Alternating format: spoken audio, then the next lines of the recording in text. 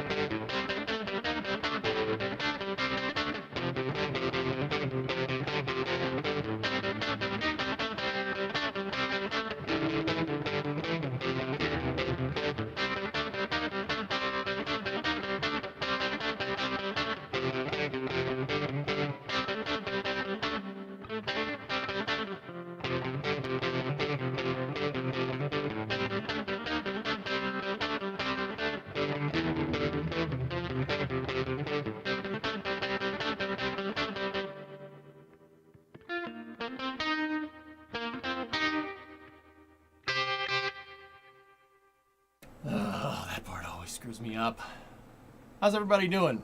Everybody doing well?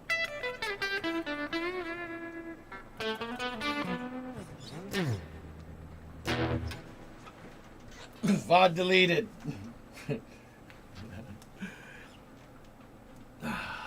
Good, good. Everything good? There's not enough gain there. Hold on. Let me try that one more time.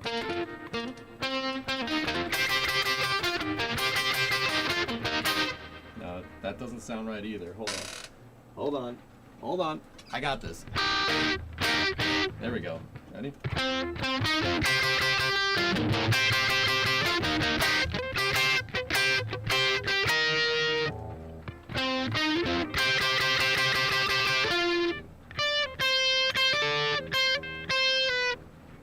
How does Johnny B. Good go? It goes.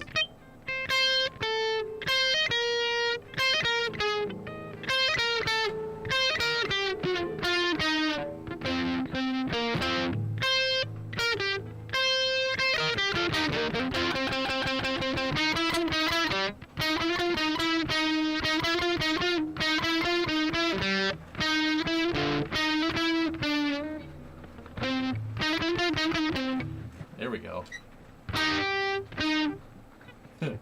All right, that's enough. Why can't we see you playing the guitar? Well, all I have to do is switch it to this screen, and that fixes it. Ready?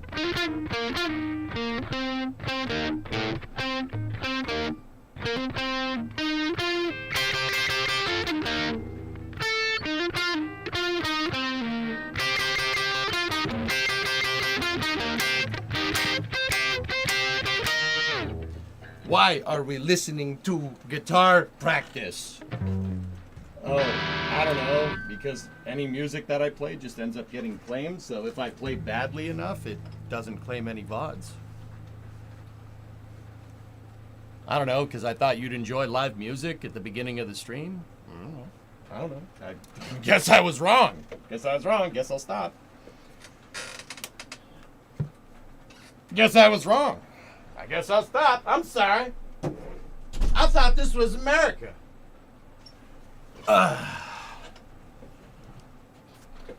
It's because you play at 1.05 speed. Yeah. I gotta keep practicing. My fingers don't work as good if you don't practice. Not because I'm old. The fingers still work really well.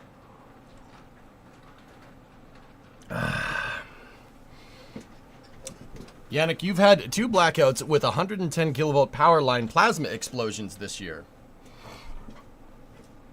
The concrete plates of the sidewalk were airborne. Oh, that's good. Actually, it's... Can I take the earplugs out now?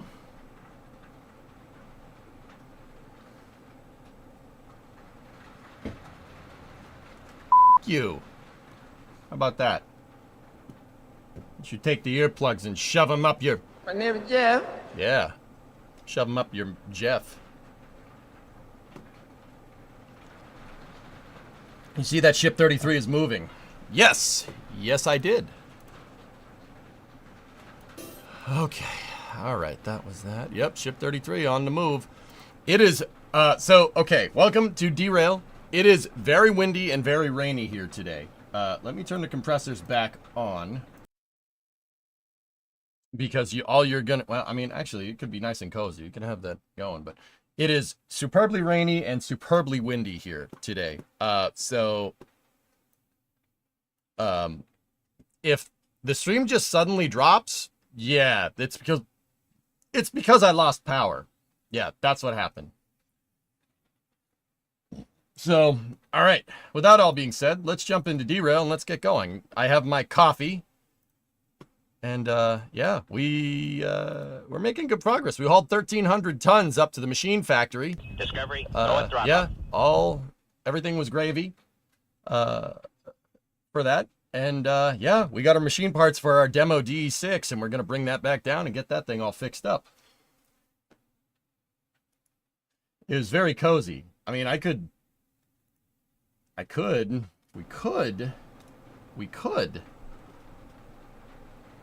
From what I heard, you all need the rain. Yeah, it's been quite dry up until this point, Ren. Yeah, the ground was hard as a rock until about 5 days ago, and now it's mud.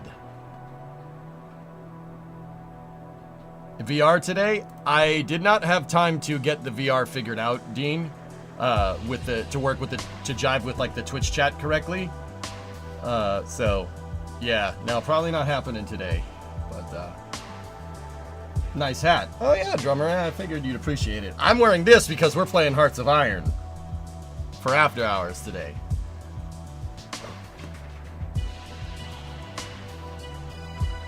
Good afternoon. OVR toolkit is easy to set up. Yeah, no doubt, Dean. B Dean or other Dean, B Dean and Dean. Yeah, sure. It's easy to set up, not on stream. All right, so we just got our load up here. We got all the jobs paid out, and we have $500,000. So now what we should do is look for jobs here at the machine factory. We're at the machine factory right now. We should look for a job. I'd be willing to offer you a job that goes back to Harbor in Town or City South. Well, there's Harbor in Town. That's hauling semi-trailers to the harbor.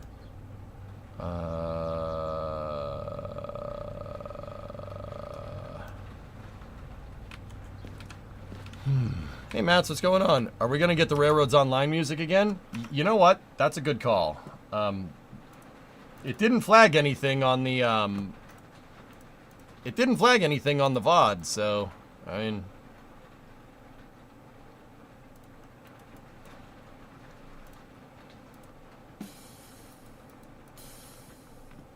Let's roll.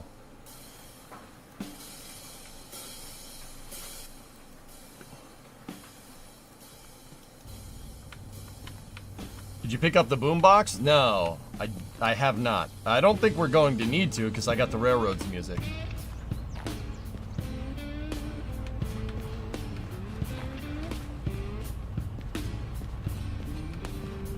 There is in-game music. Yeah, I'm aware of this. Snake, according to Twitch Recap, you watched me for 2,000 hours last year. Dude, I've streamed 2,300, Snake, which means you're here most of the time.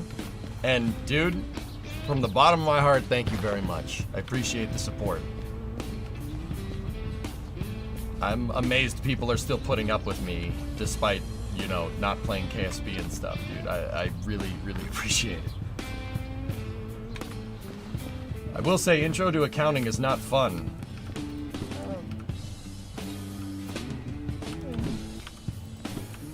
I guess.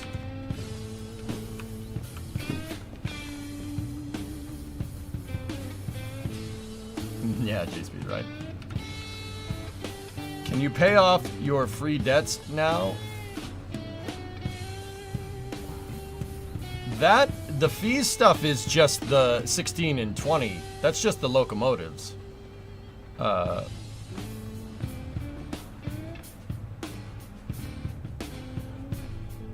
just enjoy watching you play. I just enjoy watching you play sim games in general. Thank you.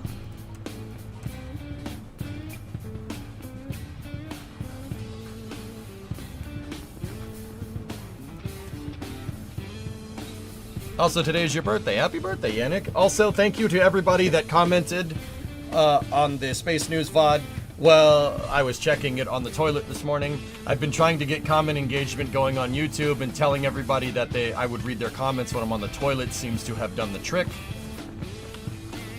So, thank you to everybody that commented.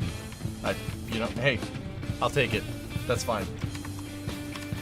Yeah, I've been trying to get, like, comments going, you know, to try and boost the VODs a little bit, right?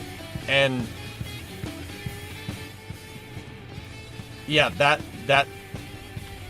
you know, having discussions about space and space news and stuff, you know, and you get like 1 or 2 comments. I told people I'd be reading the comments on the toilet, and there's like 10 of them. Actually, it's more like 5, but yeah. Hey, you know what? I'll take it. Progress.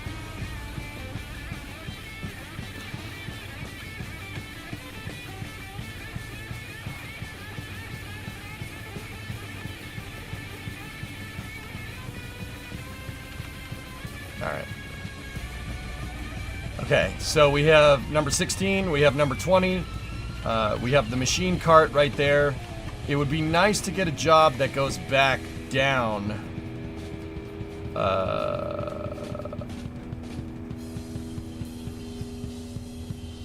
It'd be nice to get a job that goes back down, but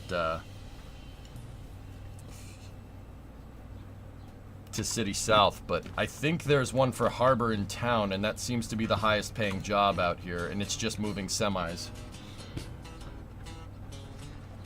Hang on. Give me 1 second.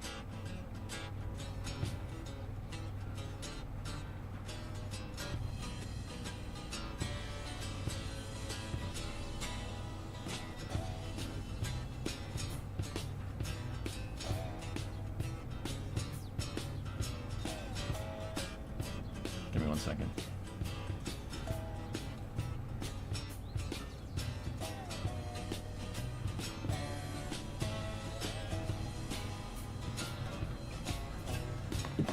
Okay. Hey, Snake, that's the... You want one of the good keys to streaming? Become someone's background noise. Something they could just put on. They could just leave it on in the background and it's audio for their entire work shift. Believe me, that works. When YouTube membies. I have to go look and make sure that I got all the tax stuff figured out correctly for the YouTubes. But, yeah.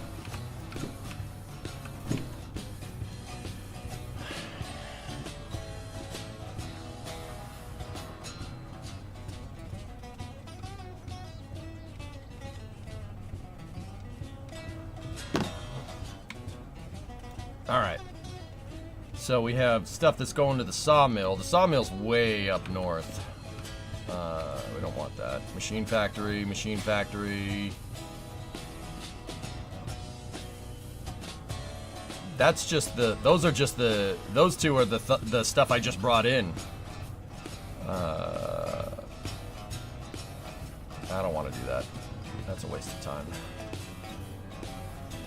20,000 should justify the cost. What are my fees at for the locos? Yeah, okay.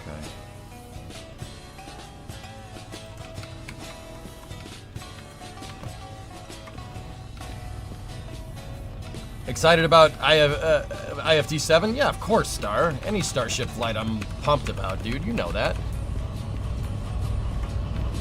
Yeah, see? Number 20 has been very loyal for us. And then we also have the Slug, which is pretty cool. Slug is just doing its thing.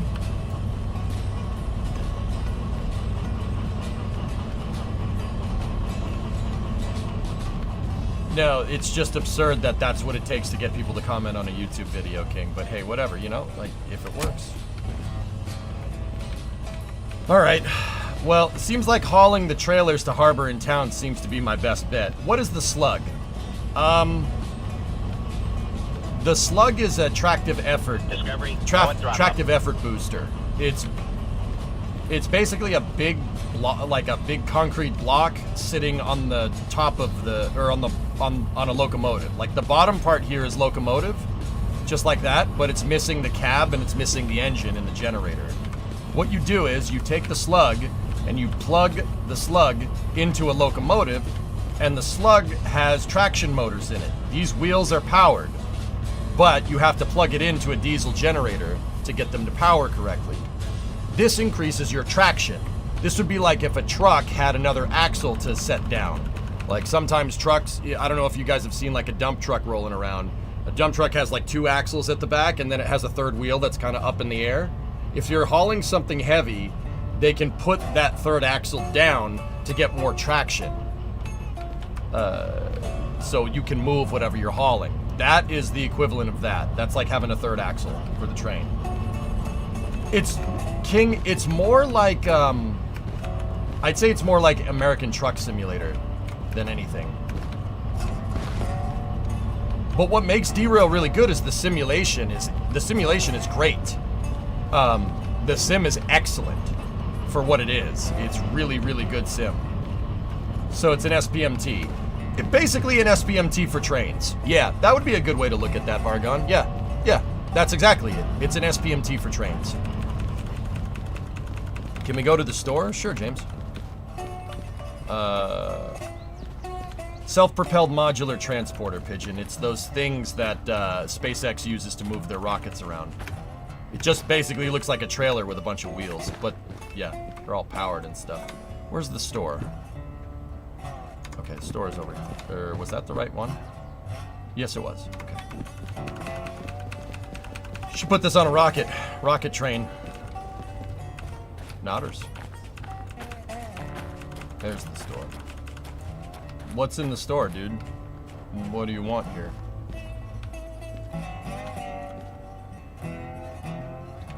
Oh, we can buy the paint job, I think.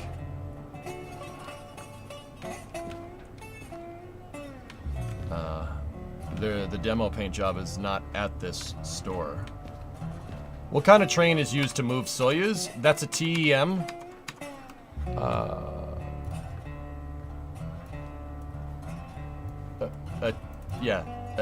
It's a T3M2.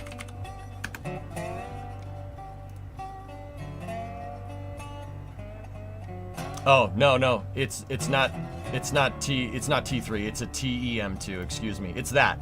That's a TEM2. It's a diesel electric locomotive. It's based off of an Alco RSD1 because the US government paid American Locomotive Company or American Locomotive Corporation to lend lease Alco RSDs to the Soviet Union. So, yeah, we gave them a lot of diesels.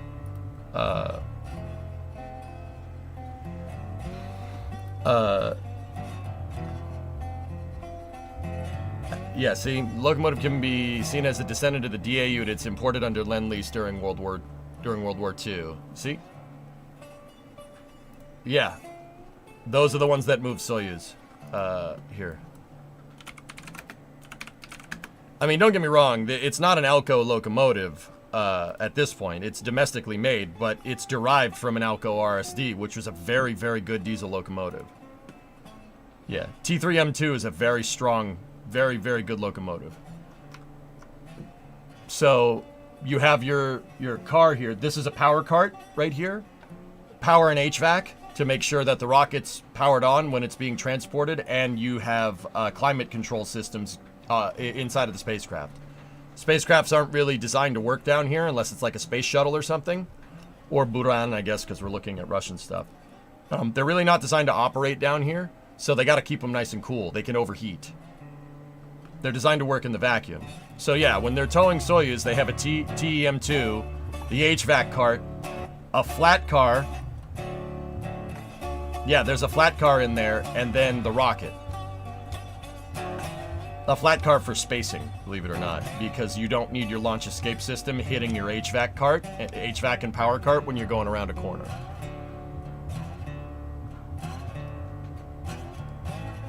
Fun Romanian fact. Romania had a few locomotives that were built for a short while, which those locos had Alco components. Yeah, Alco was a huge,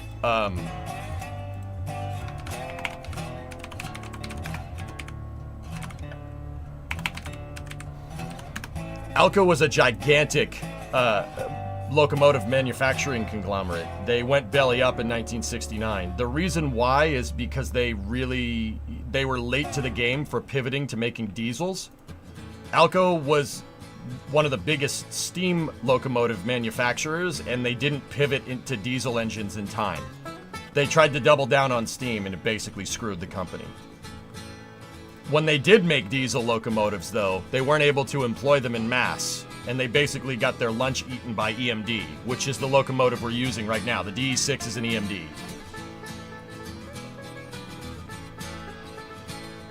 There you go, Alangar, right on. Alco was built really, really great diesel, big industrial diesels. Fun fact, NASA's crawler transporter uses Alco diesels in it to this day.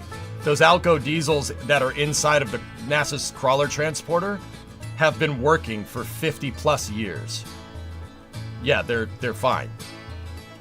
And 2 Alco 261C diesel motors are enough to move 16 million pounds. They're really good locomotives.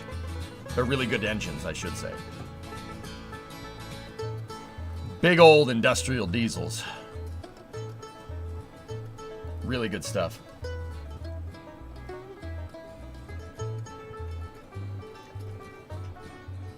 They don't make things like they used to. Yeah. Yeah, Alco's headquarters was in Schenectady. It was a big, gigantic locomotive plant, and now it's mixed-use hipster apartments, which just... not bitter. Not bitter at all!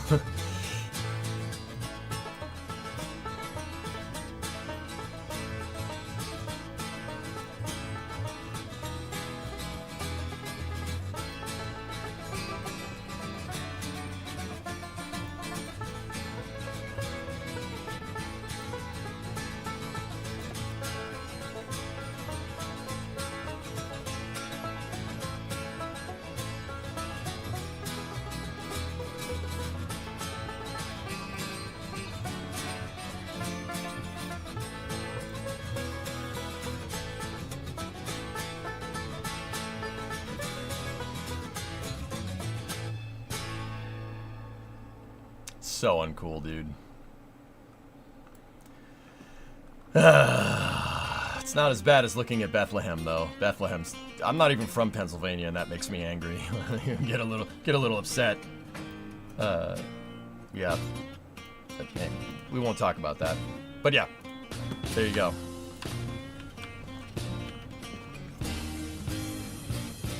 Read what Tessa said about remotes. Yo, EJ, get a few of these remote receivers from the store. Those are for the DE-6. You'll need one as a sender, and then one for each DE-6 as a receiver that isn't directly connected to one another.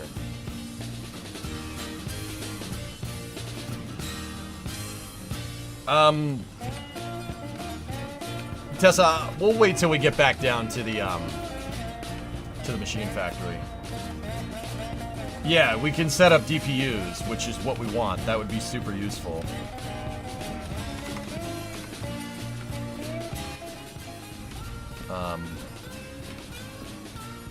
You can only get them here.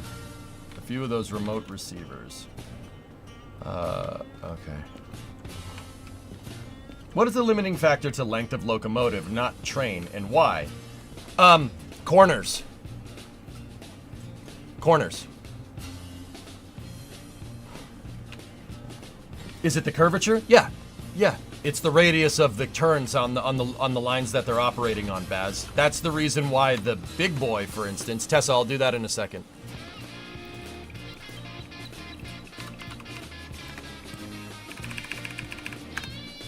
So the big boy, this is called an articulated steam locomotive. Which just, I'm so happy that 4014 is working. So, okay, the big boy is a gigantic 4-cylinder external combustion engine. It's a 4-cylinder. There's 2 cylinders on either side, so 1 and 2. The first set of 2 up here is a drive mechanism from a 4-axle steam locomotive. But this whole thing is on a giant upside-down turret. Yeah, there's a huge pivoting kingpin in here. And fun fact, the kingpin is actually hollow, and the steam from the boiler goes through it. And it goes down into the cylinders. This whole part on the front here can pivot like a... actually, I was going to say like a train, but that doesn't really help. So like the back 2 engines stay fixed, and the front 2 engines can actually go like this. The reason why, like 4014 for instance, the reason why 4014 was only this long and only that big is because this is about as big as you can make a locomotive and have it operate on American freight lines usefully without re-engineering your track. The track is what takes the longest to freaking do. Like, you know, just how you'd build a car for the road, right? You'd build a car for a certain type of road. So, yeah, Baz, locomotive design is denoted by the tightest corners on tracks. So, the big boy, for instance, is if I'm understanding this correctly, it's built for a stretch of track out west called Donner Pass.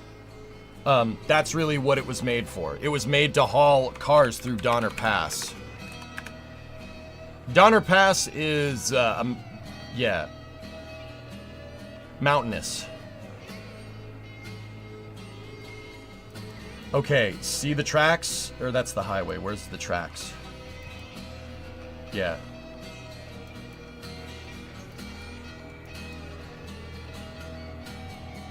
I don't think the tracks go through there anymore. Oh yeah, no, they made a tunnel instead. So, see that track? The big boy was built specifically to haul stuff through Donner Pass. It was supposed to be one locomotive that could pull a gigantic freight train through Donner Pass into California. The U.S. has this thing here with our trains. And it's been this way, you know, people are going to try to turn this into a conversation about high-speed rail or something, whatever. Basically, well, it's really easy to see from this picture, but basically from here to about here, it's notoriously difficult to make any railroad tracks go through here. The mountain range is in the way, the Rocky Mountains. It is a big, big, big mountain range. Not to say that it couldn't be done. Of course it could. Of course it could be done. We've done it. But that, yeah, that is a really, really. It's really hard to make train tracks go through and around mountains. That's a difficult thing to do comparatively to over here. Easy to run train tracks mostly through here because it's flat. You just, and there are train tracks out here, guys, that basically just go straight for miles. Literally thousands of kilometers. The tracks are just straight. See? That track is just following this river. Or, yeah, see? It just, you can see it go straight for miles and miles and miles and miles. So, yeah, that was a huge thing. So, in the late 1800s, actually, getting goods and stuff out here and building a connection. Because before 1865, you had to ship trains on a boat. Right? This is before the Panama Canal, guys. You had to ship trains on a boat all the way around here, and then have the trains drop off over here, and then have the trains move around. It wasn't until 1865 that the U.S. completed the Transcontinental Railroad in Promontory Point, which is near Ogden, Utah.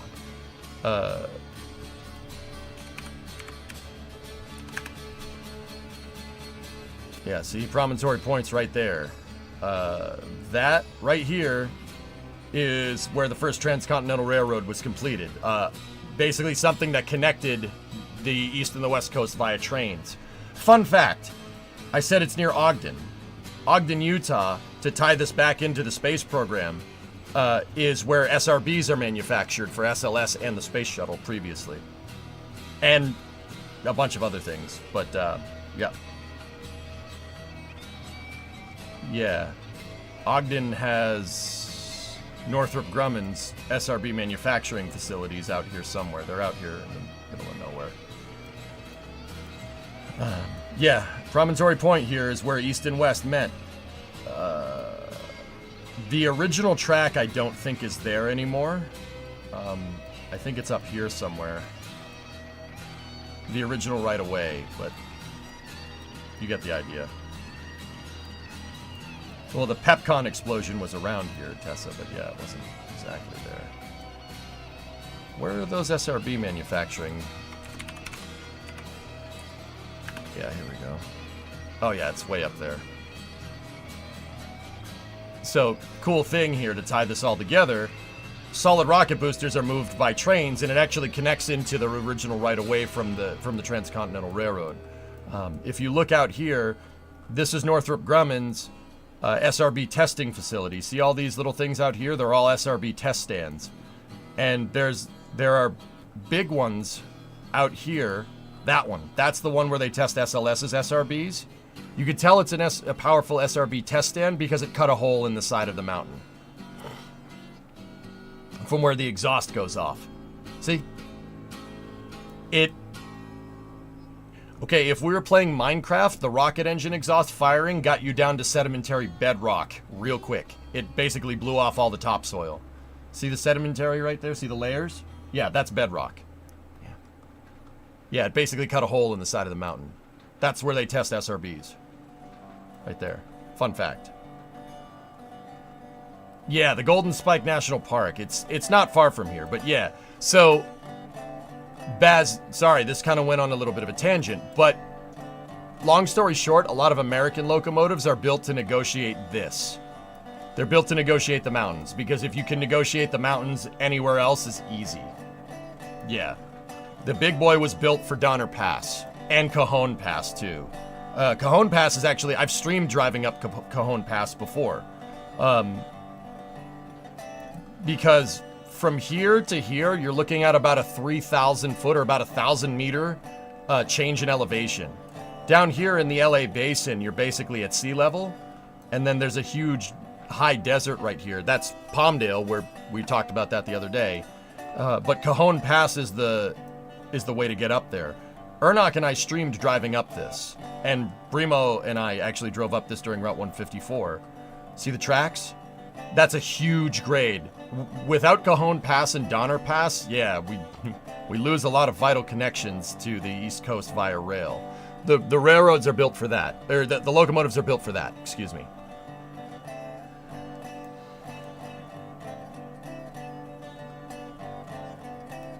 You cross the San Andreas Fault. Yeah, you can actually see the dang fault line. It's right there. See it? Yeah. Cajon Pass is... yeah, without Cajon Pass, let's just say your Amazon stuff, the stuff that you buy on Amazon would be a lot more expensive. Because all the stuff that you get from Amazon basically travels via train up this damn thing.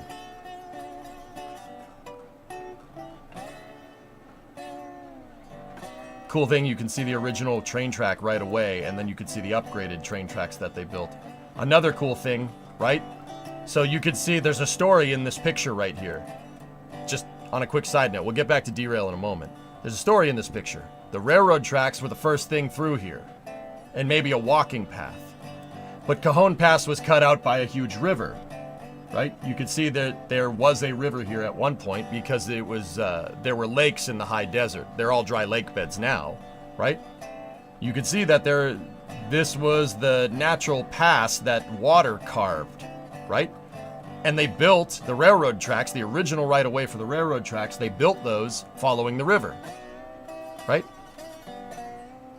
And then they built more railroad tracks. And then they built Route 66. That's Route 66 right there. See that? And then Interstate Highway System came along and they built I-40, the highway.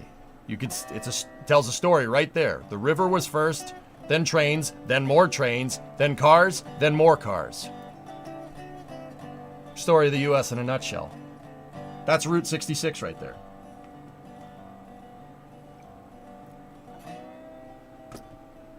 The smooth curves and grading are making me miss your perfect techniques in railroads. Now rockets, and more rockets. That's right, Press. Yep, progression of travel. Water first, train second, cars third. Nobody ever traveled up in this. This riverbed was way dry by the time humans came around. To talk geology for a second, at one point, there was a gigantic ocean right here. You can kind of see where it was, more or less. There was a huge body of water here at one point, and it all drained. It drained down into Gulf of California, and it drained through Cajon Pass and everything else. There also was a huge inland ocean right here. See that? You could see where that big freaking inland ocean was. It was right here, and it was up in here. It was up there too, at one point. We're talking stuff like as big as the Great Lakes out here, but they dried up a long time ago. Well, was it saltwater or freshwater? It was saltwater. Because Salt Lake. It was saltwater at one point, dude. Fun fact, if the desert gets a lot of rain, the rivers start filling, or the lake beds start filling up again. Yeah. So yeah, that's what carved Cajon Pass out. That and plate tectonics, if you really want to know. The fault line goes right through there. That's why it's the low point. So I'll bet you the fault line was probably there, and the fault line probably caused a crack that caused the river to drain out, if I had to guess. But yeah, see this right here? See how you can see a big straight line right there? That's the San Andreas Fault. Yeah. That right there is why California gets earthquakes. That whole thing.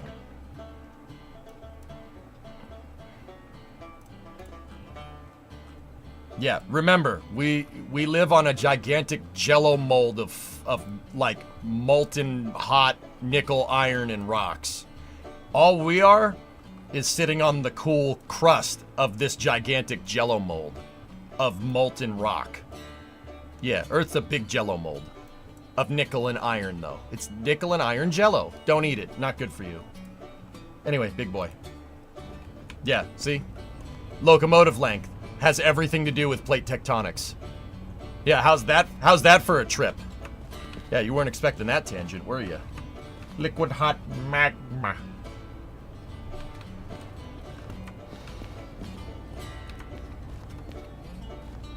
That's right, Arg. Earth is a giant liquid iron, molten iron and molten nickel iron core. A gigantic superheated jello mold. When you think about it like that Earth is this jello mold that kind of weeble wobbles around and it's also spinning, plate tectonics makes a lot more sense. Yeah.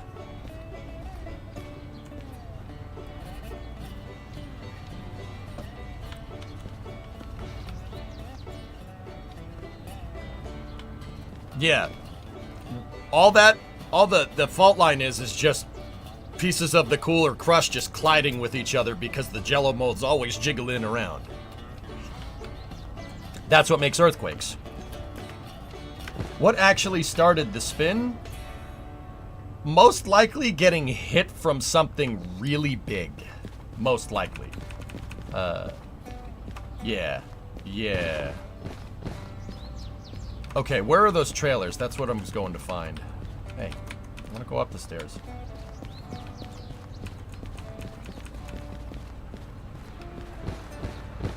I'm learning so much, thank you.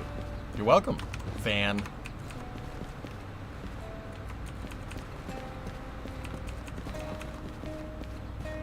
You forgot to buy the wireless MUs. Oh yeah, okay. Yeah, EVA, dude, space is a really violent place. Stuff blows up all the time. And all of it is surrounding a gigantic fusion reactor that's constantly exploding. Well, fusing, it's not exploding at all. Is there anything that you don't know about? Yes. Anti-wheel slip, I don't need that. Tessa, we need a couple of those, boys. You know what? I'd prefer to get the DE-6 to... I don't know how much it's going to cost to restore the DE-6, so I think I'm going to go... I think we're going to drive down there and get it first. Grab 3? I don't know if that leaves enough to restore the locomotive, dude.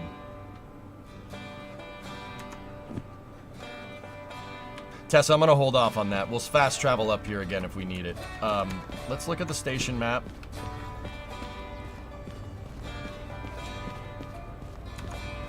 There are things I don't know, but I don't know what they are. That's right. Yeah. Seriously, if you want to learn a lot about a lot of different things, the first thing you got to figure out is that you know nothing. There's what you know, and then there's what you think you don't know, and then there's what you actually don't know. Once you understand that you know dick, learning is a lot easier. You remove that whole ego thing from the equation, it becomes a lot easier to learn. Trust me on that one. Where the heck are those trailers? Oh, there they are. Spacebar just joined. What is this? This is American Truck Simulator, but with trains.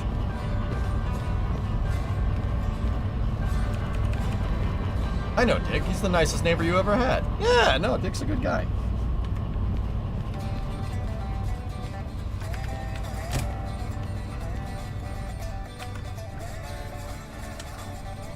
Oh, she was already on. All right.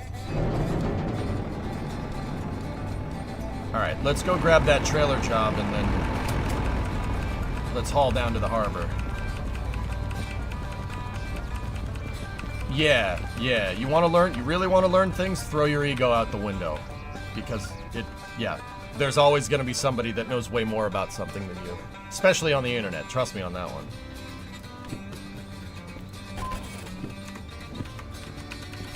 Alright, let's go. Is that how diesel electric generators actually look? Well, that's the motor. Sig, that's a motor for the, that's a motor for one of those. Yeah. It's a big electromotive diesel motor. Yeah. Good stuff.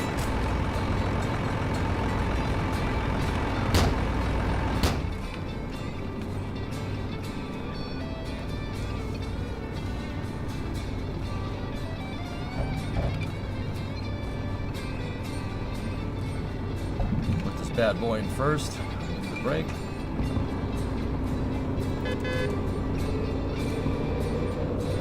$50,000 engine rebuild, son.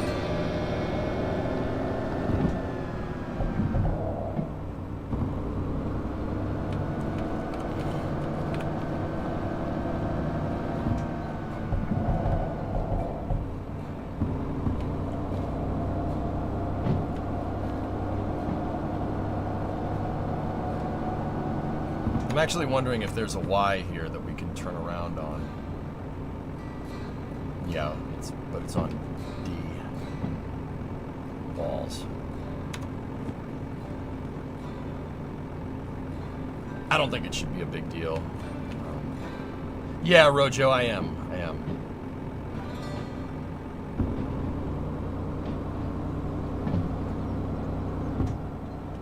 I wonder how complicated it would be to transport something like the shuttle on rail.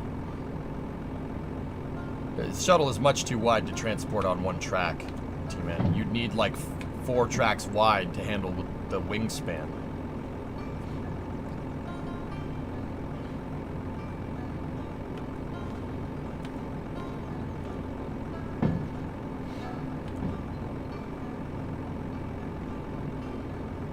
Don't care about level crossings now?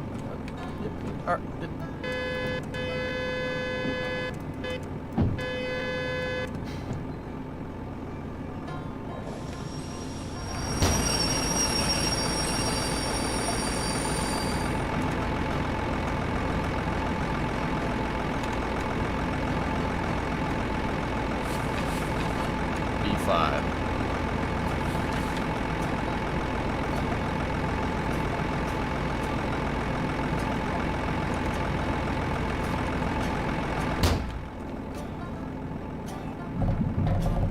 Neutral.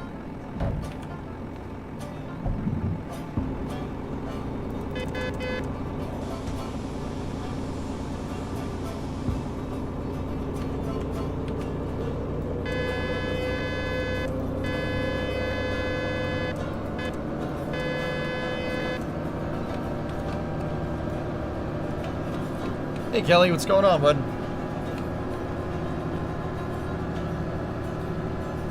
Why does the DMU have a damn car horn? Because it's a bus that some crazy Russian decided to put on train wheels. And then the Derail guys decided to rip the back of the bus off. Like, look, it has this room here. Who knows what the hell that's for? Supposed to be a toilet or something? I don't know.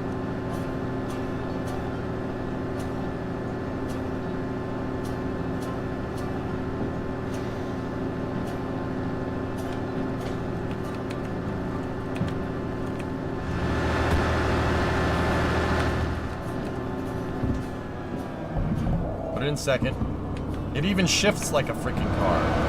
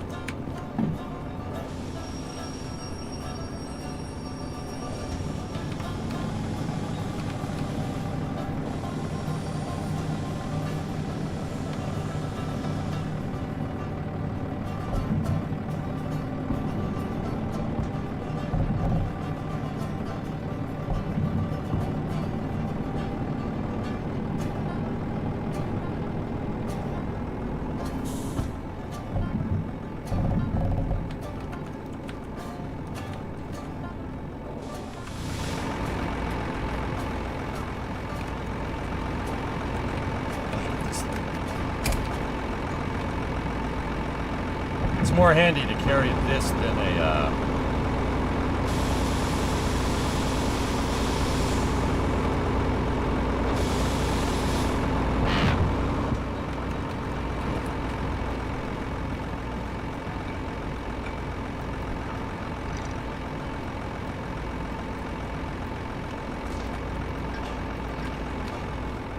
Discovery, go it's more handy to carry this thing than it is a, than the flat car, though.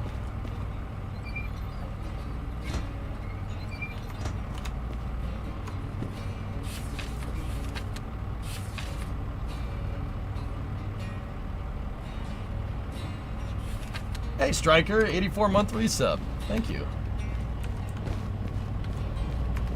You know he would have a model train set in his garage. Okay, let's get back into... what are we in, number 20? Yeah, 20. Slug, brakes are off. Take the brakes off on 16. Actually, no, put the brake back on here on 20. I have to go back over here. We can shut the pig off. Triple engine train, why? I used it to haul a gigantic freight train up here and make 500 grand.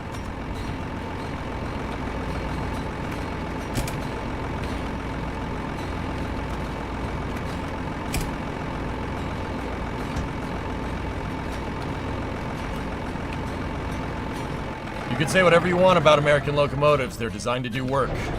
At least the older stuff. I mean, the newer stuff is too. They're designed to do work. Do a lot of work. The DE-6s, I mean, like, the DE-6s with the slug, you can't lose. Yeah, they cost a lot to operate, but they can also pull a lot. Okay.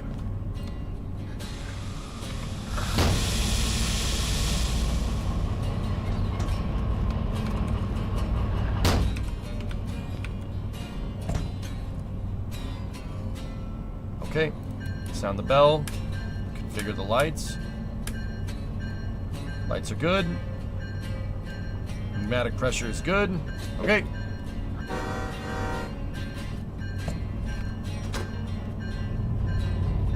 What's the slug?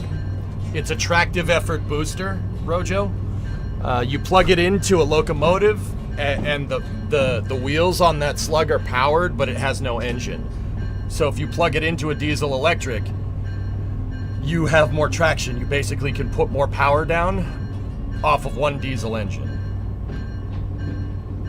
I have 2 feeding the slug right now, so we have a ton of traction. We basically, you use it to pull a much bigger freight train around.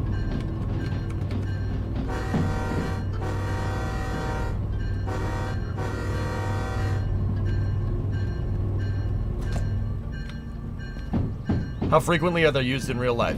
Slugs aren't really used a lot anymore, Drummer. With computerization and stuff, they really don't use them too much. What they do is all the locomotives are kind of linked together.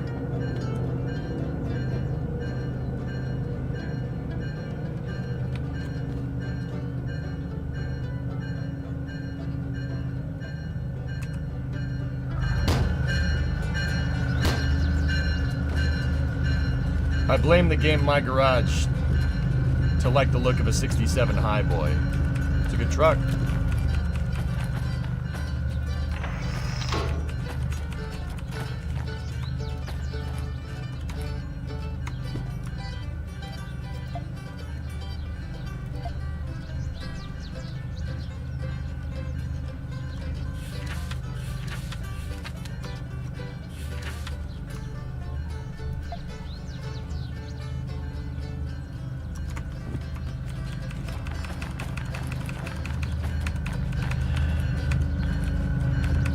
It's not a B unit. A B unit would have a power source on it. So like, okay, think about different configurations of locomotives. You have your kind of vanilla model locomotive, which is a diesel generator, traction motors, and a cab, okay? A B unit is all of that minus the cab. A slug is all of that minus the cab and the engine. The bottom half of this is locomotive. The top half is just a weight. So if you plug the slug into something that has a diesel, you can move electrical power to those traction motors right there. And because there's a big counterweight on the top here, you're able to put more power down.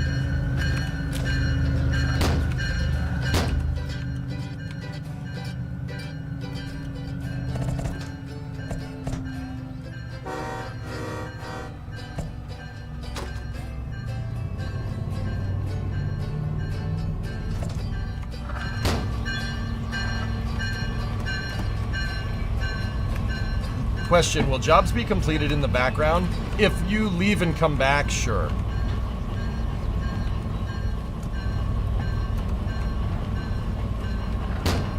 The name of the game with trains is traction. Traction is simultaneously the train's greatest strength and the greatest weakness.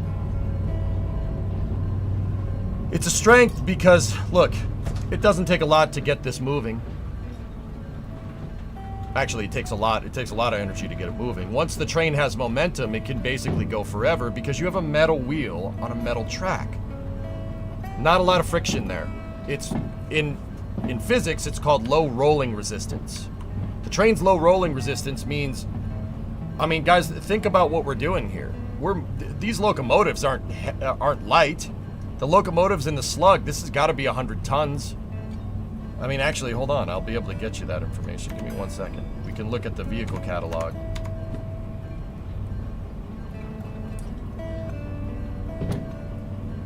Each locomotive with a full tank of gas is 125 tons.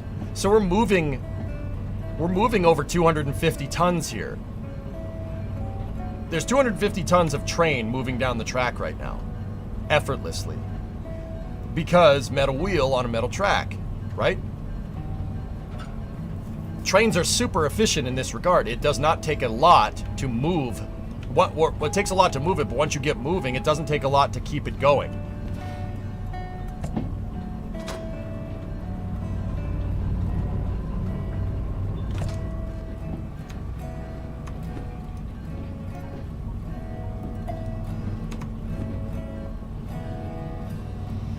Right? So simultaneously, so that's its strength. Once you get going, you don't need a lot of power. You don't need to burn a lot of dinosaur juice to keep the thing going, right? Because of the low rolling resistance. Trains can just glide forever, basically. Well, not forever, but they can go for a really long time comparatively to like a car, which is a rubber tire on an asphalt road. That has very high rolling resistance.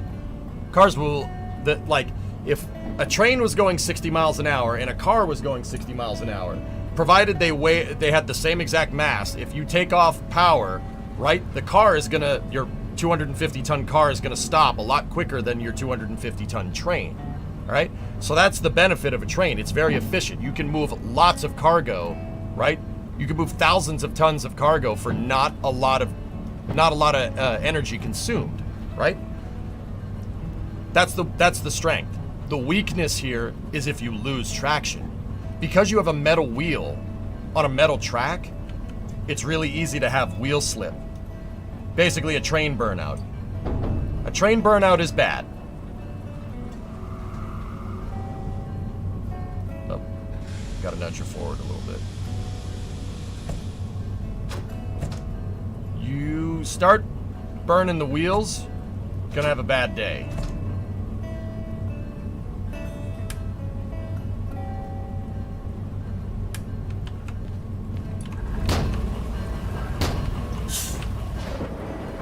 And if you're hauling, say you're hauling a train down a hill, right? And you put the brakes on, it's really easy to lock up the wheel.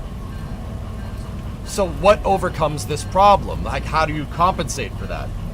You compensate for that by making your trains extremely freaking heavy.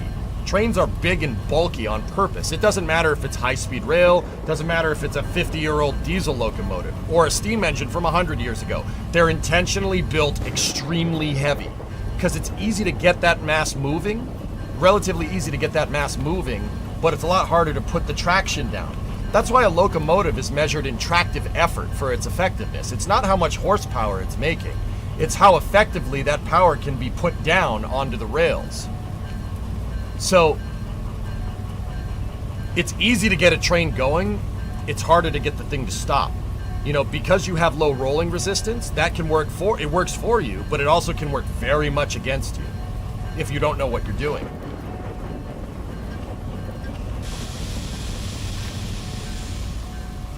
Trains can build up a lot of momentum.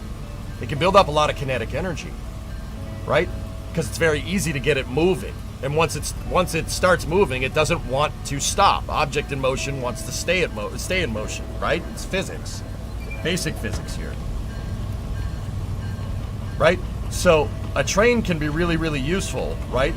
But if you don't know what you're doing, it's really easy to make a runaway train. You can burn out your traction motors and burn out your brakes if you get going too fast, which is why you don't see me ever go too fast with these things.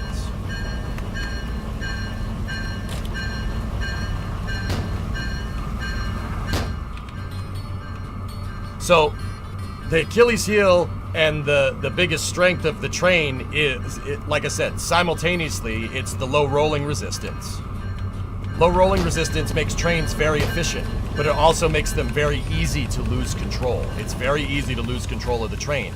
And oftentimes, to an inexperienced operator, like in real life and in Derail, I suppose too, you won't realize that you've lost control until it happens, until you go off the rails. Cut out the brakes on the pig here. Make sure the pig is totally set to neutral. There we go. Brakes are off here. Brakes are off there. Fuel's cut out. All right. Let's tow. Do you always keep both engines running, or only when the extra power is needed? I could probably shut off number 16. We could probably shut off 16 if we really wanted to.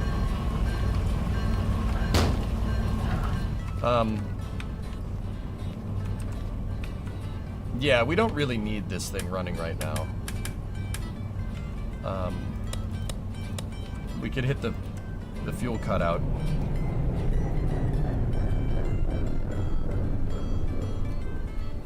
Yeah, that's fine. We only really need that when we're hauling. Heck, we could probably shut the slug out too, but...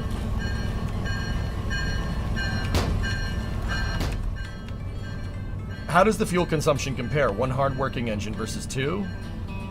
Your fuel consumption would be more with two engines on. Hypersonic. Yeah. Okay. Let's get going. Yeah, you can also flat spot a wheel. You flat spot a wheel, the train isn't going to work very well. It'll go dunk, dunk, dunk, dunk, dunk, dunk, dunk, dunk.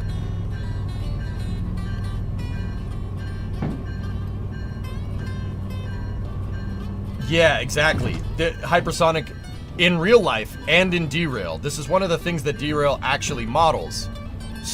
Actually, I don't... You know what? Mogami Pro, I actually don't know if that actually does it in Derail. I would assume that it does because the simulation is pretty high fidelity. Starting a diesel engine is very inefficient. It's a very energy involved process. It actually is more efficient and you actually have less fuel consumption to let the things idle. It's so funny, dude. I've seen urban exploration videos like on YouTube of guys like out in the desert and they just find a random diesel locomotive that's on and they're like, I can't believe somebody abandoned this.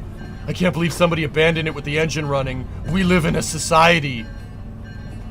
They're keeping the diesel engine on because it's more efficient. Keeps everything nice and at operating temperature. That's actually more efficient than the startup process. I don't know if Derail does that, but I've been just kind of going off the premise that it does.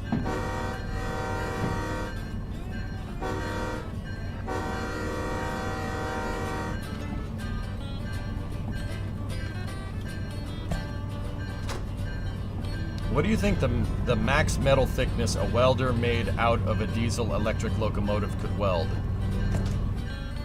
Yes.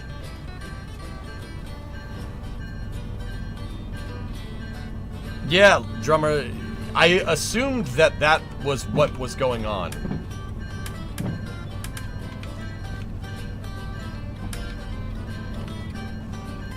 Would a gas turbine electric have the same operating temperature problems? Maybe. I tell you what, dude, they did try. Union Pacific did try a jet-engined locomotive. It's actually not the worst, but the G-Tel, that's got a gigantic... It basically has the power plant from an oil rig in it. There's a jet engine in there. Yeah, and it uses... But the thing is that it uses bunker C fuel oil, which is just horribly inefficient. I would contend to say right now, turbine technology has gotten so much better. You could make one of these run off Jet A and it would be way better. Way more fuel efficient. But yeah, G-Tels. Oh look, an electric car.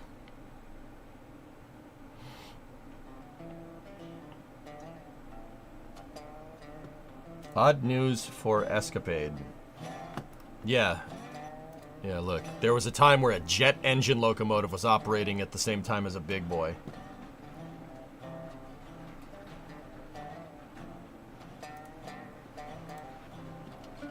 Would an engine from a tank be just as good for a locomotive? Which tank?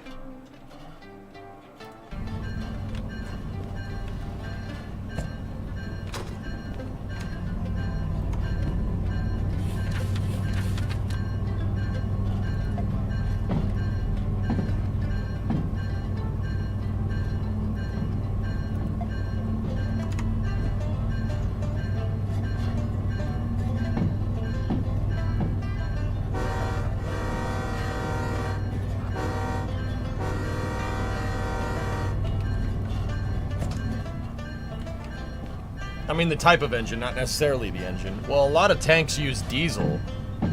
A lot of modern tanks have diesel engines in them. Or you could be like the Abrams, which has a helicopter engine in it, believe it or not. Similar engine to a Chinook. I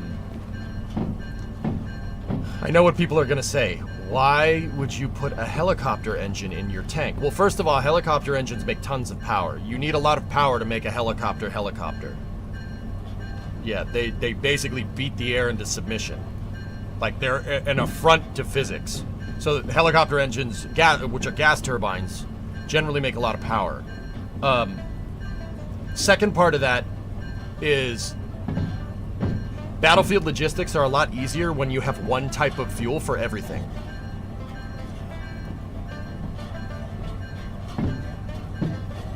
So instead of bringing diesel fuel for the tank, jet fuel for your helicopter, gasoline for your like truck, right?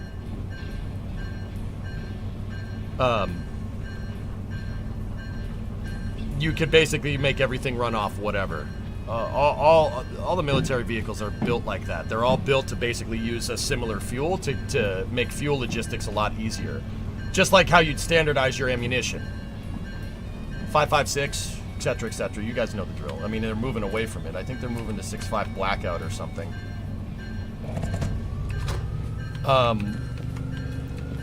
Fun fact, power systems on military trucks are all very similar. They're all 24-volt systems that are derived from aircraft. So, like, you could jumpstart a tank with a helicopter. Or jumpstart a tank with a Humvee. Or jumpstart a helicopter with a Humvee. It's all built like that on purpose.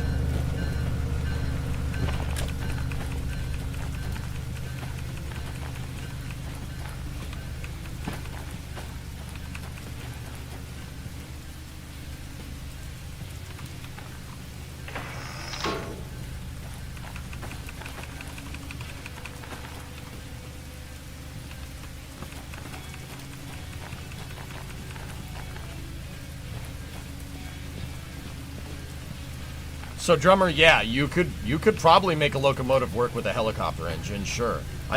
Once again, they tried turbine electrics in the 50s, when turbines were basically in their infancy, right? Whittle invented the first turbine in the late 30s, and they started building G-Tels in the late 40s into the early 50s. And then they abandoned it because they were so ridiculously inefficient. They were ridiculously inefficient because the jet engine requires a lot of fuel just to idle. If you're using the locomotive, then it works really well. But also, it's a turbine from the damn 50s.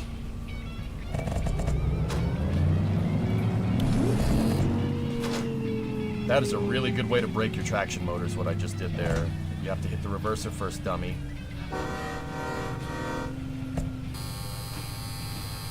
Oh, crap, I flipped the breaker. Yeah, that was a dumb thing to do. But we should be okay. Yeah, that was the locomotive equivalent of a money shift. We're good now, though.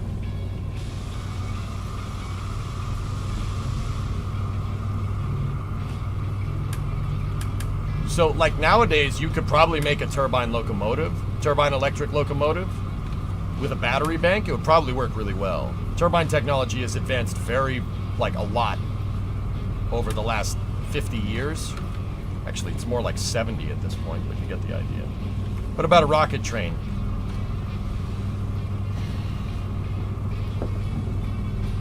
The type of power consumption that a train uses would make a rocket engine not ideal. You need something that can generate a lot of power, or generate a little amount of power over a very long period of time. Rocket engines don't do that. They generate a ton, they make a ton of energy really, really fast.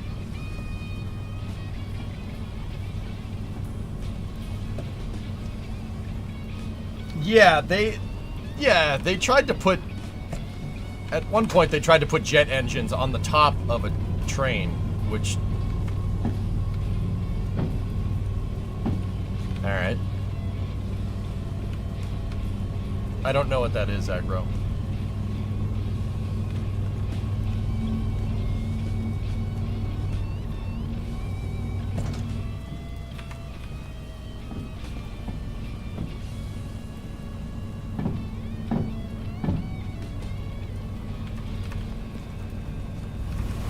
This is what the weather is outside right now. It's just clammy and windy and gross. No, this side.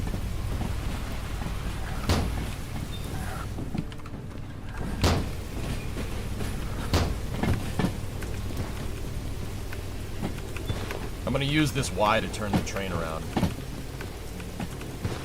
Yeah, we got a wind advisory, so if I suddenly lose power, guys, you know what happened. Or if I suddenly go offline, you know what happened.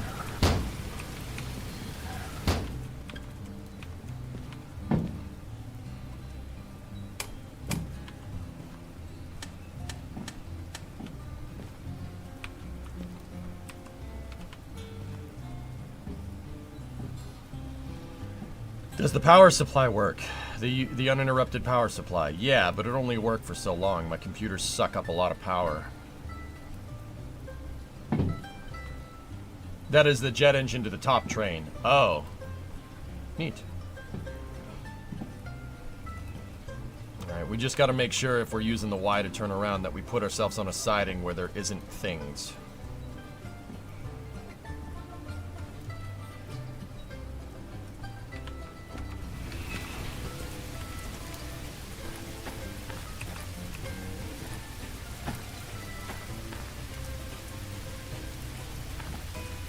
We don't have an incredibly long consist here.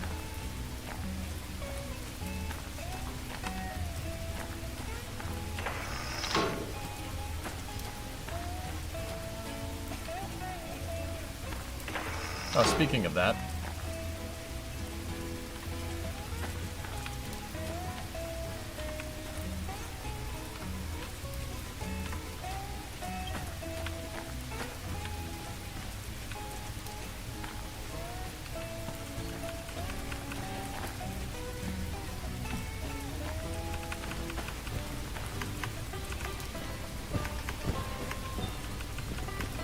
It looked like a cross between like a T-72, a Leopard, and an Abrams. Man, I hope we have enough. I hope we have enough siding. I think we do. It's very possible that we don't, though.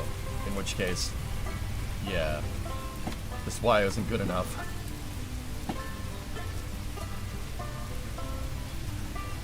Can you drive the tank? No.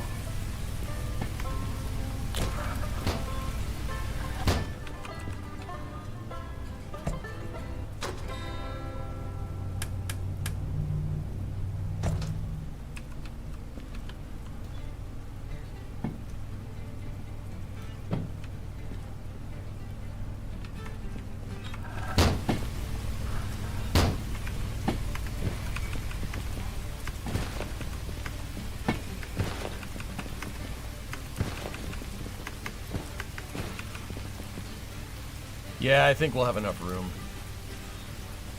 Should be good. We're just turning around on a military base. I don't know why there's a Neva on the military base, but whatever.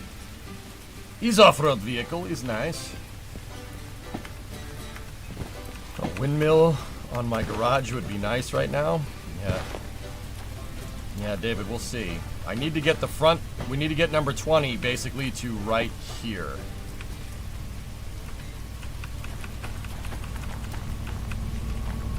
Great success. Very nice.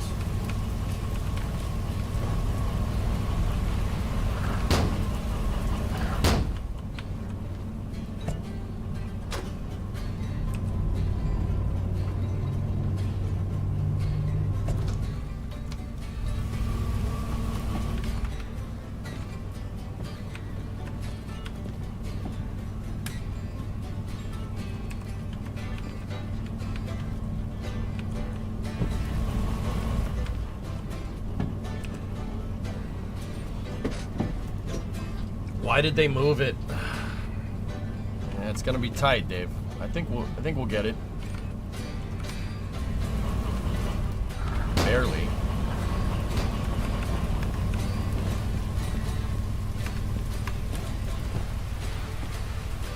I think we'll get it.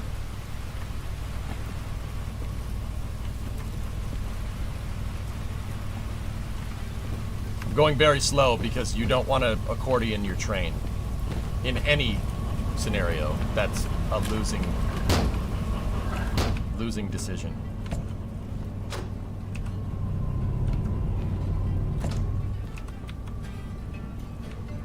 What job are we doing now? I'm gonna head back to City South, and we're gonna drop off a small consist just to offset the operating cost of getting the 2 DE-6s and the machine parts back down there. I'm gonna offset the cost by, I have a small trailer job here. That's gonna drop this stuff off at the harbor in town. Vasia, 69 month resub. Yes. Yes, normalno. For sure.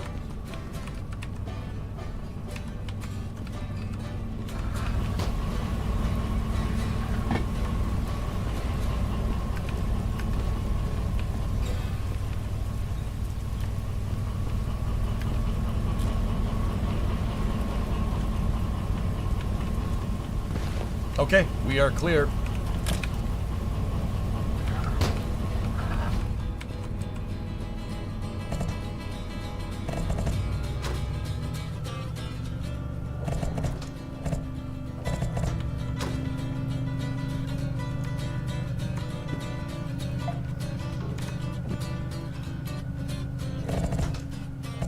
How much room did we end up having?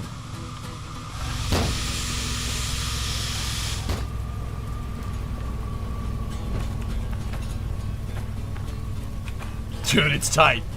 It's very tight. That's super close.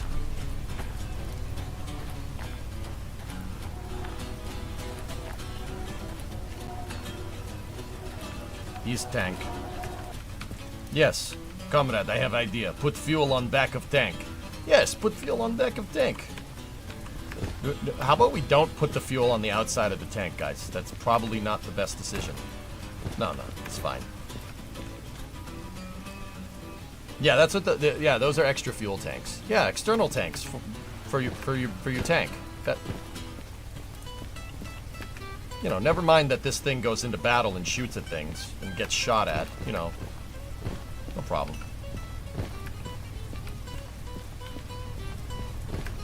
Was that a helicopter pad? Yeah.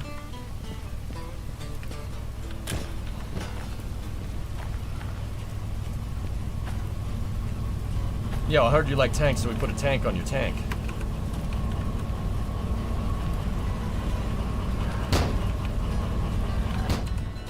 Alright, set in for the long haul.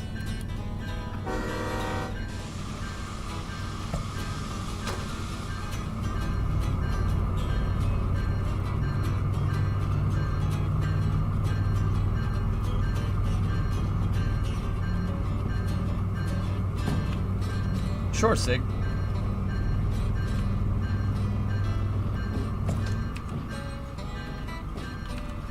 Were there any popular locomotives that didn't use diesel electric? where it was a straight engine to the gearbox. Yeah, that's called the diesel mechanical, Flykin. Yes, there is a diesel mechanical in this game, and you have to shift it as much as a semi-truck. I tried it once, money shifted it by accident, blew up the entire drivetrain, and then promptly never used it again.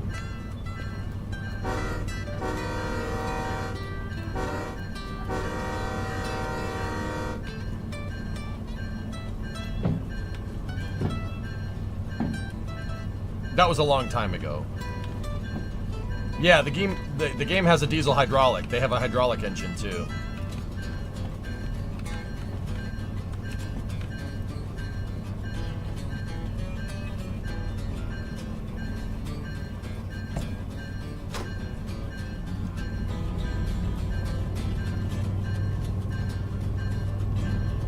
What do you use for shunting jobs? Just use the DE-6 for everything hypersonic.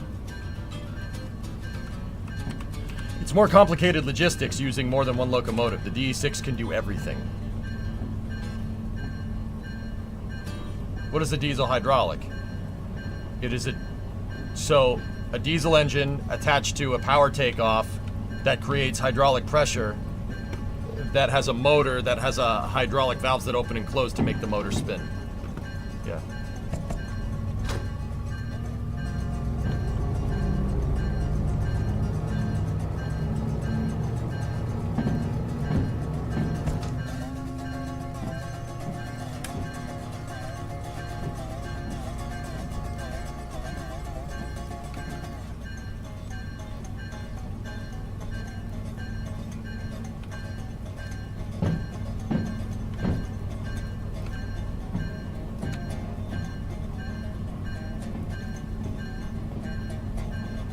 Do you require security clearance for going into the base asking for a friend?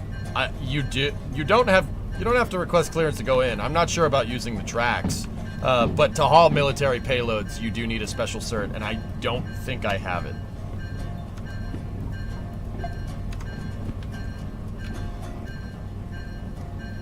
We should probably resupply, which means we gotta uncouple the consist and then take this thing over to the fueling station, which is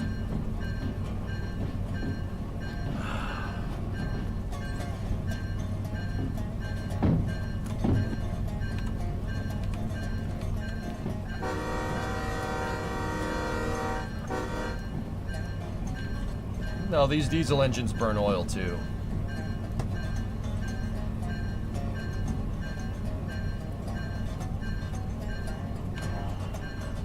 I don't recall. I actually don't know. I don't know if this diesel is like two-stroke or something. If it's two-stroke, then yeah, we're gonna use a lot of oil. Or if they just have an open-loop lubrication system. I don't remember. I'd have to go look. Yeah, see, there's a that's a DH4 right there. That has hydraulic motors in the bogies.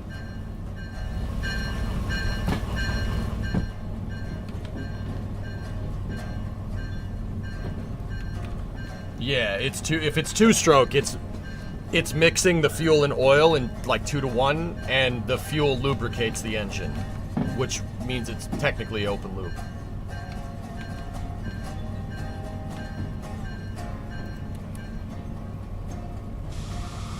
All right. Let me check on the fuel on number 16.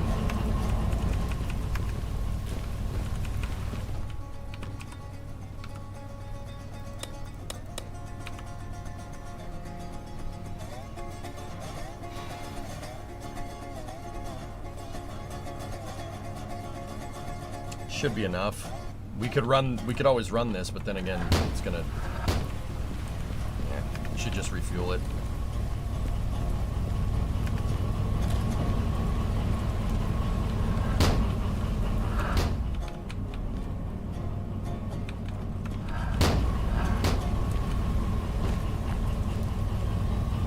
Maybe just refuel number 20. The slug doesn't use any oil now. Where's our resupply? Okay, it's in the rail house.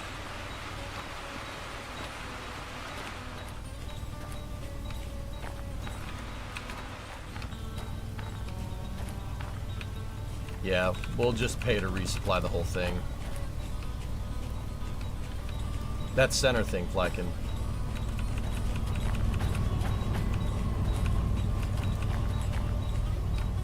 Alright, let's go forward.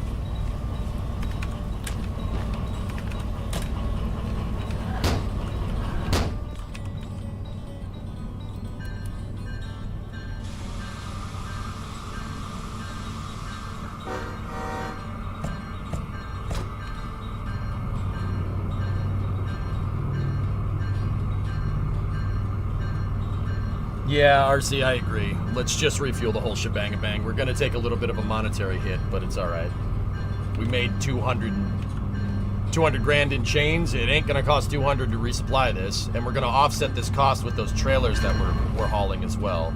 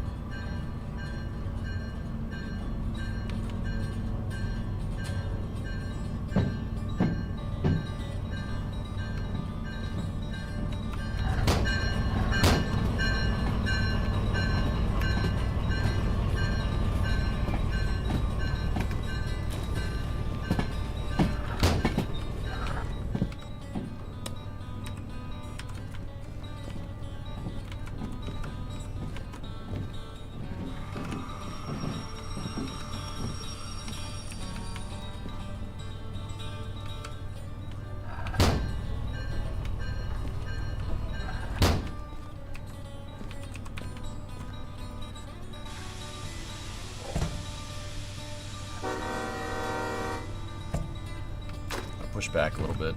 We went a little too far.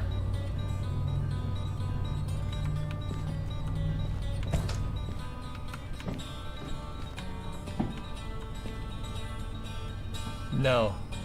Hellfish never. Okay. Engage the dynamic brake.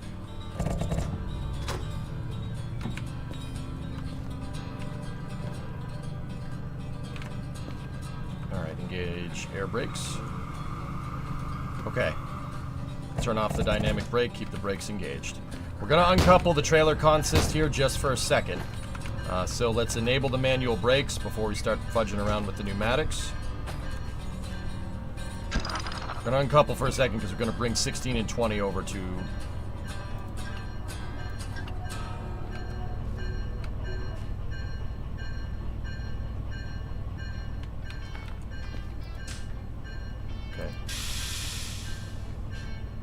Alleviate the pneumatic pressure out of all the cars.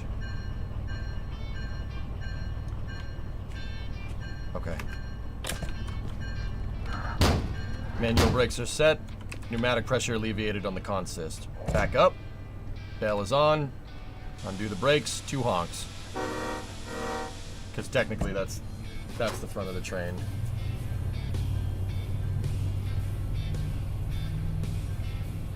You have to separate the lead engine to get it to maintenance.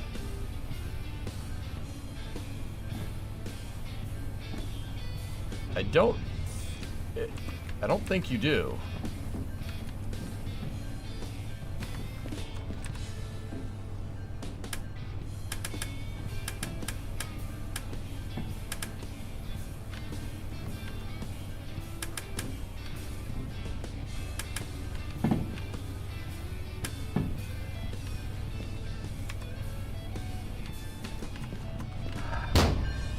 Okay.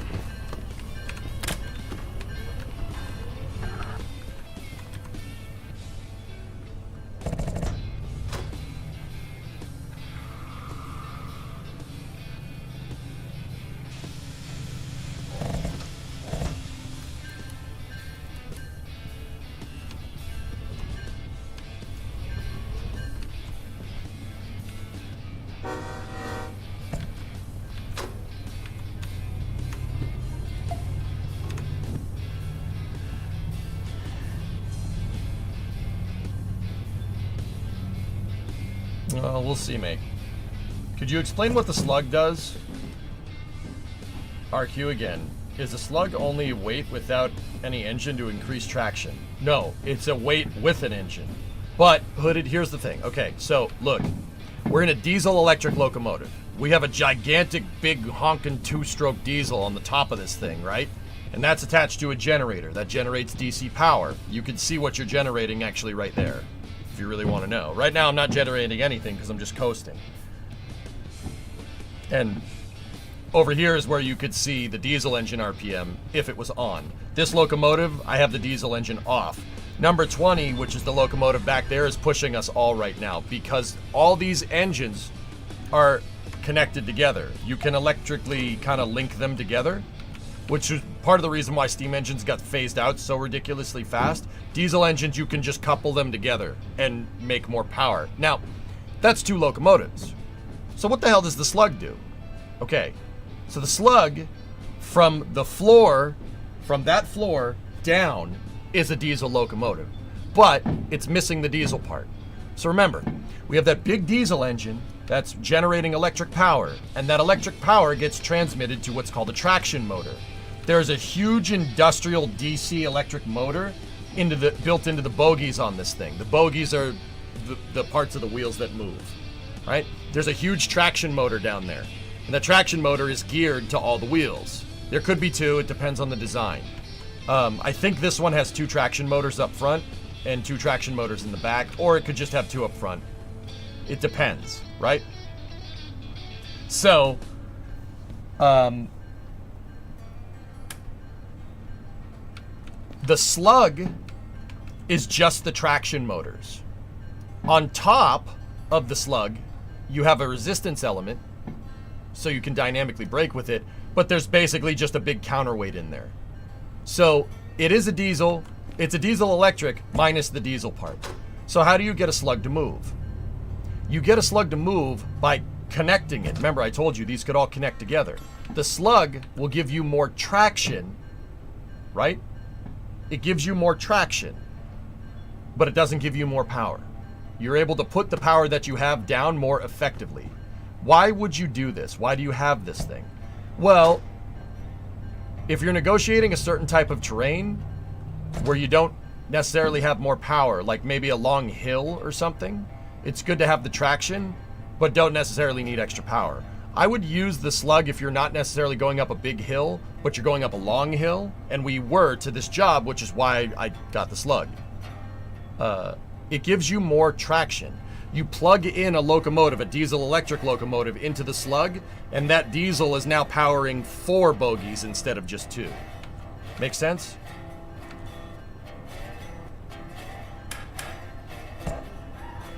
So, yeah, you could use the slug for yard shunting as well. If you plugged a smaller switcher locomotive into the slug, you could use it to move around big freight trains with a small locomotive.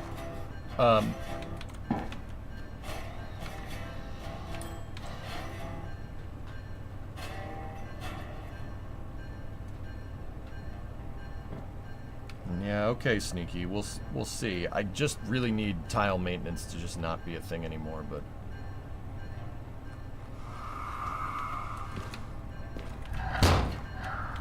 Alright. Nothing would... Sneaky, nothing would make me happier than to see a City Skylines redemption arc. Okay? Okay, sound the bell. Alright, we are out of the locomotive consist, so... Engage the manual brakes.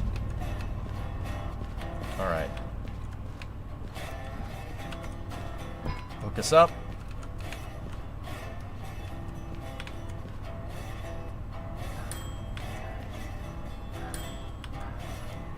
Almost no wear on the electrical and mechanical powertrain. Wheels, next to nothing. Body, no damage. We need to refill the oil. What type of locomotive you prefer, this single cab one or dual cab like the Toaster?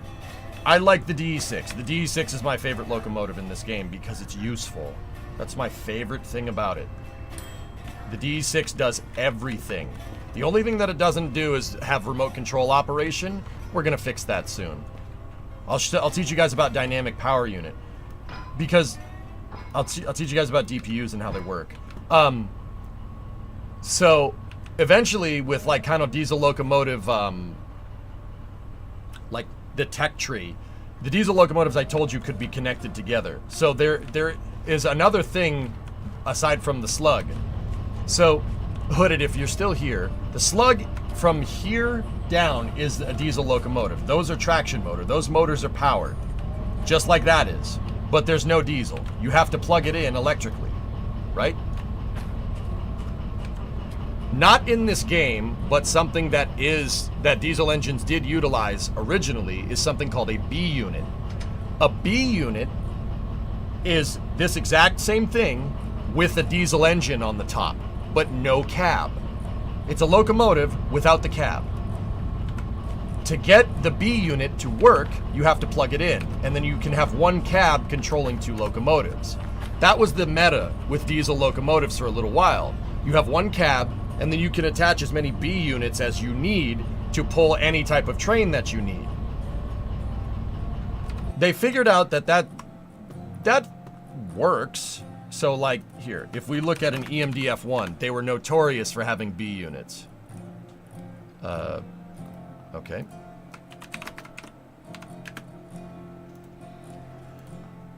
Look, so the idea is that you have one cab and you can add more power by adding B units depending on the length of the train. Actually a pretty smart idea, right? That's pretty smart. You only need to make one cab. And then they realized, why are we making B units? Why not just make one type of locomotive? Just make one. Just make one of these and just have them all be able to be linked together. And that's the meta that you see for modern locomotives. You don't necessarily see B units anymore. Those aren't around. Because why have your locomotive assembly line making B units and then switching back to making this? Why not just make this every time? You make this every time, you know, you can just move the B units around individually, which brings us to modern freight trains, where there's you just couple up as many locomotives as you need to pull any train that you need. There's no need for a B unit, so you don't really see them anymore. And for what it's worth, you don't really see slugs anymore either. It just makes sense to just mass produce one thing. Why have an assembly line that makes A units, B units, and slugs? That doesn't make any sense. So they eventually, EMD themselves just figured, just make one locomotive. There's no need to make an FA and an FB. That's stupid. So they just started making one type. You make one type of locomotive and you just keep going. And that, well, with EMD, they have the SD40. SD40-2 is the G16's grandson, basically. And then there's an SD70, which is its great-grandson. SD70s are amazing locomotives. Very good for the time. And then they have, I forget what the newer ones are. The SD70 ACEs, I think. Yeah. That right there is the great-grandson of the locomotives that we're using right now. 4006 right there. Bless you. Thank you. Yep. You can tell an SD70 because the resistance element is like angled. See that? See how it has this huge angled resistance element? That's how you can tell an SD70 from anything else. That, and it has a big bulky front. Are there any iterations to cargo locomotives in the coming years? Seacracken, if I'm understanding it right, the next big thing is energy recovery. So right now, with the dynamic braking, the locomotive, the traction motors generate power. That's what your dynamic brake does. It reverses the field. So when you're coasting and you want to slow down to prevent brake wear, you can harvest the kinetic energy of the train and convert it to electrical energy. Up until pretty much very recently, all of that electrical energy gets converted into heat in a resistance element. That's what that big grate is. There's basically a big block in there, and they dump the electrical energy into this block and it makes heat. And that's why you have cooling fans on the top of the locomotive, because it's designed to convect the heat out. So you take the kinetic energy of the train, convert it to electrical, and then convert it to heat and then dump it out. That prevents brake wear. You can use your motor to stop, basically. Like think of it as the locomotive equivalent of Jake braking. Nowadays, doesn't that, well, you already have a diesel electric locomotive. If you can fit a nice battery bank in there for the same mass as the resistance element, now you could just generate power. You could generate power and you can scavenge it to make the locomotive even more efficient than it already is.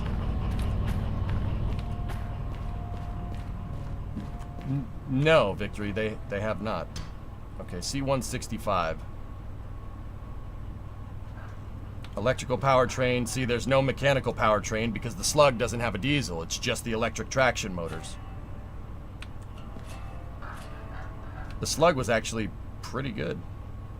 Alright, number 20. Dude. Nothing. See? Yeah. I redlined the diesel for a second and that made it unhappy. That's what that 2.81% is. 78 cents. See? That's how you take care of your locomotive, baby. But we need fuel for number 20.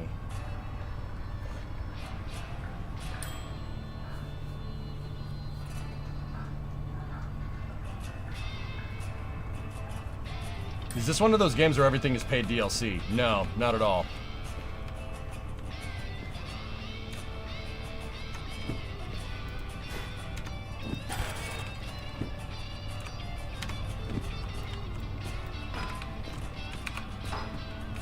Okay, we're clean.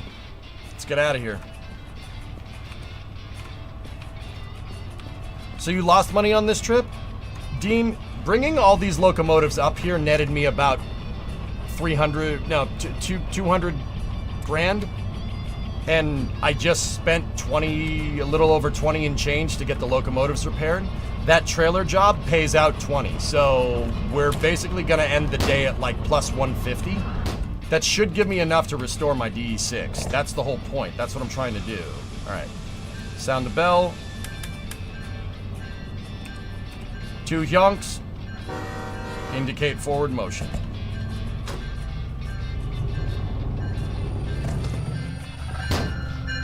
Here I am. I set the brake like a...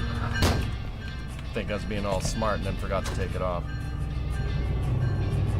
I meant going back down with the trailers. Going back down with the trailers, yeah, but it's a net positive because what we hauled up here was pretty good. What we also could do is pick up more stuff at City West. It's on the way. We could pick up more stuff. If we find a job at City West that's going to City South or Harbor, we're gonna be real good. I did the Slug maintenance, Snake. It cost nothing. It was like 70 cents or something. I baby these locomotives. That's what I mean about knowing what you're doing. Use the dynamic brake whenever you can. If you use the dyne brake, you prevent wear on the entire system. The thing is, the dynamic brake isn't your end-all be-all. If you're in a scenario where your train is going too fast and you engage the dynamic brake and you push it past 900 amps power generation, you overload your resistant element and fry your traction motors. Be careful. That's what I mean. That's why I'm super hesitant to let the train eat. Let it go fast. Don't go fast. Now, you're swapping time for wear there, but do you want it done fast or do you want it done right? As far as I can tell, the time bonus that you get in this game, if you go slow and smooth, right? You know, if you deliver it faster, you're going to get a time bonus. But if you deliver it faster, you're going to put more wear on the locomotive, and it doesn't end up being a net positive. These locomotives are expensive to repair. So don't bother going quick. Don't go quick. That's not... You're going to break something. Yeah, Mats. Dude, yeah, it's better than Truck Simulator. You get out. Can you imagine a Truck Simulator where you have to get out of the truck and, you know, undo the pneumatics, right, on the trailer? And then get the landing gear going and stuff? That'd be sick, dude. Can you actually make flat spots in this game, or does it hurt the health of the wheels? It hurts the health of the wheels, Hypersonic. I don't think you can flat spot. The simulation is good, but I don't think it's that good.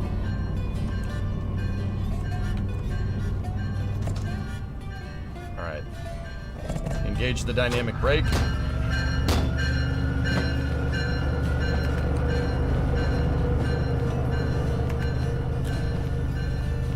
So like I said, you can link all the diesel locomotives together. It's like Voltron. The more you hook up, the better it gets. Disengage the dynamic brake, and it unifies the controls, which is super useful. Okay, now let's go forward.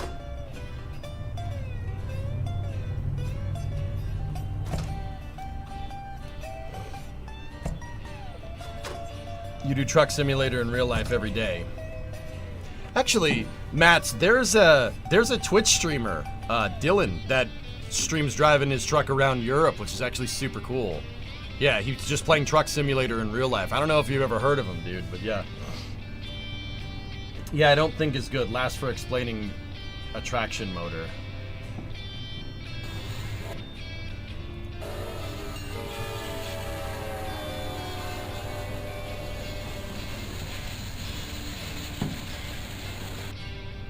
Yeah, something has gone very wrong there.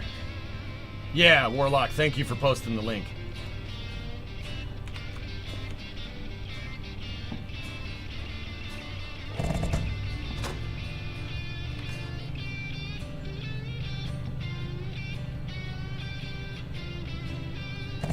See, use that dynamic brake, dudes. The dynamic brake will prevent so much wear. But, like I said, the dyne brake isn't the end-all, be-all of braking systems. If you're dynamic braking and you go past 900 amps, you lose. The whole engine blows up. Don't do that.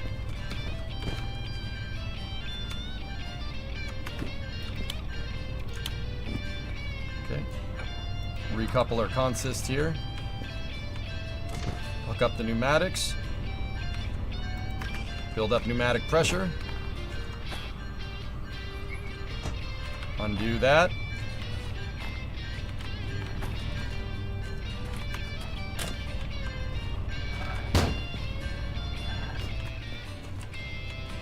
You're a truck driver, Matt? Hell yeah, dude. I mean, locomotives are not that far off. It's similar ideas with like the braking systems and stuff, and Jake braking and whatnot. It's not that far off, dude.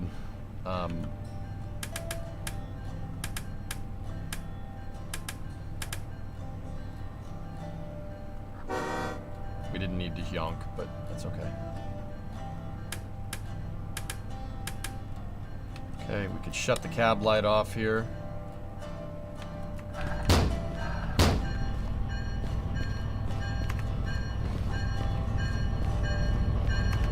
Yeah, locomotives are a bit heavier, Mats. Yeah, exactly, dude. Aren't Jake brakes a very outdated thing, mostly done in the US? I wouldn't call being able to not fry your brakes on a truck outdated. But Sig, I know you like doing stuff like that because you like telling everybody you're naive about things. It's really, really obvious to see. I know that's what you do, man. I'm saying it's bad, just okay. 2 yonks for forward. Let's roll.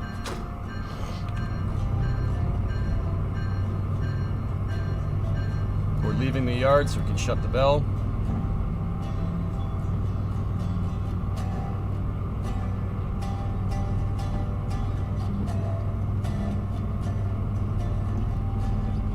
DAF.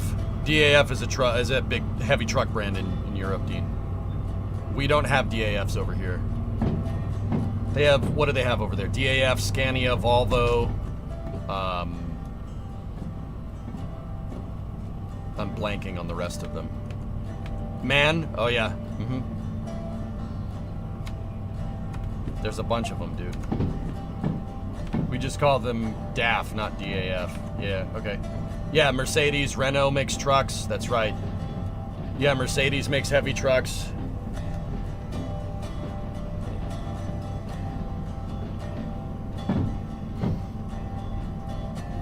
Jake brake is just engine braking. Yeah.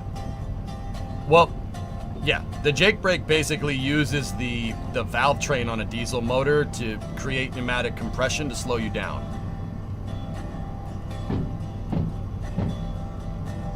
It's kind of like engine braking, but it's kind of not.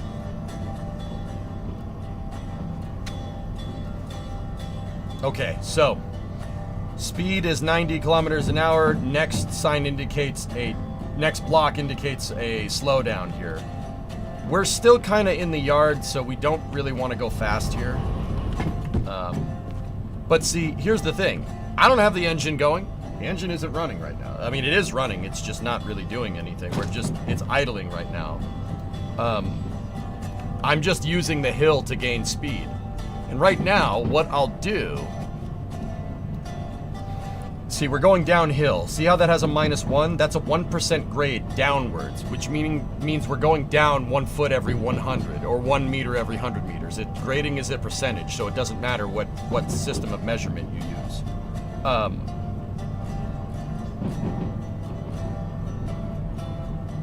I don't really want to go too fast here, so what I'm going to do is use the dynamic brakes here to govern my speed. We're just using the momentum of the train going downhill like a roller coaster, basically. Like, you know, your roller coaster, you go over the top and you go down the hill and you go fast. We're just rolling down the hill, but I don't want to go too fast because the track turns. I don't feel like testing to see if my locomotive can fly by flying off the side of this bridge. So I'm using the dynamic brake, introducing power generation into the resistance element here to govern speed.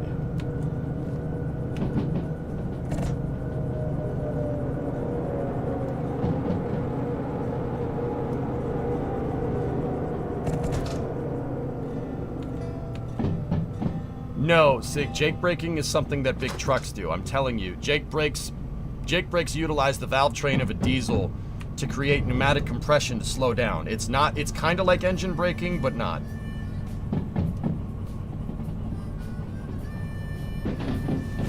Dean, I'm not known for playing the game the way it's intended to be played, okay?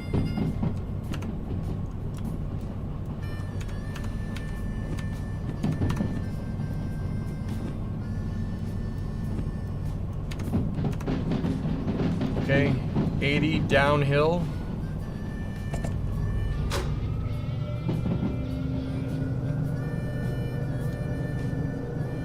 Next junction, 300 meters, speed 60, down 0.8%. So we're still going downhill, guys.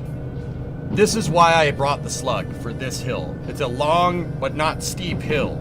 Gives you the traction to keep going up for a long period of time when you're hauling 1,300 tons of train.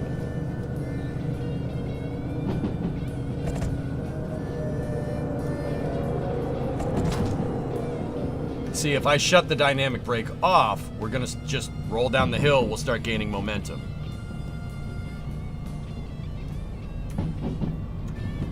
We're at,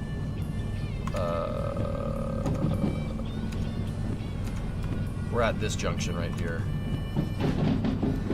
Speed 60, uphill 0.6%.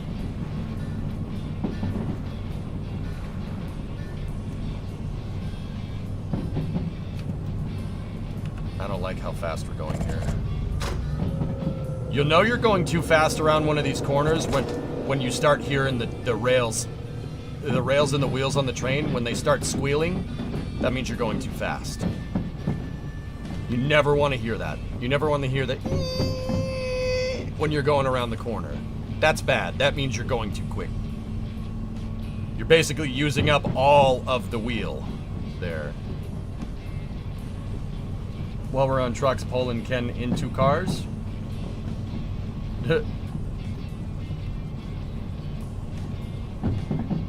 Jelks. Paul and Ken into truck. Very nice. Kurwa. Dobry.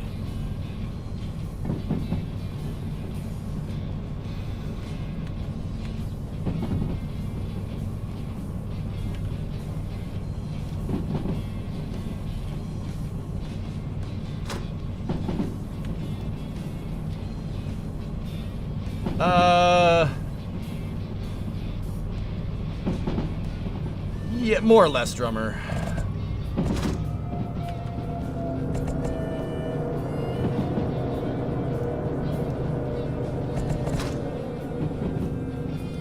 Downhill 6. We're coasting down into Cities West.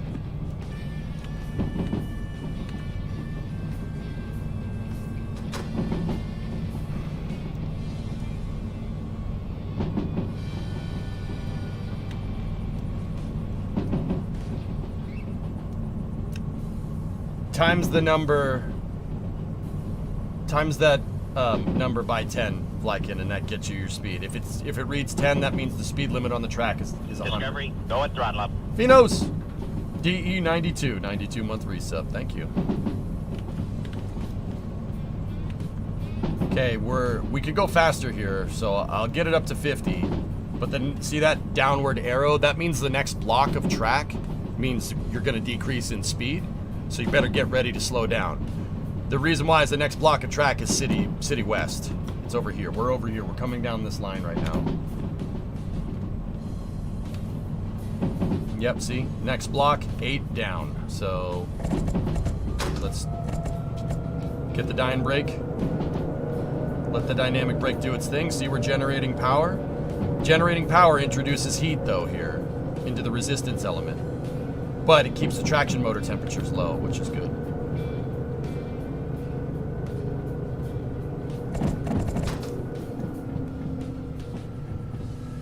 Alright, it's getting a little hot in here. I'm gonna open up the door. Let some of the heat into the garage. You were fine at that speed. Yeah, Tessa, I play it safe, dude. I don't want to get caught with my pants down on stream. Figuratively.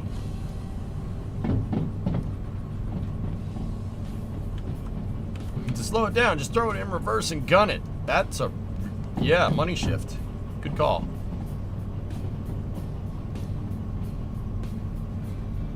Okay, 300 meters to the junction, speed 60.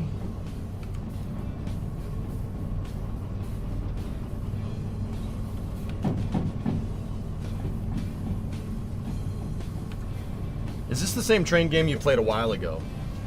Yeah, Jonas, I played two train games. I played 2 big train games over the last couple of years. One of them was Railroads Online, and I stopped playing that because I like this game better.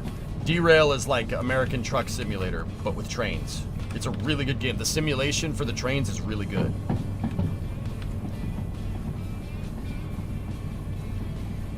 Do drivers ever fall off those trains? If so, is there a dead man switch on the train? Not really.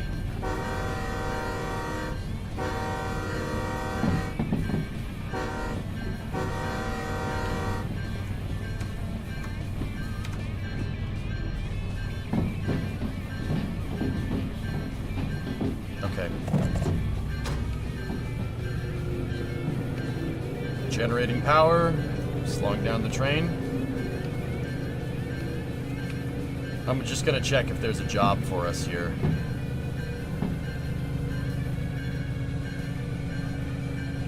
Every time you open the door of the garage, you play the decompression. Gotta vent some heat.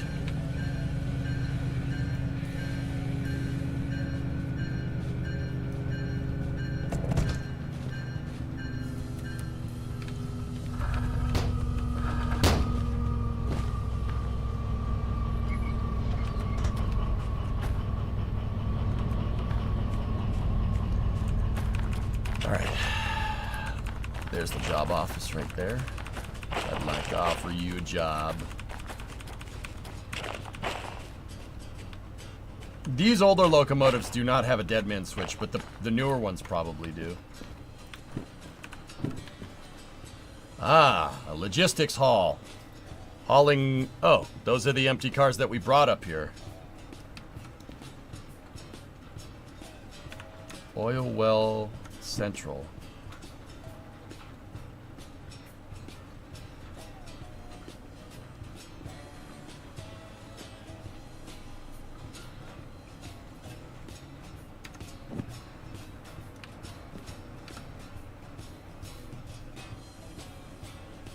Osa says you need a lantern. Yeah. Where's the sawmill?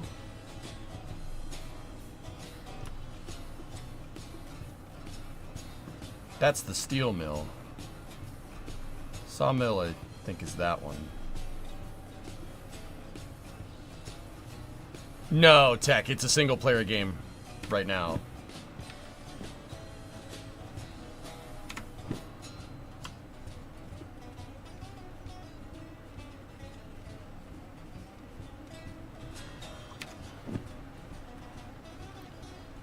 That's Oil Well Central right there, OWC. That's on the way. Instead of taking this route, right, to get to Harbor and Town, right, we could haul Oil Well, drop those cars off, turn around here, get on that same track, and then go this way. Back to Harbor and Town. And we could haul the logistical haul there and there.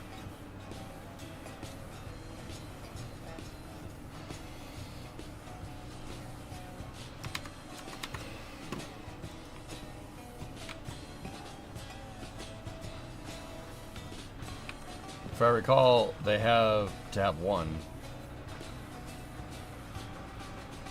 Yeah, maybe Flykin. It's not in the game, dude, if that's what you're asking.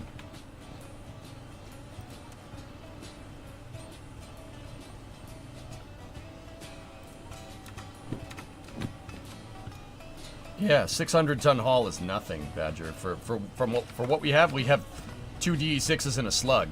That's nothing. We are on the clock with the other job, but let me go and figure out where the heck these things are. We're looking for CWLH15. It's better to stage the train first and then take the job. I just got to figure out where everything is so we can position the locomotives correctly. I'm going to go ahead and guess that they're right there.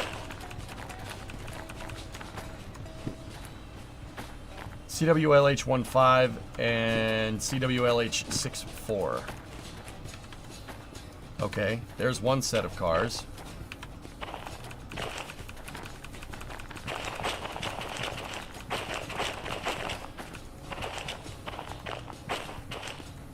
Okay, they're both over here. Easy.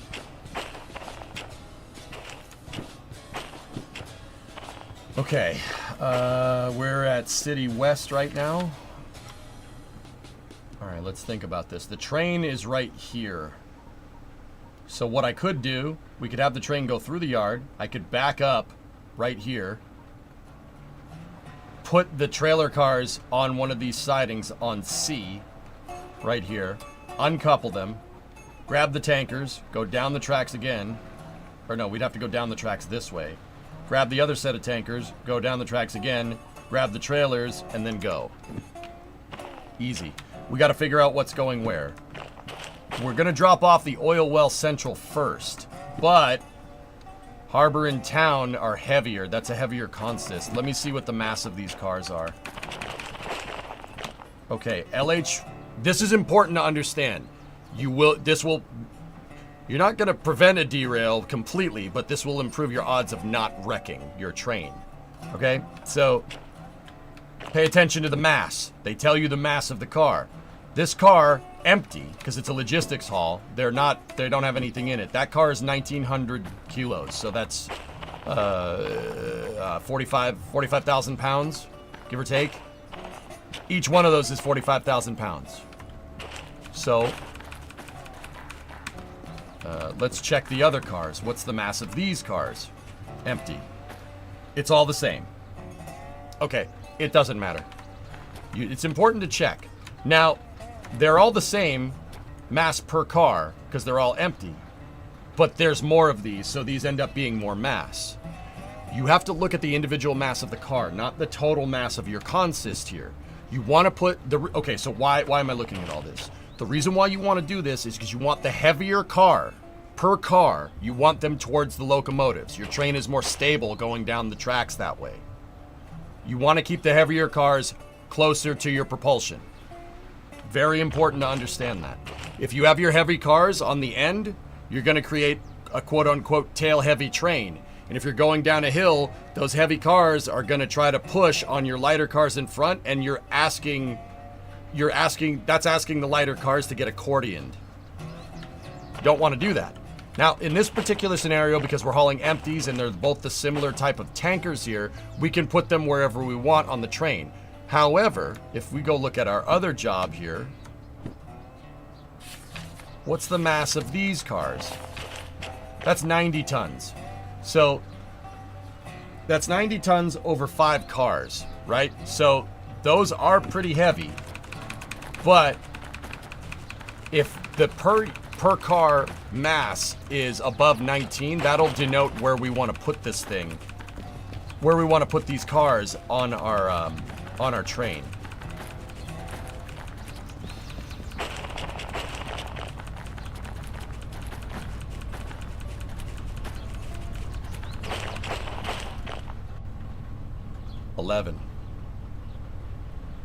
The flat car is 11, but the trailer is 7,000, so that's 18 per. It doesn't matter. We can stage this train however we want.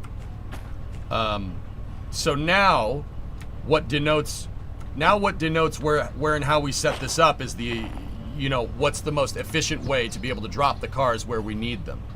Okay, so one of these missions here is going to Oil Well Central. That's our first stop.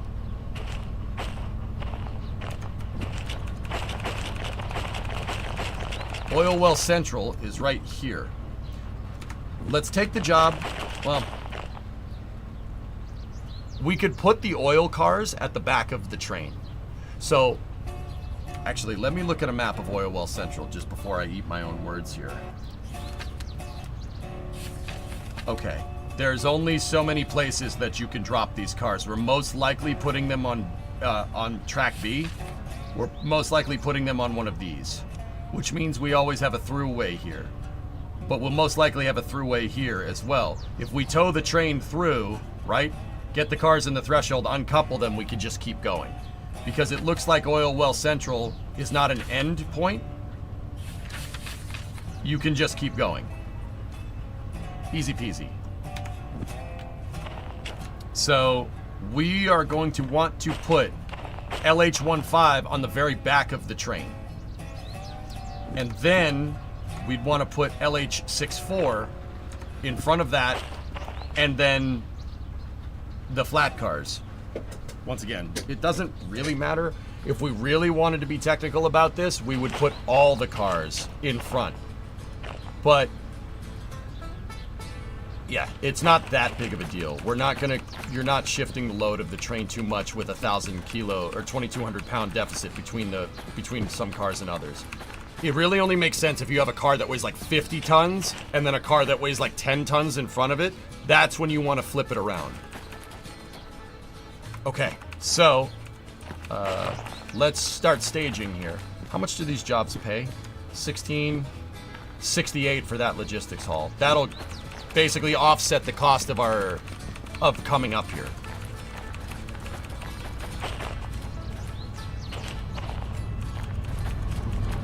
Okay, let's get in number 20 here, our workhorse.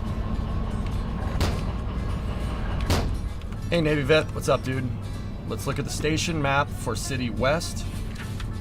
City's West has a Y right here. We're basically on this stretch of track. Let's go down to the Y, and then we'll back up the train, couple of consists, go forward, couple another consist. Once again, LH15 is what we couple last. That's what we couple first, 6-4. Cool. All right, so sound the bell. E-brake is already off. Hyunk twice. Let's go. Leaving the bus in the middle. The bus has load on it. It's heavy, cretine, so yeah, sure. Doesn't matter. That thing is heavy with that motor on it, no doubt. I could check the exact mass if we really were anal retentive about balancing the load.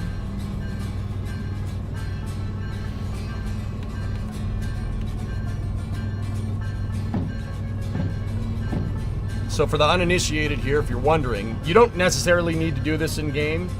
I do it because it's cool. Whenever you're operating in a yard or at a station with people, you sound the bell. The bell indicates that the locomotive is where, like, someone's in it, right? You always have the bell going. Always have the bell going when your locomotive is moving around the yard. That basically says that the locomotive is operable.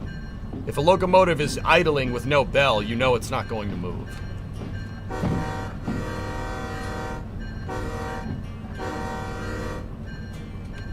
Four hyunks for a level crossing. 2 long, 1 short, 1 long.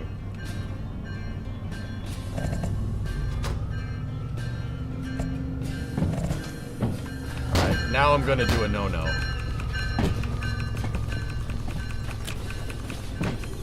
I just need to see when the back of the train clears this switch. Also, it'd probably be a good time to check the mass of this thing. The pig is 26 tons. Yeah.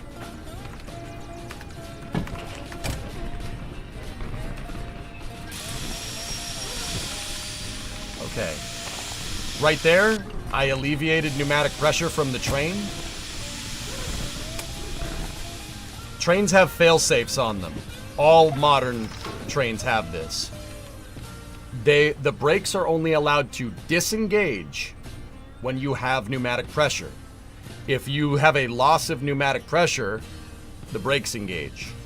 What I just did to get the train to stop from the back is induce a pressure loss by opening the valve. Opening the valve and causing a pressure leak on the entire train locks the brakes in on every car. You shouldn't really do that.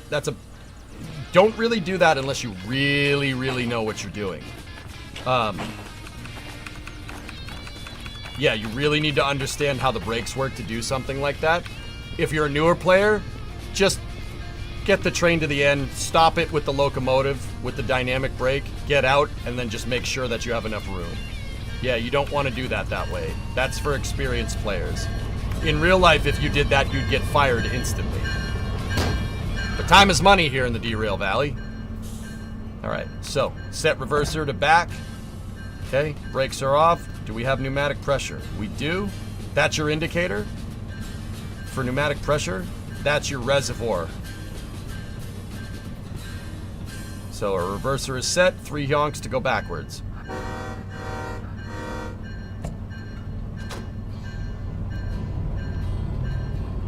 Yeah, Sneaky. That's pretty cool.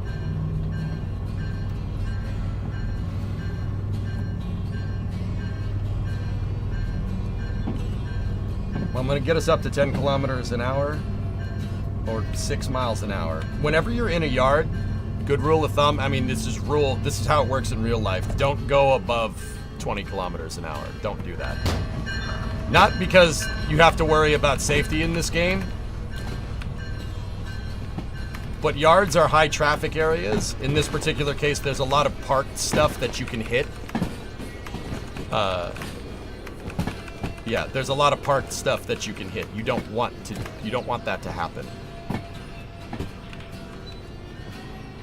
Yes, Sneaky, that's correct.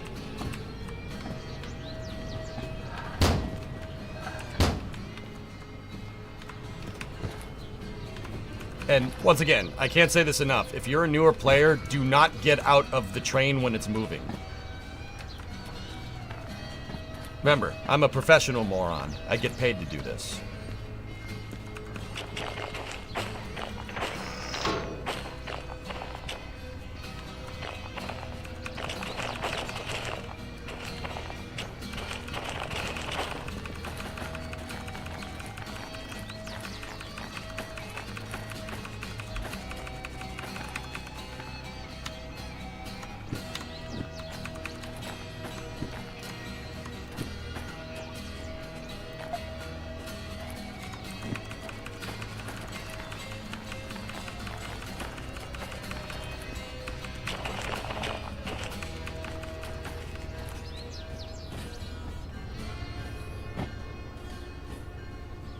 I'm I'm Johnny Knoxville, and welcome to Train Ass. Yeah, we're coupling 6-4 first, because that's going to Harbor in Town, and then Oil Well Central.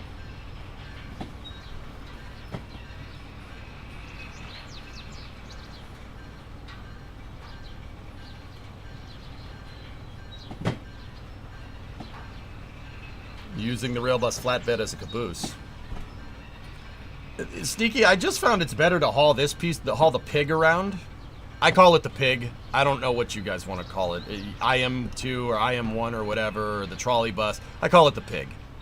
I like hauling the pig around because you can use this as a shunter for logistics operations, so you don't need to use those. It makes it easier. The flat car is just a dud, right? Like, that makes it a lot more difficult.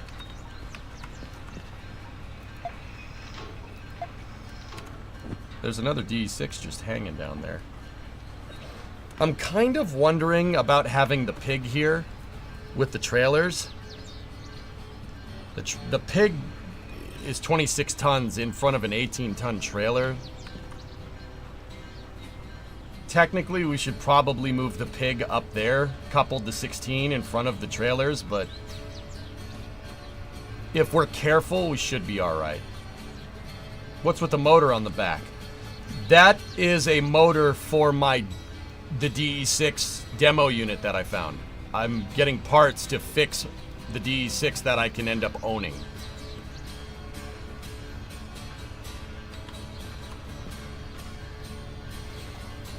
Remember, he doesn't listen to YouTube chat. Shut up.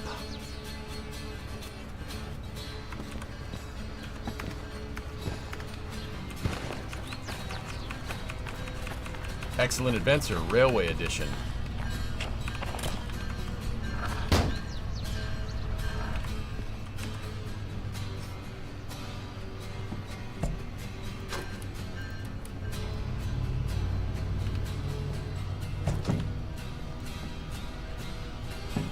The weight of the pig with the engine on SIG is it's like 55,000 pounds. It's 26,000 kilos.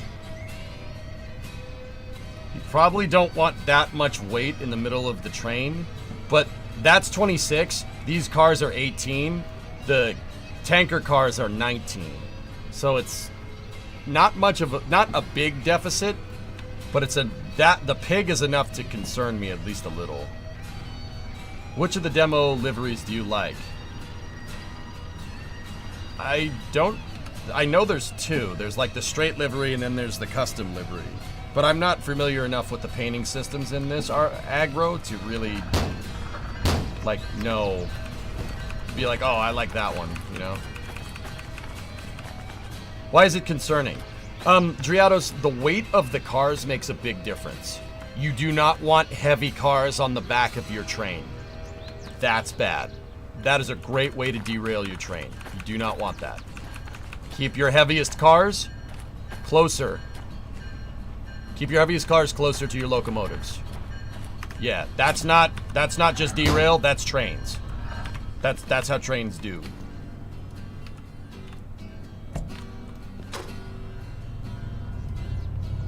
Yeah, with the train you want it as close to the you want your heaviest stuff as close to the locomotives as possible.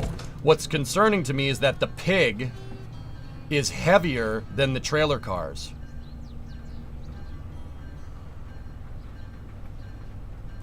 And I guess comparatively to the whole load of the train that we're going to be hauling, it's not that big of a deal.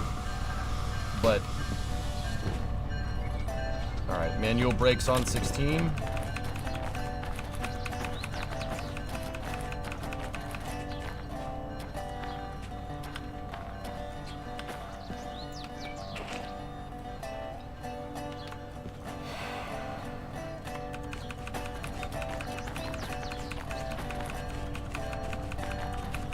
And like I said, that's just trains in real life.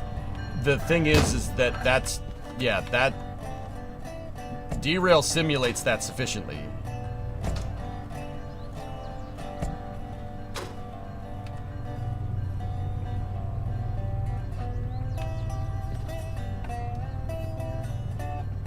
I know we have the parking brake on.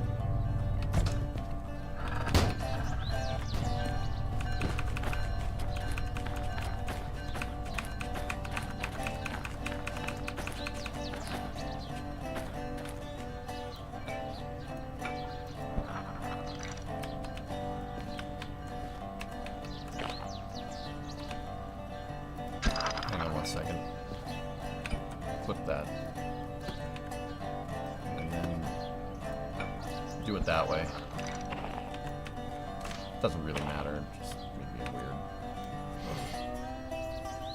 Okay, introduce pressure into these cars and undo their manual brakes.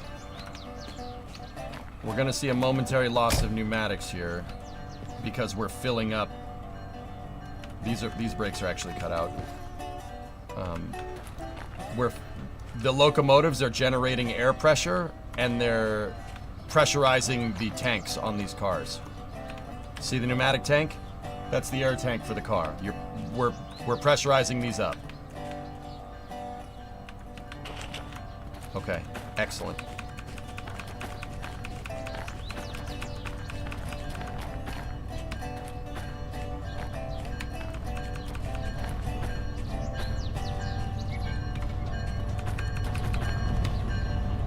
Okay. Now we need LH-15, which is that row of tanker cars. Let's just go over there and verify it. I like the details.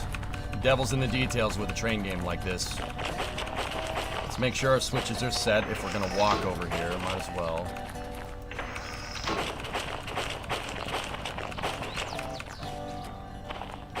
LH-15.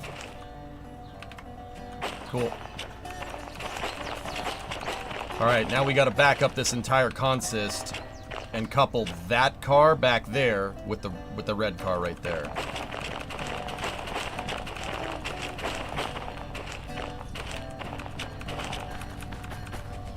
That's a flatbed on a flatbed.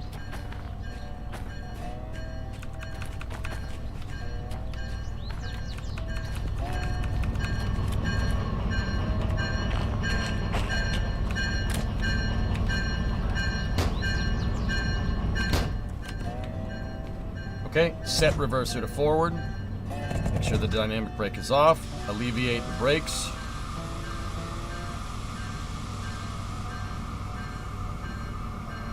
Okay, the more pressure we make, the more the brakes go off. That right there indicates where your brakes are. The higher that red needle is, the more your brakes are engaged.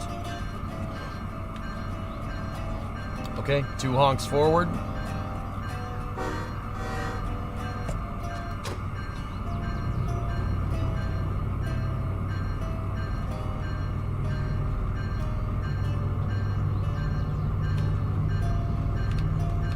Coming up to a level crossing.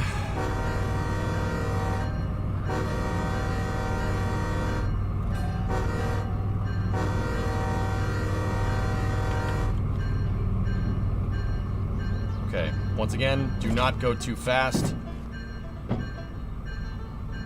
Because of the weird weights that we have here and that a lot of our cars are empty, we're running the risk of pulling them off the tracks if we have tracks that snake. Because the train, if you pull too hard, it's like pulling a string, right? It'll want to be straight. So if you have tracks that go like this, right? Or you're going through a junction and you gun it, right? You'll try to snap the string. And that means you'll pull the cars off the tracks. You don't want to do that. Just go slow when you're going through junctions and when you're in a yard. Don't go over 20 kph or 12 miles an hour, ever. You're asking for trouble.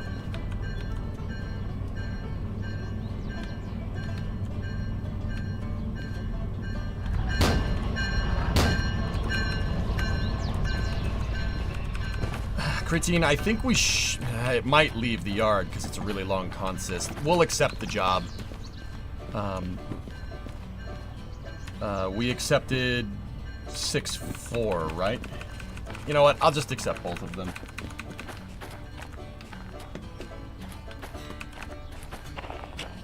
Do you have had a job as a train operator, or are you a railroading fan like the rest of us? Railroading fan.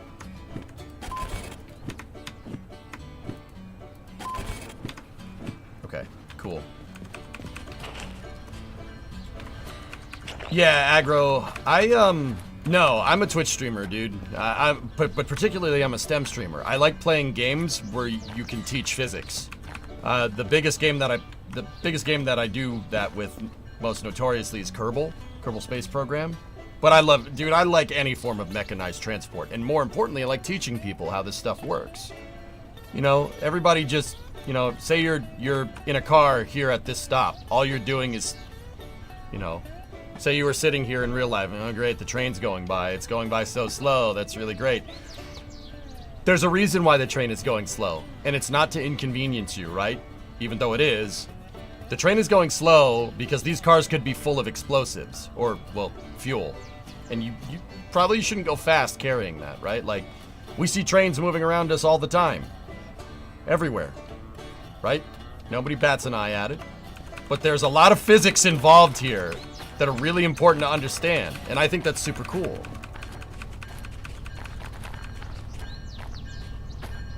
Hey Jay, hope you're doing well.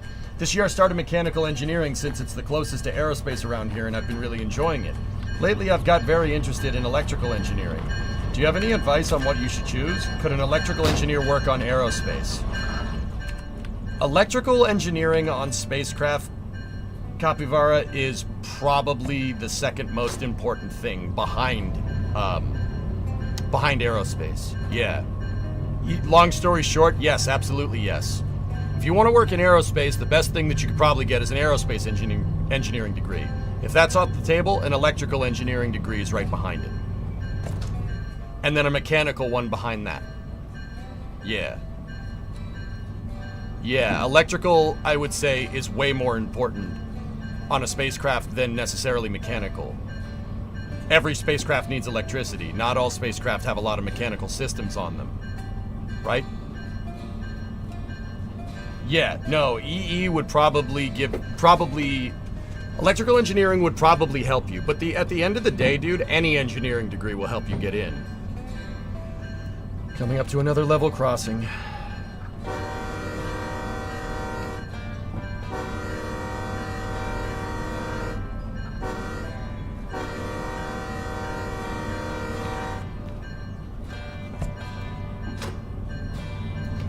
In reality, any engineering degree will work.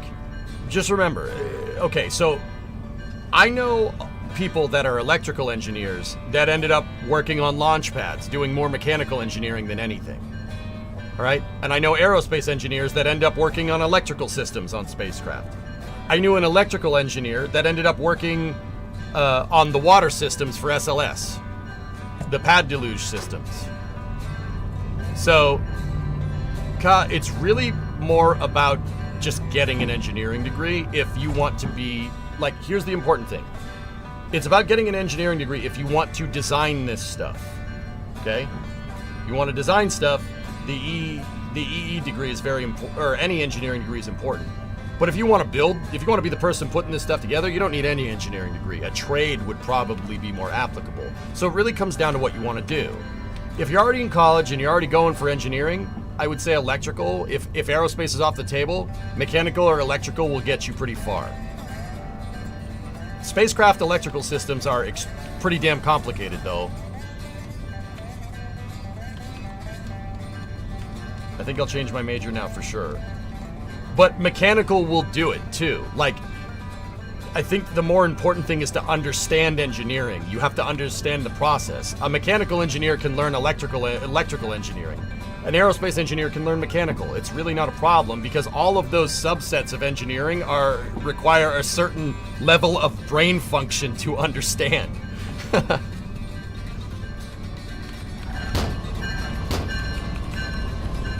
Electrical just seems more interesting to you. An electrical engineering degree won't steer you wrong in any circumstance, even if you don't want to do aerospace engineering. I gotta see if we're off the siding here.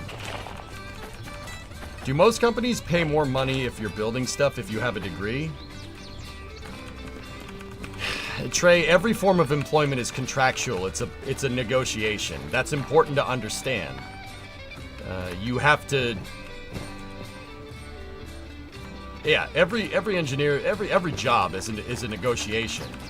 You know, you can negotiate your salary. It's negotiable. That's an important thing to understand. Stackless, you switched your major from mechanical to EMA, so I get both electromechanical. So I get both electric and mechanical with an aerospace focus, wind tunnels. There you go.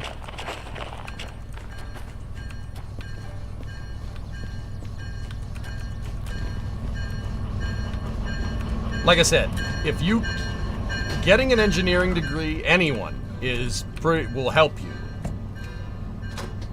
But that's really only if you want to design. Like I said, you want to be a technician, you don't need any engineering degree.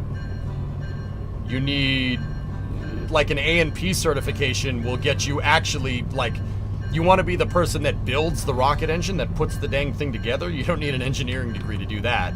Yeah, like I said, an automotive service excellence certification is probably more applicable for a technician job.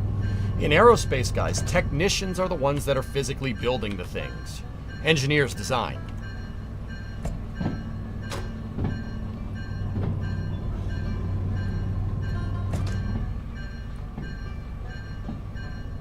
The interesting thing is that engineers are the ones that design, technicians are the ones that put it together. The boss should understand how to do both of those things if they want to be a good boss.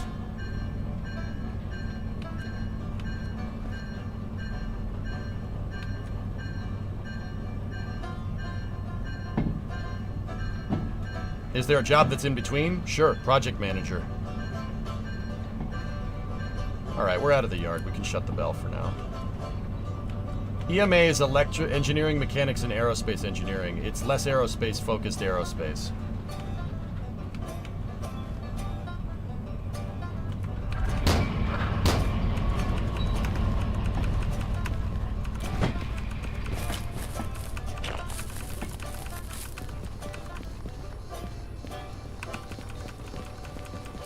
Okay, we've gone too far.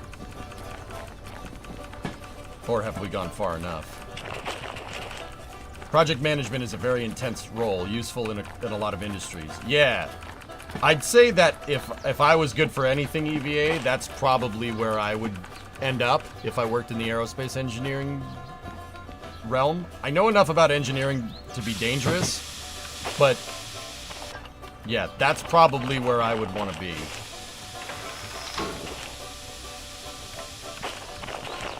Okay, switches are all set.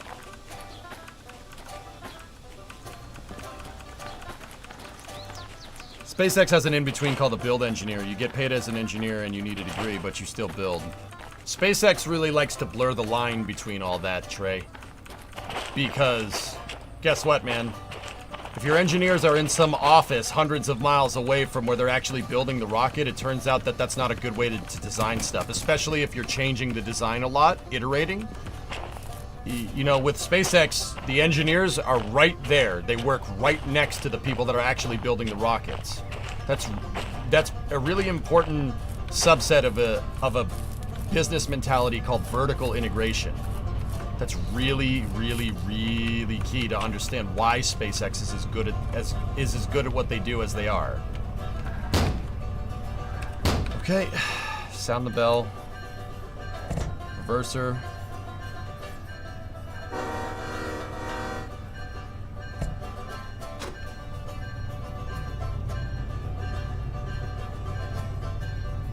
See, the reason why I think I'd make a good project engineer, guys, is because, once again, I'm anal retentive about stuff. I do not let stuff slide. In engineering, you really can't. You have to be a hard ass about it, or else something's gonna break. Like Murphy's Law is very applicable with engineering. What can go wrong will go wrong. You don't do your due diligence, you're gonna have a bad day.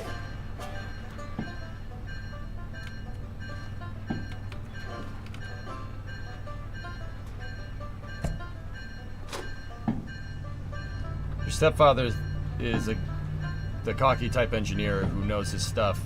Dude, I would not... Argro, and I'm not saying your stepdad's a bad dude, right? I don't know the guy. I don't speak for him. I've never met him before. However, engineers with a god complex don't usually last long. And that's from people that... I've learned that from people that actually work in the industry. If you have a god complex, you think your crap don't stink, guess those are the engineers that are going to be humbled the most. It's important with engineering, like I was saying a little bit earlier, about learning new things. Check your pride at the door. Throw your ego out the window. Keep learning. If you're not learning, you're getting dumber. I don't care how long someone's been working in aerospace engineering, right? It doesn't work that way. There's always something new to learn. There's always something to get better at. You have to look at engineering that way, or you're going to design a piece of junk that's going to get somebody killed.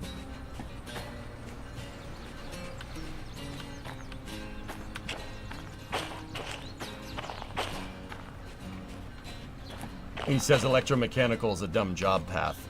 Everything is electromechanical nowadays. Nothing is not governed by a computer in this day and age.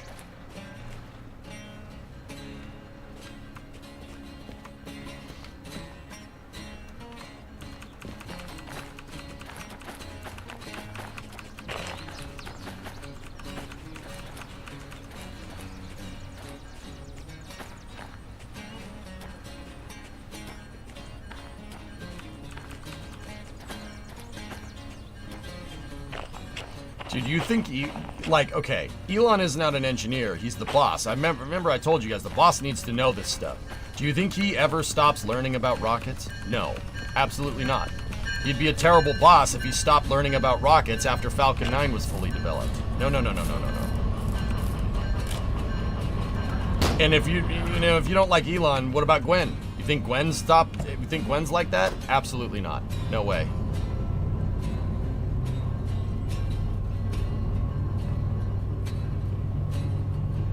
Yeah, Jonas, this is why you don't put level crossings next to your freight yard.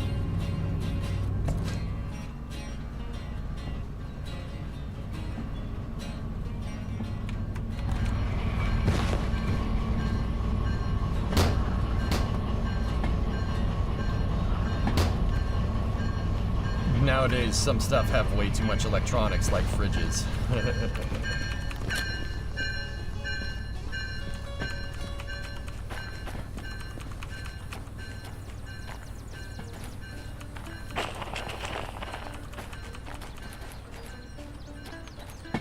I liked VR in Derail, Geek. The problem is it's just it's hard to figure out like where chat lives with that. We can use OVR drop to fix that.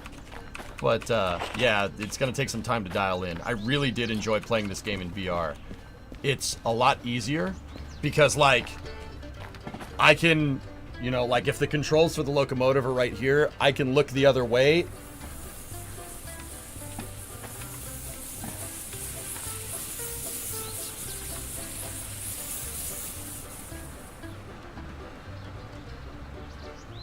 The hell was that noise?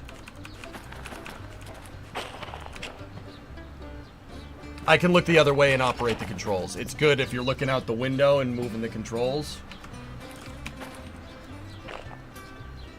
I think we've compressed our couplers going around that hill.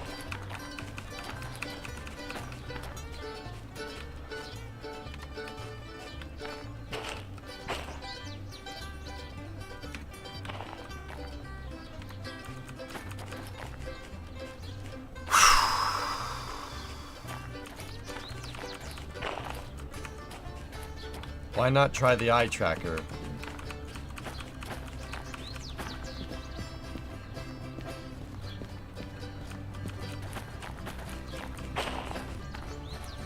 What is that? What is that fixing, Hellfish?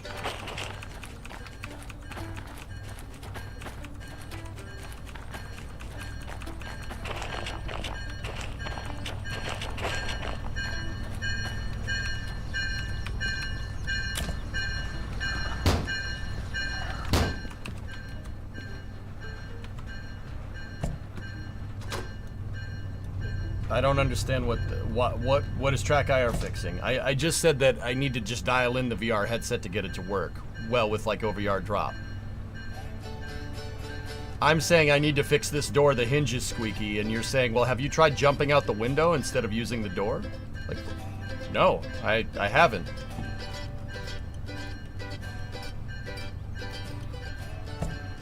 No, I can't say that I have.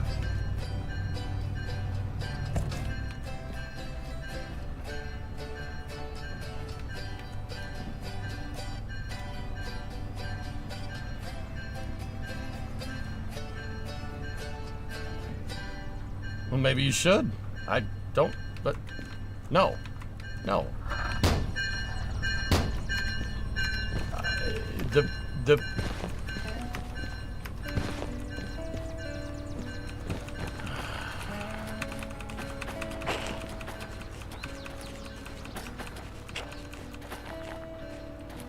You need the VR controllers, Geek. But the VR controllers, the joysticks on the VR controllers work like one controller. Like, you use the left joystick to move around, and you use the right joystick to look. I actually like that. That's pretty good.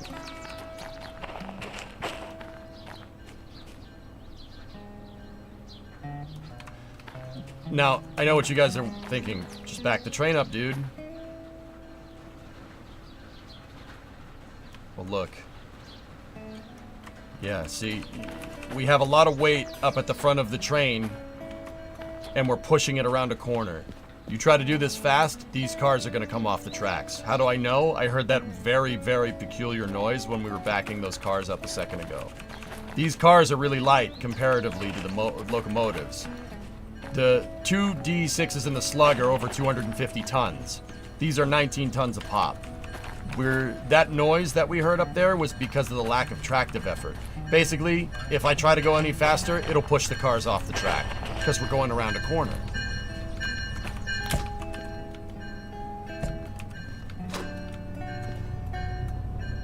So we got to be very, very careful here.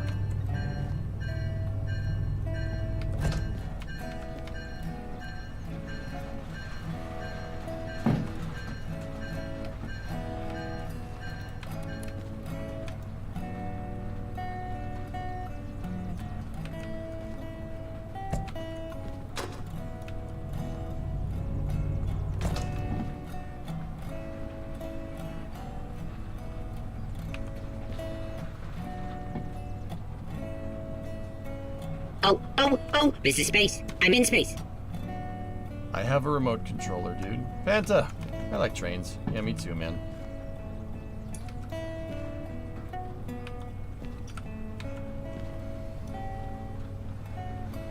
Too bad you don't have the DE-6 wireless MUs like Tessa said. Dean, I don't know how many times I need to say this, but I want to put those things on my train. So after this trip is when I will start doing that.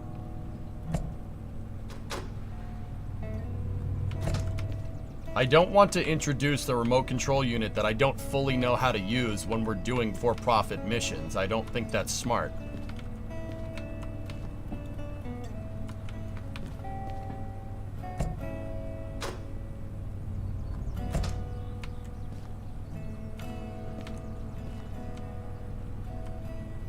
Six minutes. If you don't tag me, I'm going to assume you're not talking to me.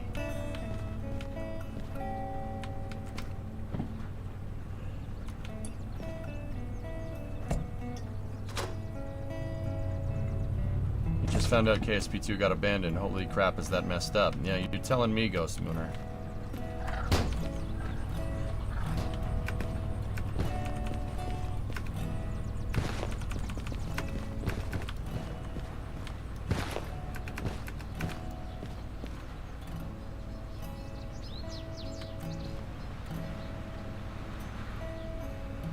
Yeah. Yeah, Ghost, it's pretty awful news.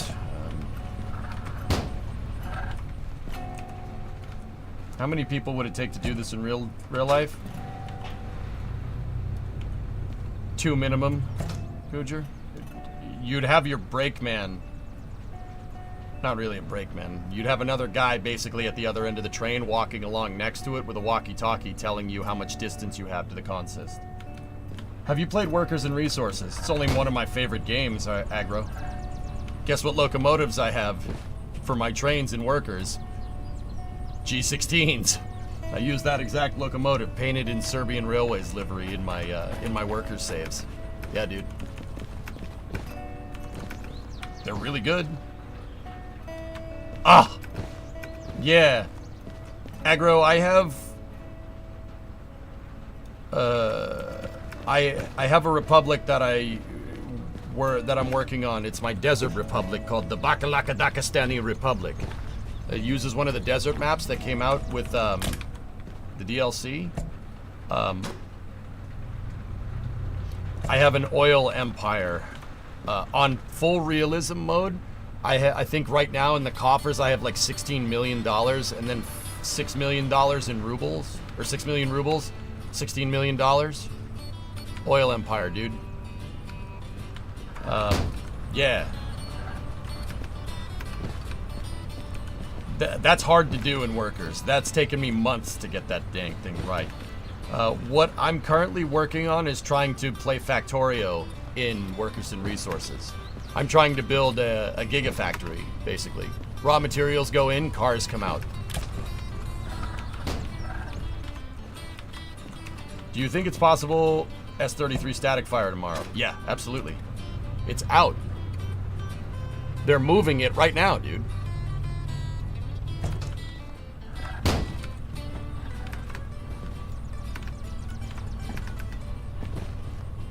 Beautifully graded highways are amazing. Thanks, man. Alright, that should have been enough of an oomph.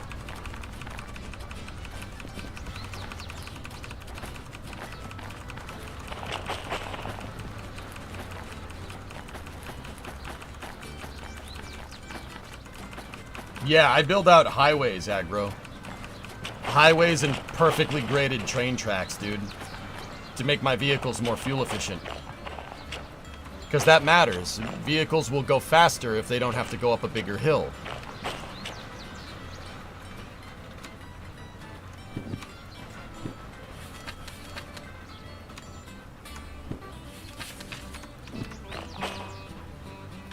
Oh, come on. This frickin' thing now.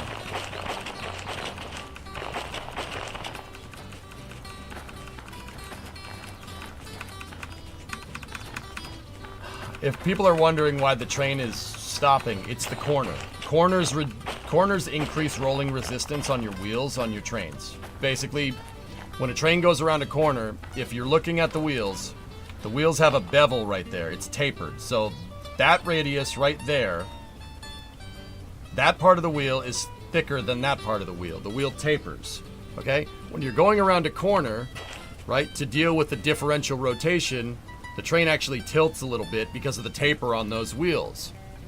That means when you're going around a corner, more of the wheel is, well, it's not necessarily more of the wheel, but yeah, I guess you could say that. More of the wheel is touching the rail, and more of it touching the rail is a bigger contact patch, which slows your train down because it increases rolling resistance.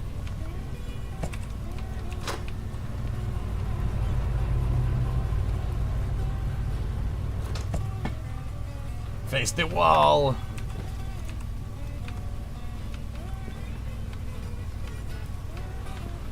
Yeah, workers, I have a lot. I have a lot of workers. I've had many republics fail. I only play the game on full realism, aggro.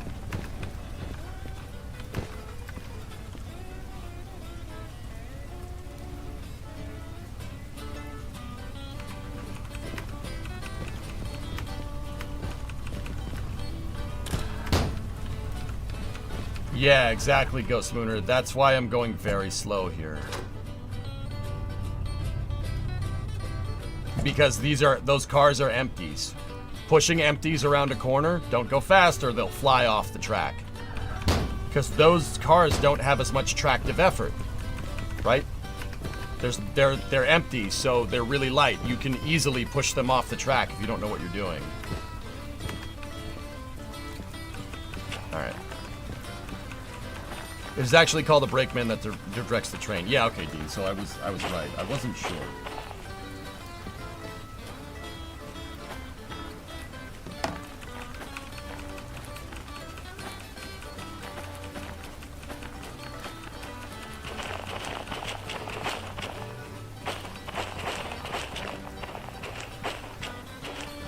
LH64. LH64. 64 15. Okay, here we are.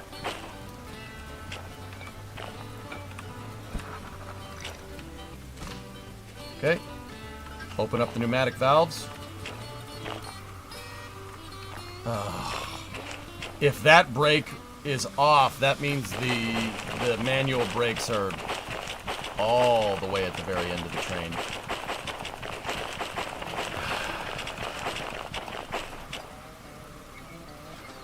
Okay. We have to go very slow coming out of this thing. Coming out of this yard. I wouldn't go over 20 kph at all.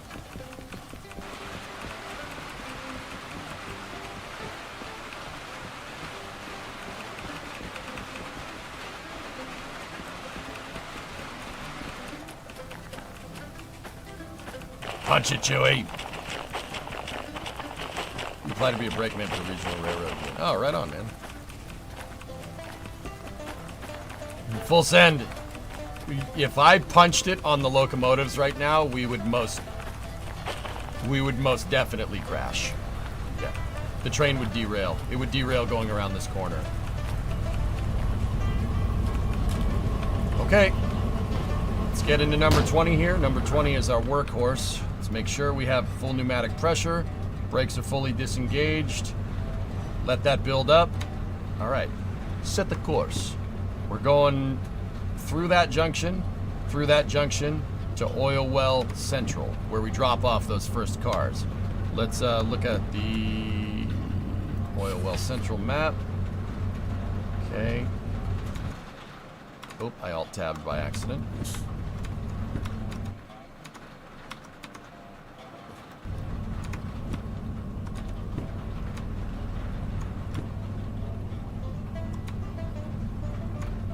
Route map.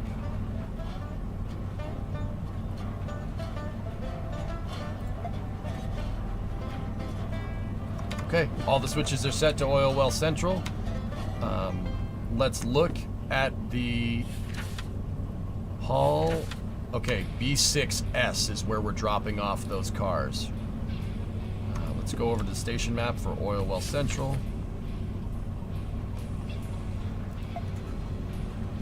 Make sure all the switches are set for B6. Okay, we're good to go. Sound the bell. Reverser to forward. 2 yonks.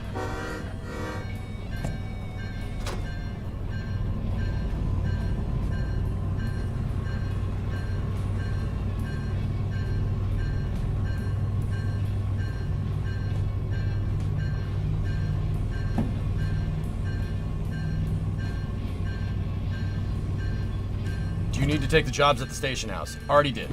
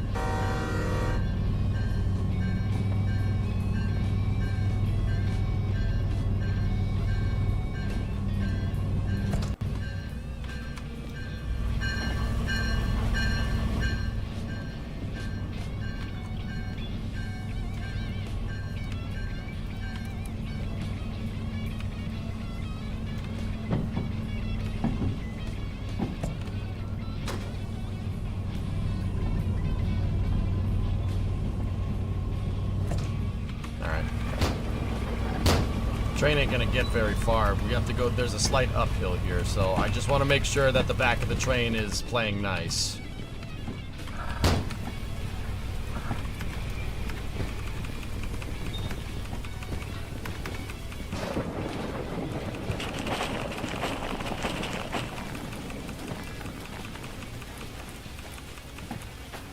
If you're wondering why I'm skipping around, the teleport function, because it's a VR game, if you spam it, you can move around a lot quicker.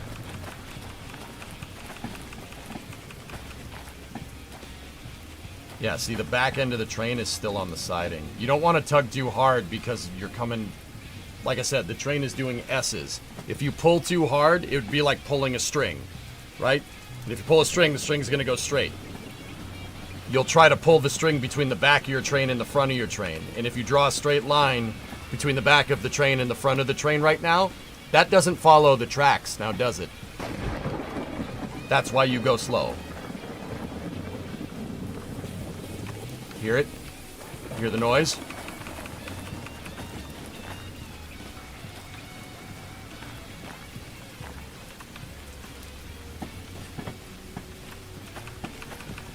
I could start the second loco make, but I think the 1 DE-6 with the slug should be good. We're still well within the operating parameters of that. We're hauling We're still under 1,000.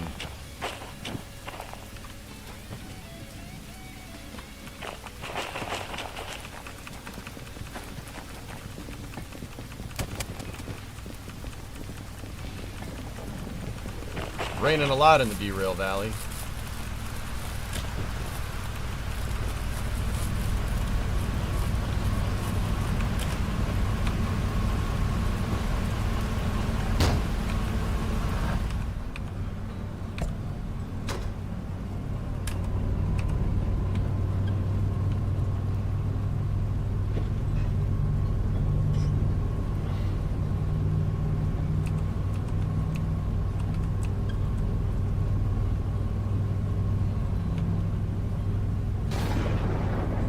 Oh, that was thunder. I thought something broke. I'm like, no!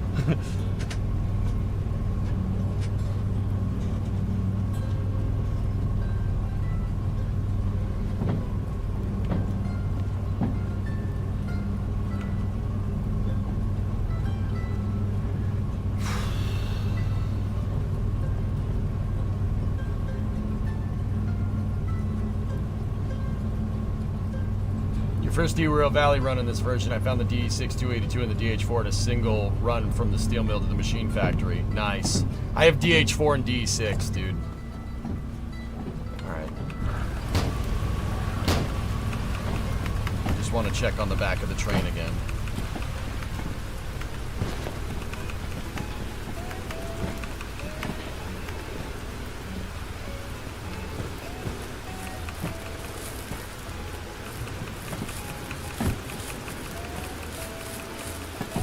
I don't think the back of the train is even around that corner.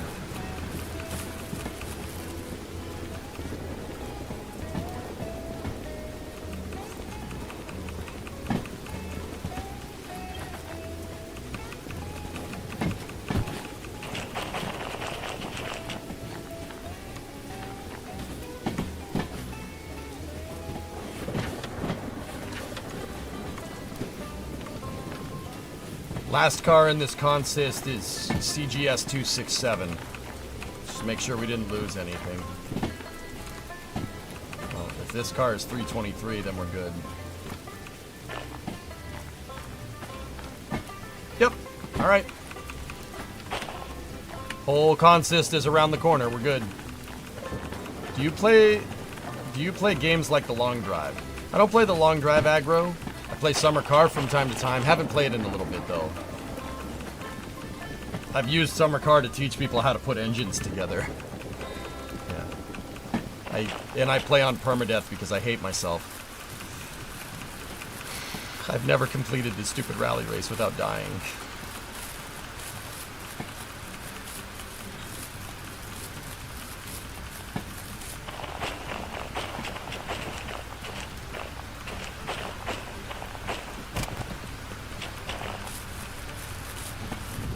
Is my winter car still happening?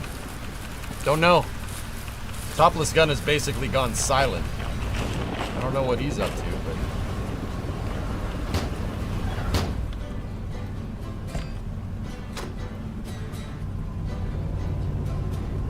but... It is gravel? That's good to know. How many wagons?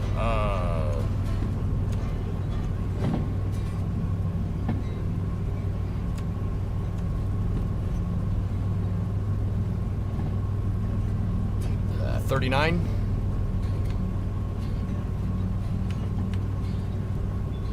The game My Garage is also made by the same devs as Summer Car. My Garage?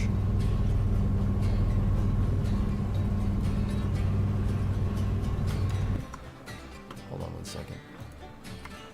Aggro, was that you that was telling me about?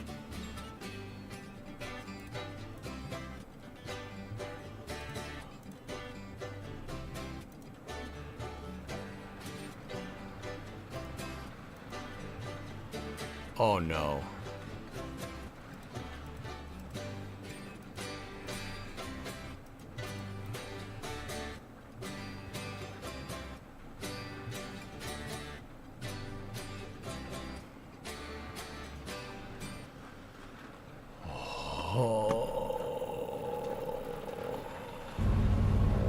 know, somebody probably told me about that at some point. But, yeah. It looks like a car mechanic simulator with summer car style gameplay.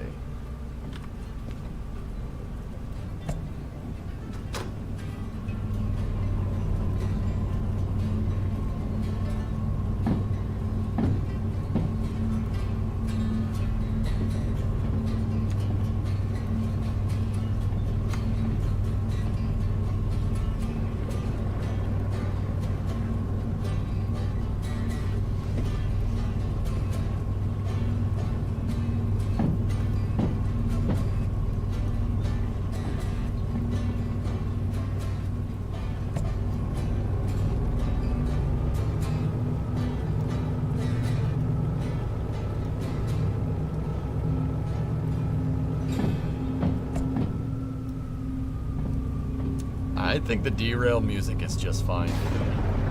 Did you activate both the logistics jobs? Yeah, saying YouTube already. YouTube was way ahead of you. They asked that 15 minutes ago.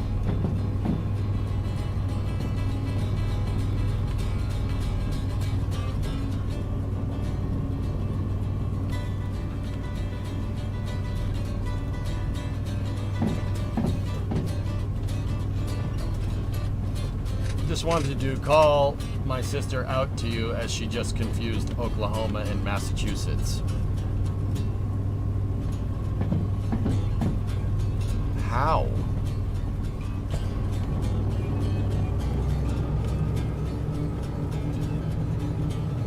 Hey Goose, sorry if you've been asked this, but do you have any thoughts about what the drones in New Jersey might be? No. Because I haven't really seen video. I don't really want to discuss that here.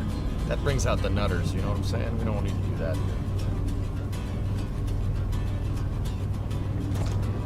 The new BeamNG update. I actually haven't played Beam over the last 2 updates, Pypro. I have to... We'll dive into that one of these days.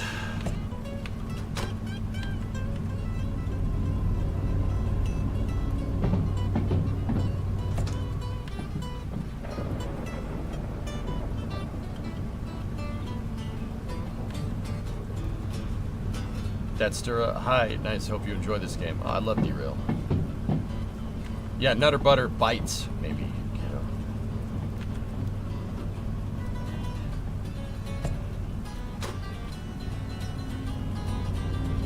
Once again, we're hauling empties. Gotta be careful. Hauling empties. Slow and steady, T. Slow and steady.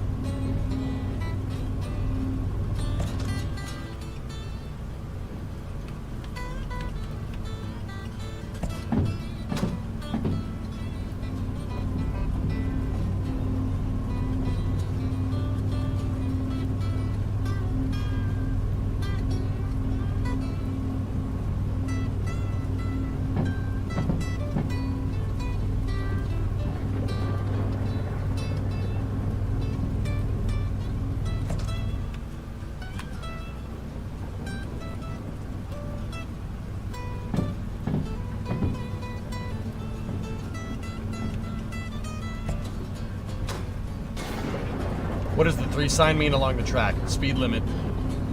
Times it by 10, Journey, and that gets you your speed limit. If you see a red arrow that's pointed down below it, that means the next block of track is going to have a lower speed limit, an up arrow higher. Right? Below that is grade. That'll tell you if the next section of track is going up or down and at what percentage. And then if you see a red Y on a white placard, and then a decimal number below that, that's distance to junction. So look, the next block of track, we're 70 for this block. Next block of track is speed higher. We're going downhill 0.7. So small hill. Like, if you want to understand grade, I don't know if you understand, I'll just say it in case anybody understands this. .7, not a big deal uphill or downhill.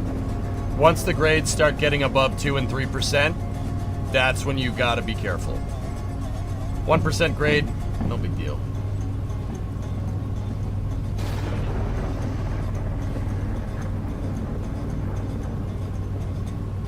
I don't know this man's usual gameplay. Yeah, all good, aggro. Don't worry about it. Yeah, if you have questions, just ask me. Yeah, aggro, my main game for the longest time was KSP, Kerbal Space Program.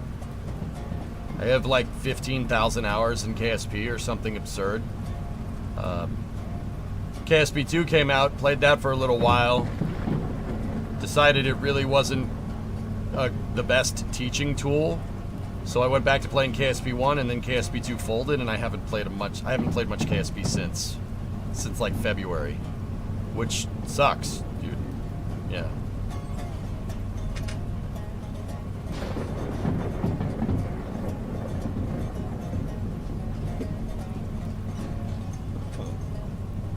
See, I don't have the engine on, but we're gaining speed here because that negative 0.7% grade.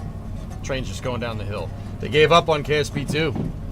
Parent company, dude, the parent company got rid of the developer and the publisher and then sold the rights of the game off, which nightmare scenario. We don't know. I don't know who owns the IP to KSP. We don't know. They wouldn't say who they sold it to because Herder, my corporate private sale. Have I played Satisfactory? Aggro, yeah. Yeah, I've been playing Satisfactory since Update 1, dude. Actually, Satisfactory was... I just stopped playing for a little while. I put about 2 months in and probably about 230 hours into a save that I'm working on where I'm building the Pillar of Autumn from Halo. And I'm building my factory into a spaceship. 1-to-1 scale of the Pillar of Autumn, which is a 1.1 kilometer long ship. Yeah, that project is kind of on the back burner right now, but we're still working on it. I just wanted to play with trains. Yeah, I wonder if we have a picture of it. Where are your Satisfactory screenshots, dudes? Anybody know? Okay, hold on.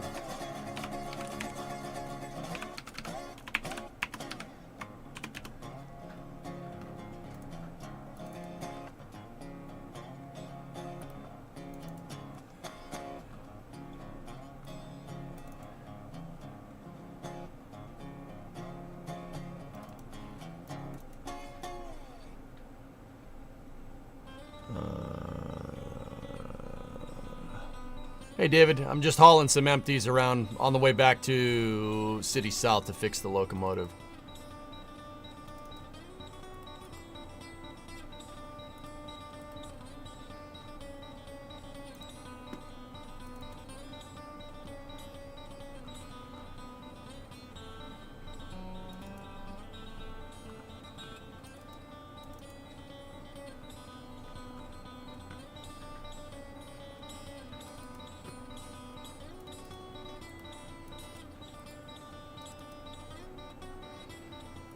I don't know where the screenshots are stored.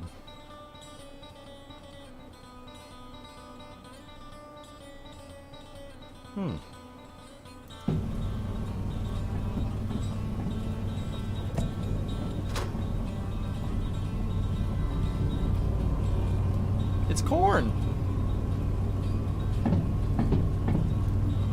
My game's factory game. Oh, okay.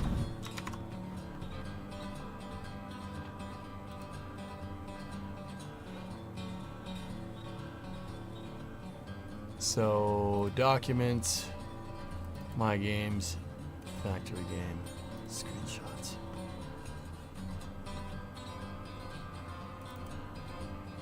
There you go. How's that, Ag?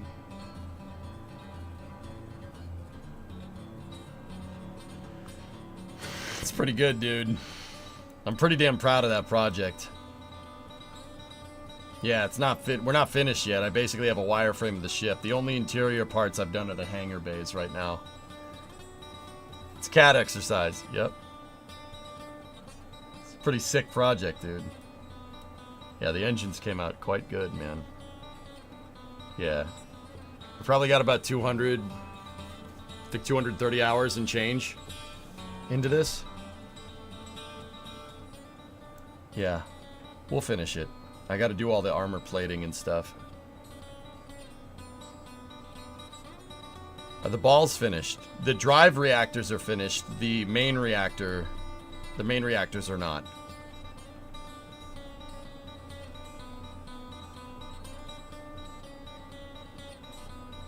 It looks sick, dude. I'm really happy with that thing. I really want to finish it. But it's also important to play other games too.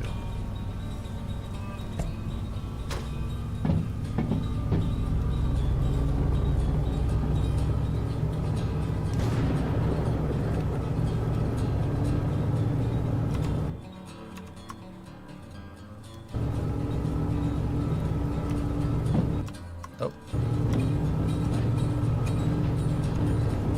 Alright, we're at that junction. We should be approaching Oil Well Central here.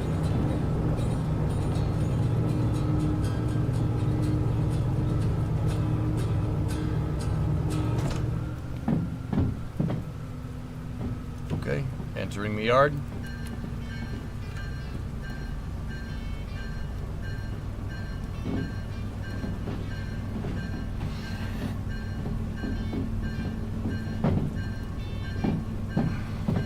I already set the switches on the map, so because we have the dispatcher certification, we are dropping on Bravo 6.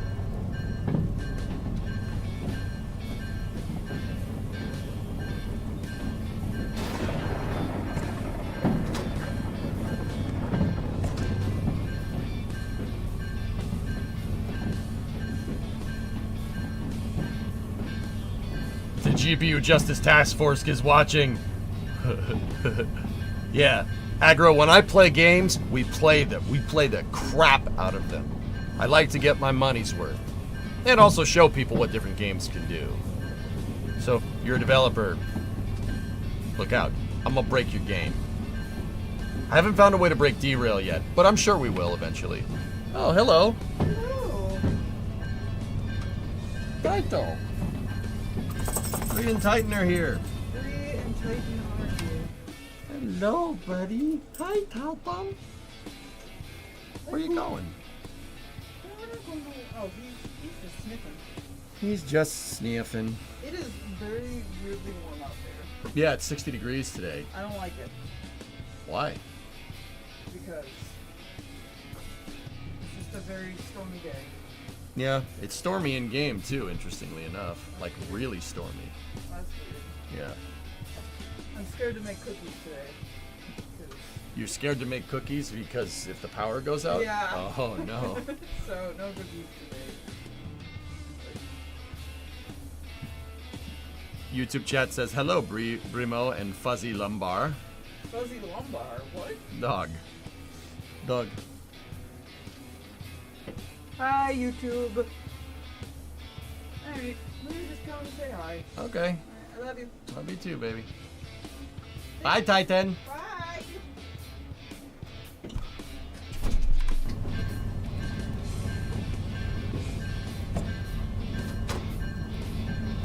Good old YouTubes. If we really wanted to be slick, we could pick up another job here. Looks like there's stuff that should go outbound. If there's an outbound thing to harbor in town, but then again, if we're gonna pull a full load, we'd have to completely reorganize the train. It's 3:30. I'm not sure I have the time, but we'll see. All right, let her coast for a little bit. The first car on this consist is 439.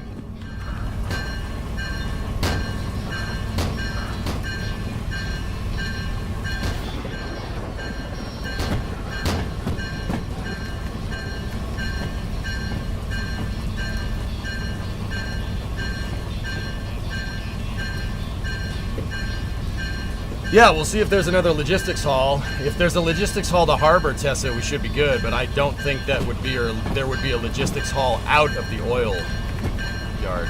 But what's the difference between the demo and the regular ones? Hypersonic, I'll say it in my summer car terms. These locos that I'm using, the company locomotives, are like using the van or the poop truck in summer car. The demo locomotive is the Satsuma. It's yours.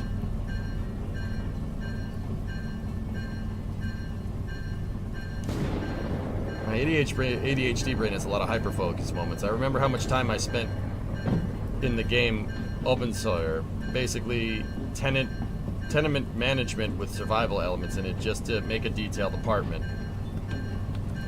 Yeah. I don't think what I do is necessarily like super hyper-focused ADHD. I just like, I'm more anal retentive than anything. I like getting my money's worth, dudes.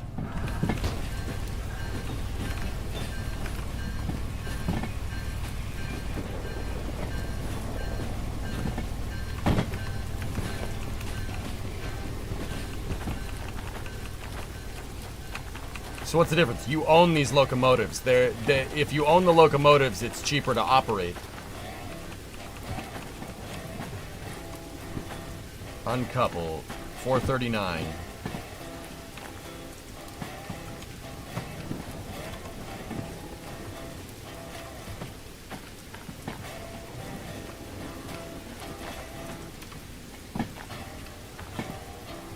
Yeah.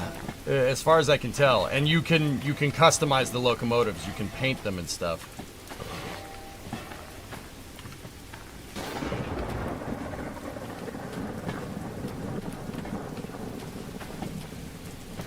I think this one's our guy right here. 439 LH15. Excellent.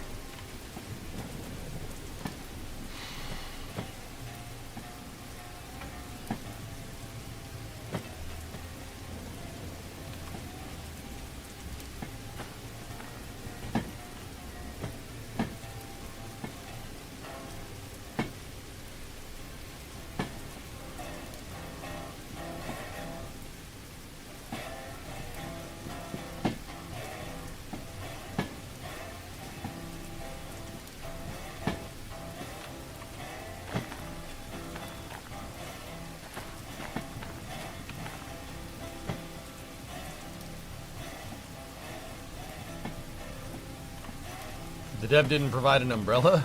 No.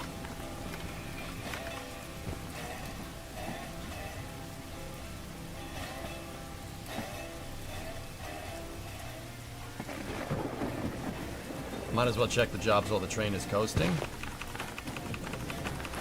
Alright.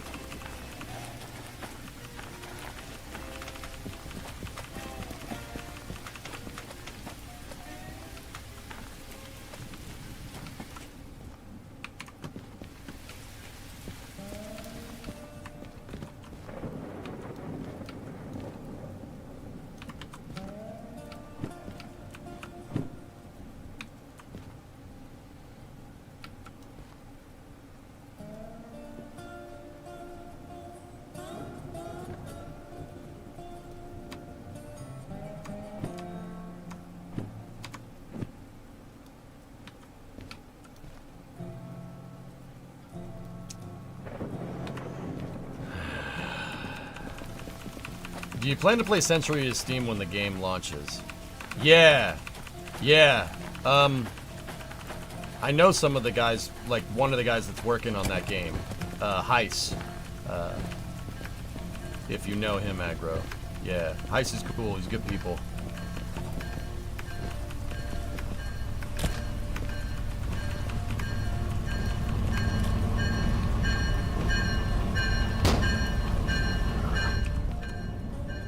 Yeah, I'll probably give it a whirl.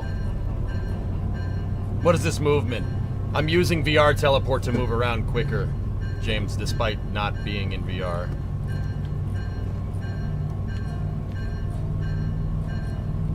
You know him from back before he was an RO manager. Cool, right on. Great YouTuber. Yeah, well, it's him playing the guitar right now. Yeah, he's popped in the stream a couple of times, Aggro, when I was playing Railroads. Heist is good people. He likes trains. I could safely say that Heist likes trains more than I do. Yeah, he likes trains more than I do.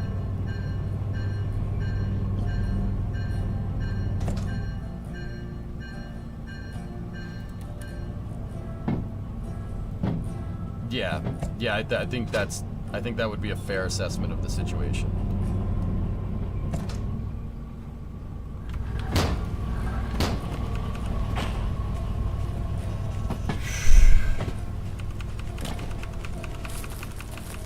So yeah, sorry for the spastic movement. Spastic movement? Yeah, sure.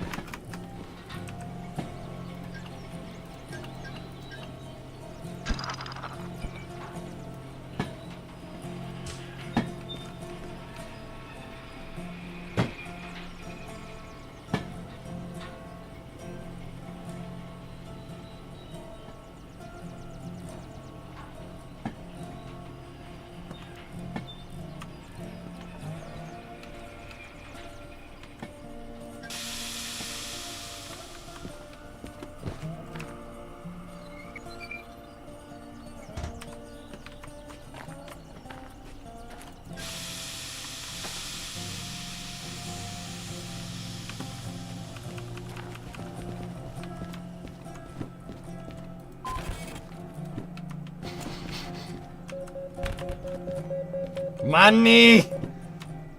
Wallet.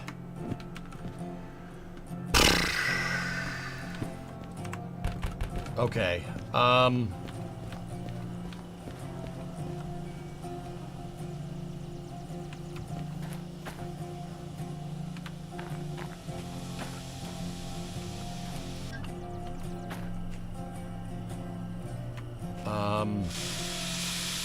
That's normal. Let's go actually look at these for a second. We have 2 going to Harborne Town, which is where we're going anyway. 32 and 63. 810 tons, 336.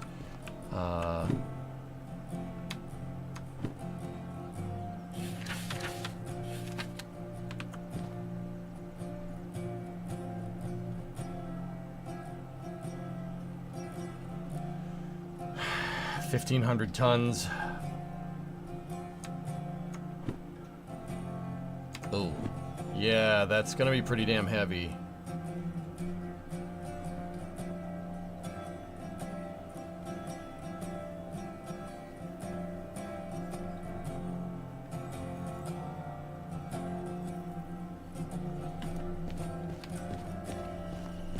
We'd have to shuffle the entire train around. I might just keep going, Tessa. If we had more time, it's 3:30. It's gonna take us time to uncouple all this and then get back to the shop and screw around with the DE-6, so I'll pass this one time. I don't want to, but I'll pass this one time.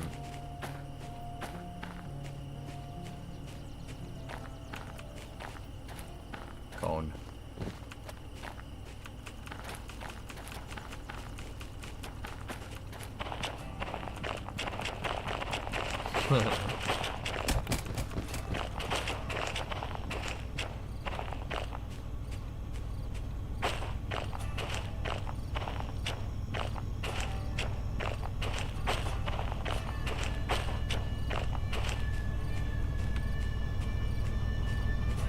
Next time, though. Oh, when we're out doing routine work with our DE-6. Yeah, absolutely.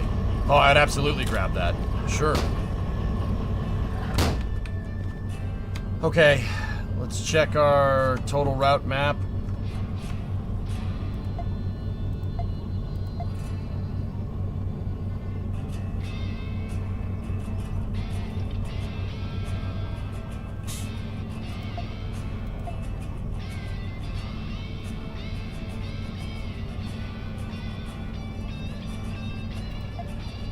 right, left. That one should be set to left. That one should be set to right. That one should be set left. And I believe the rest of the route there is set already for harbor and town. All right, let's roll.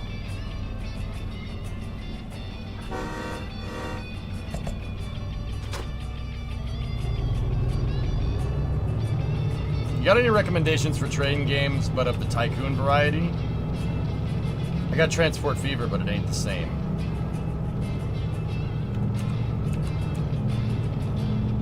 Is Art of the Rail out?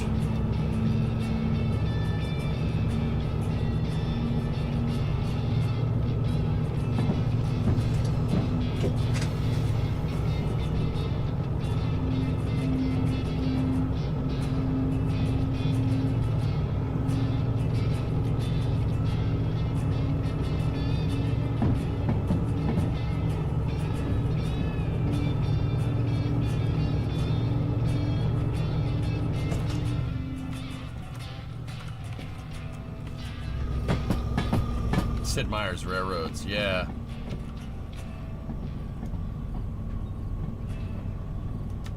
What are we getting into here? Oh, FM, okay. Yeah, we're going through.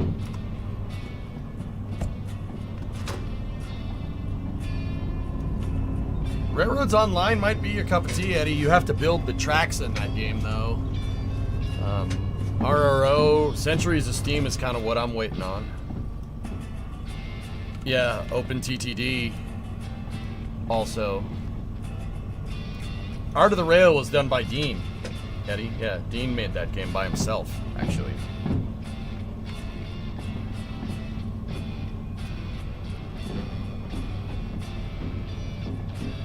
They just updated RRO so you can play maps with pre-laid track. What's the fun in that?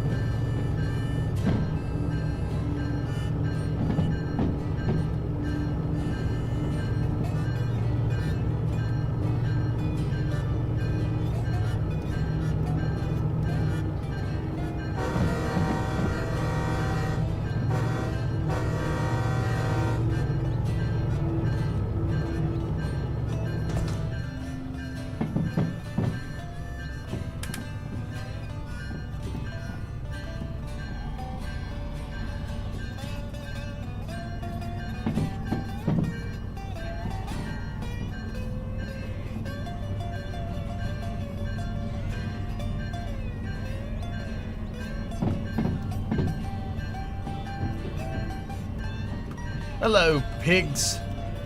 Hello, pigs. Hello, pigs.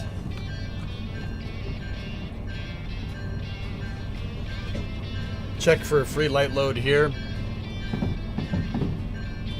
Nah, I'm just gonna go.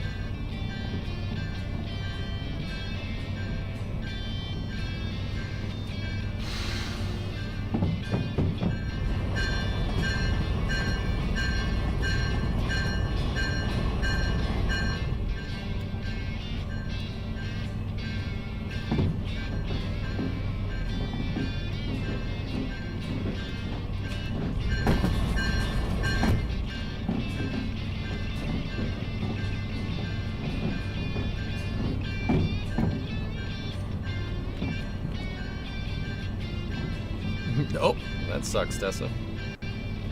Okay, we're out of the yard.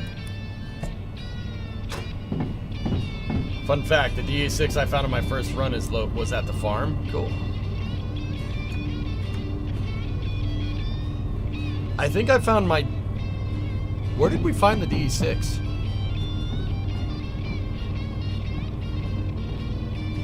I think at the machine factory. You'll be hauling rubber dog food for the rest of your life. You'll be hauling rubber dog food out of Hong Kong.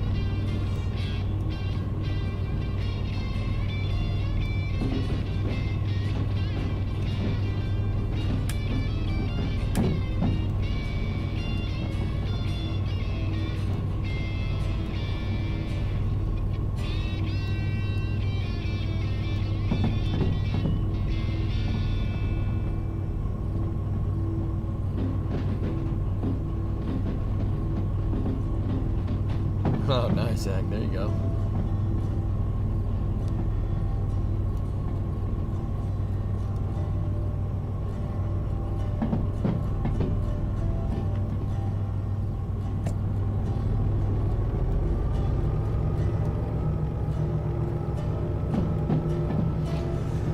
It's a made-up location, Pigeon, that's based off of Serbia. Serbian railways. DJ doesn't care about your tiny little D2. Yes, we don't care about your little girly D2. We use big real man locomotives here. Yeah.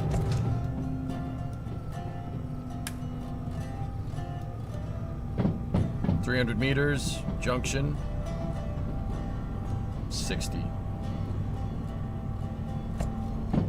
It's streaming live today.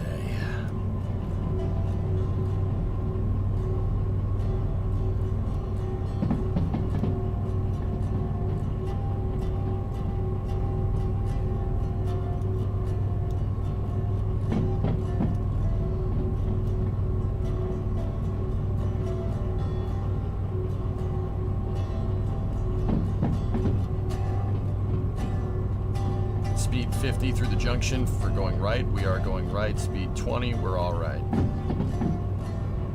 We're all set. Just let her do a little Costa Reno around this corner.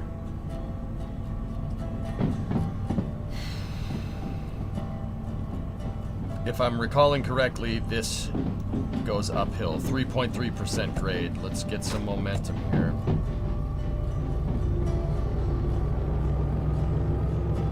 Everything's good, Blazing Pyro. Just hauling couple of empties, all my machine parts, a couple of other things back to the harbor, and then we'll go to the machine factory, or to the city south from there.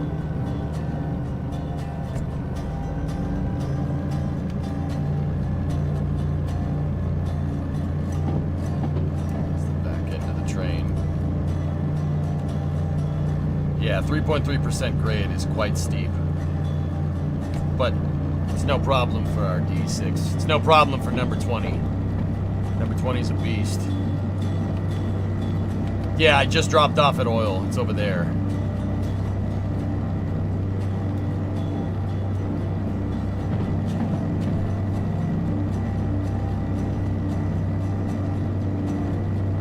It'd be so much better if you said Have every time you went there when you played this game. Nah, I'm good. I'm good, thanks.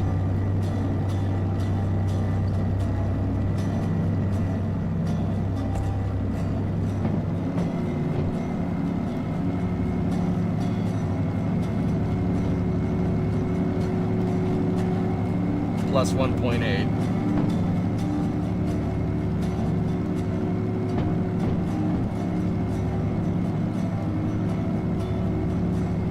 Mind the traction motor temp.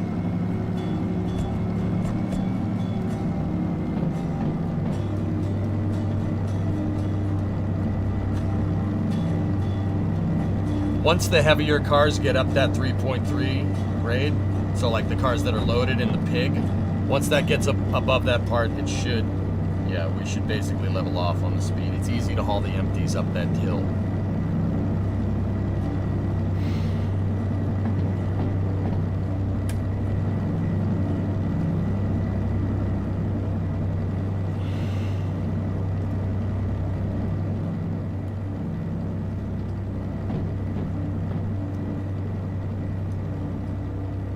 got to keep in mind, you don't want to overheat those traction motors. That'll start really wearing them out.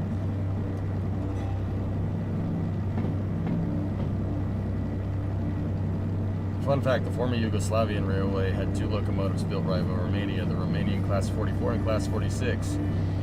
Both electric, both been electric locos looking communist toters.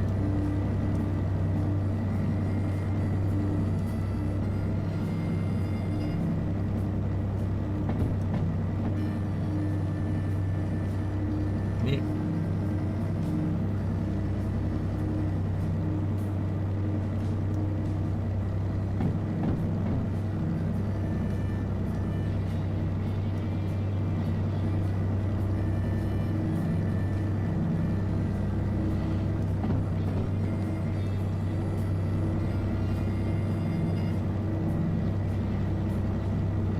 So I bought a turbocharger this morning.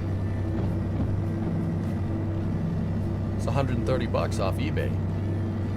Or not eBay, Amazon.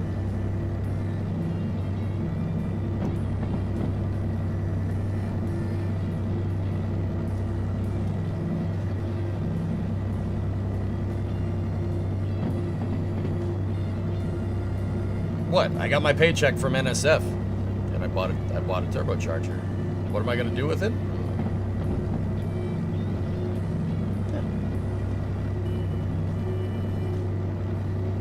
Didn't expect you to be a turbo turd. Who says I'm putting it on a car?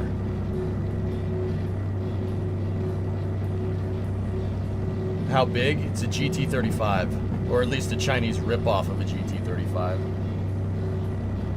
Hook up some lines, feed it alcohol, let's make rocket.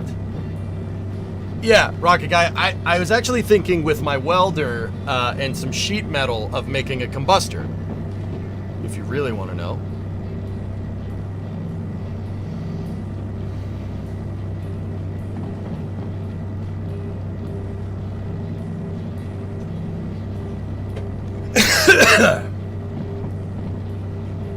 Yeah.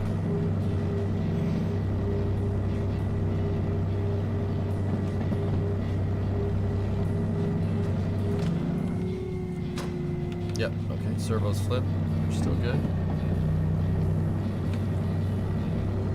Yeah, aggro, I mean, but $130 for a turbo is...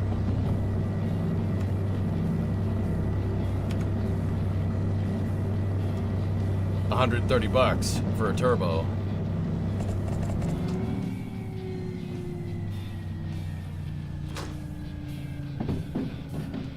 Not for making a turbojet, Cooltech, no.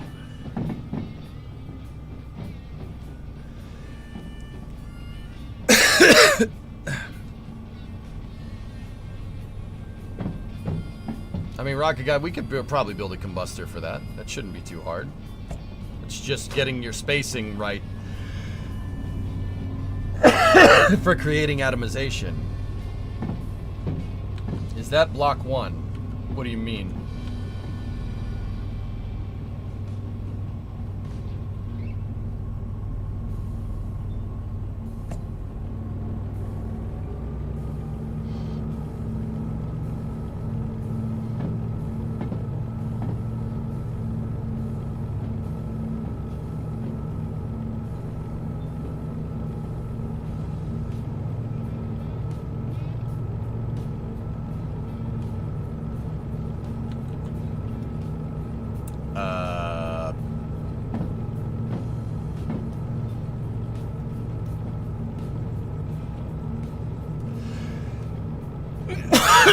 Excuse me, sorry about that. That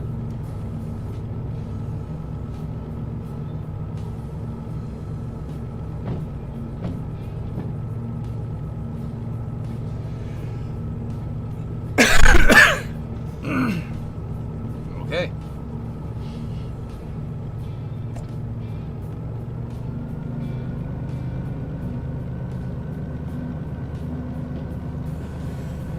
Okay, so we are at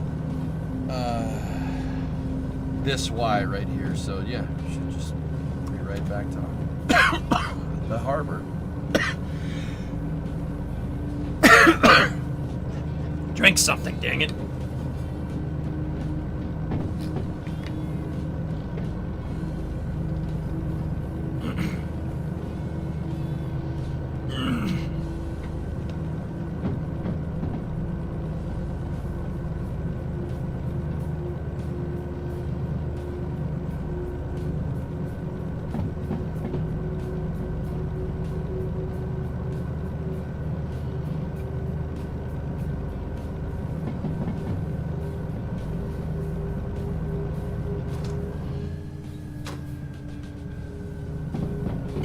Please refrain from dying on stream. Yeah.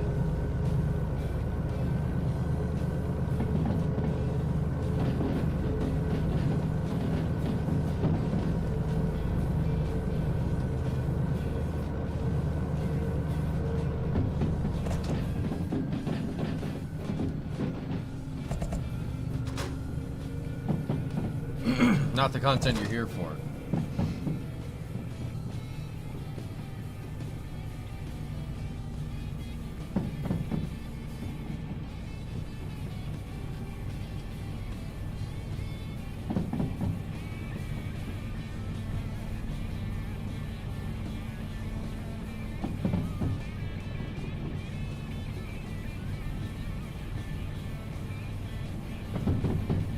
Sorry about that.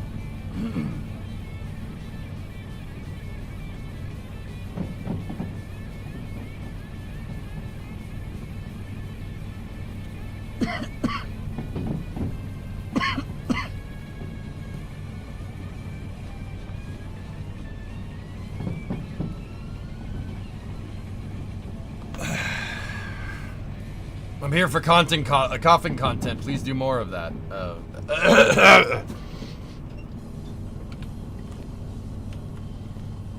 Yeah, you don't want to go fast through the junctions.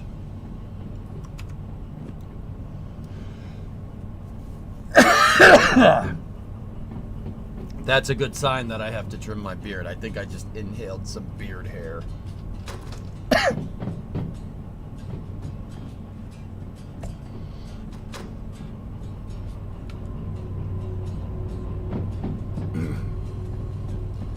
Is the turbo for the truck? I don't know. It was 130 bucks, and I got paid for doing flame trenches on NSF, and it was a little more money than I anticipated. So that's good. It's probably because it was the flame trenches like right after one of the Starship flights where people really took care of me, Jack, and Sawyer.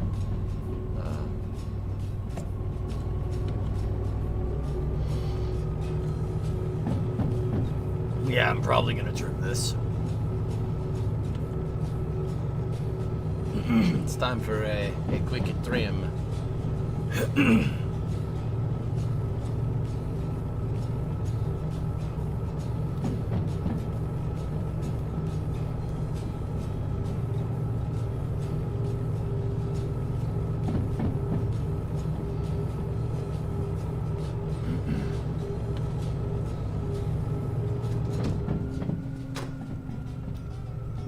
So yeah, I got that going for me.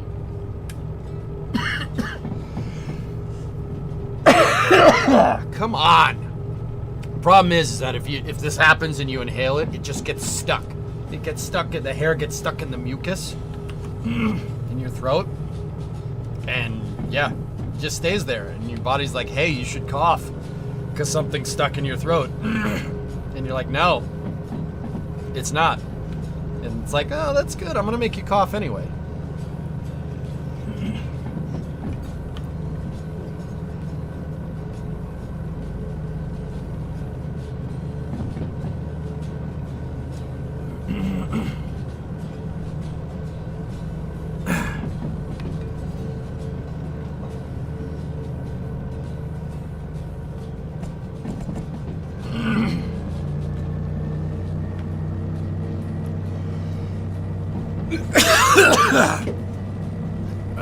Come on, man. Sorry about that. Any more and I'm probably gonna mute the mic.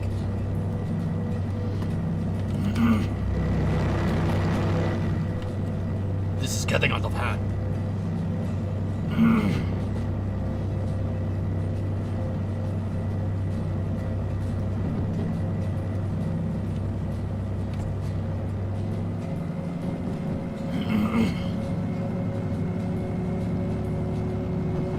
Nah, I'm alright, Tessa.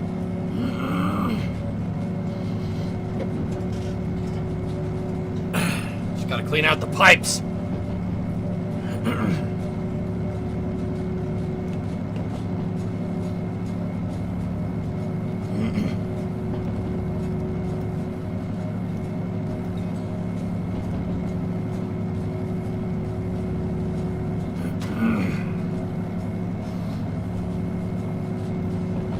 Maybe I have some extra Faygo.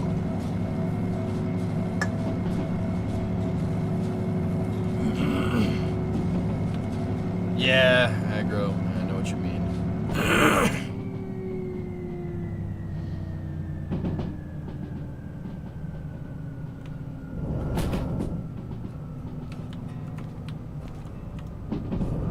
I always got to do this in the damn dark.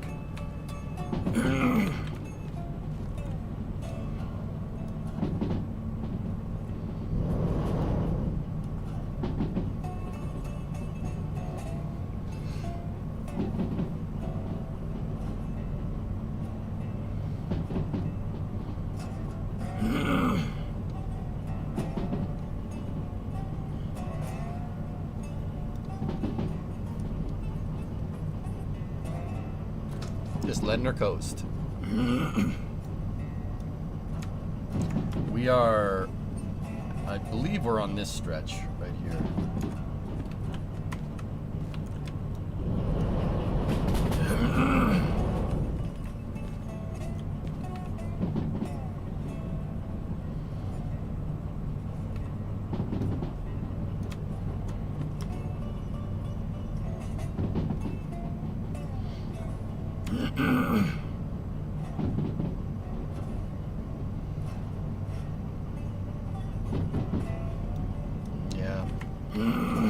I don't mind operating the train at night. It's just you guys can't really see anything.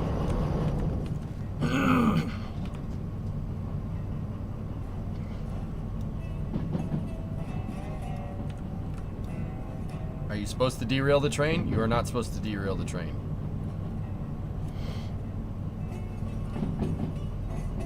I got it. It's for your next computer. No.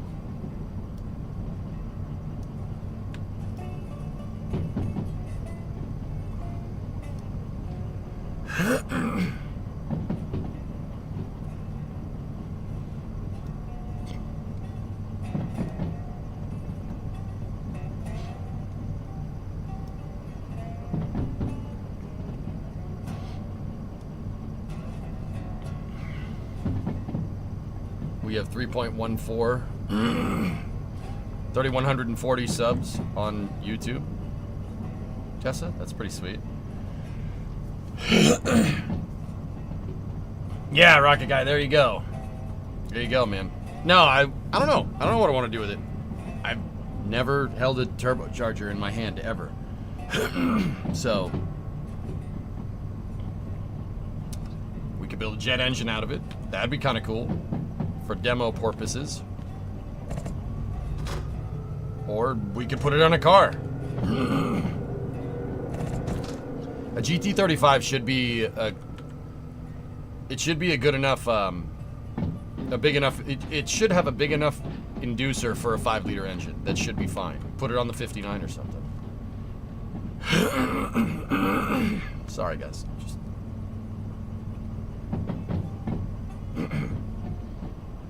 It's clearing out the pipes. It's getting there. Enjoying the new patch? Oh, of course, Jens.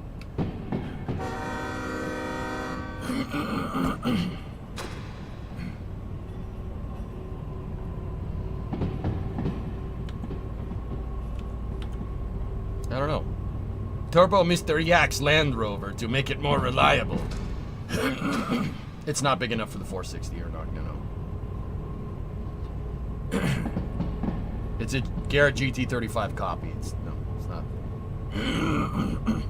You'd need 2 of them for the 460, 1 for each bank. Please don't use that on any engine you care about. Here we go. Already with the concern trolling. All right.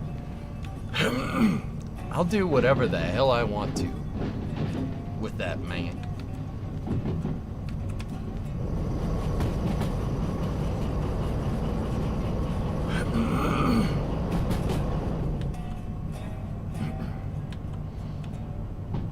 I don't like how fast we're going around this corner. Put it on the riding mower. It's too big for the riding mower.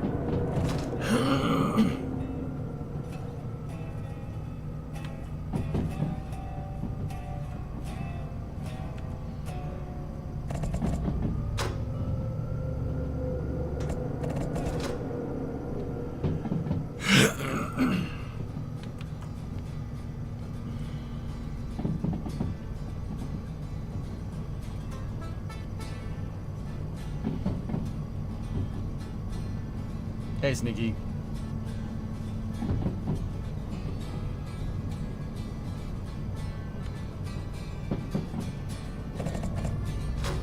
Put it on your head. Don't tell me what to do. Jeez.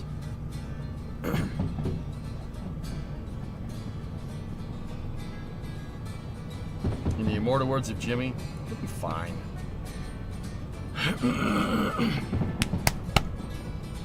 Sorry, guys. If that's getting to be too much, you let me know.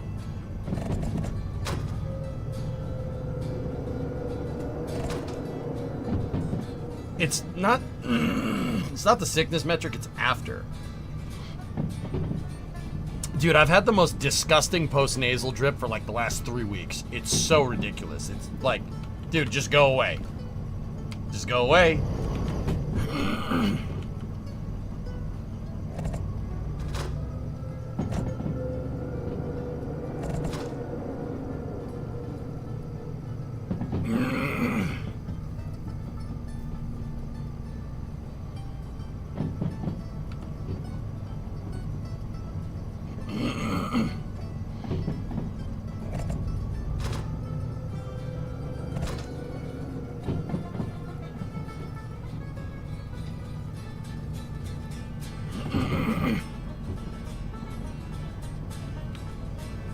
Yeah, it's just all the snot builds up back there, and it's like you can try to hawk it up.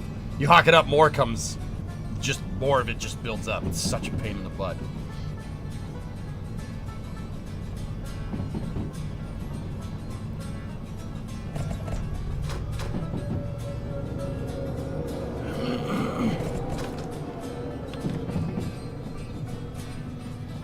I'm gonna mute for a little bit.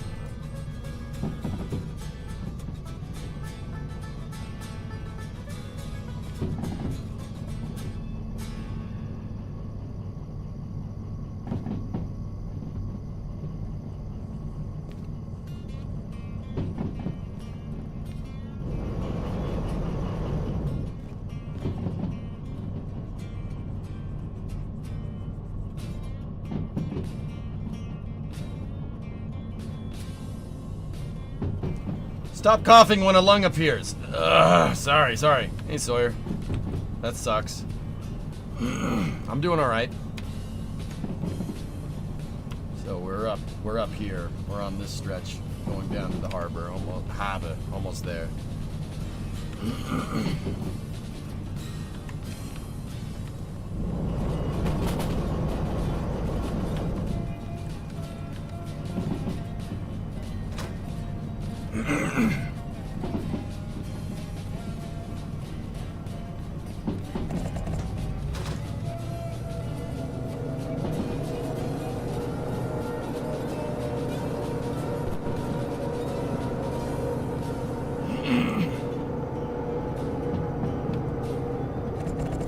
I got plenty of fuel.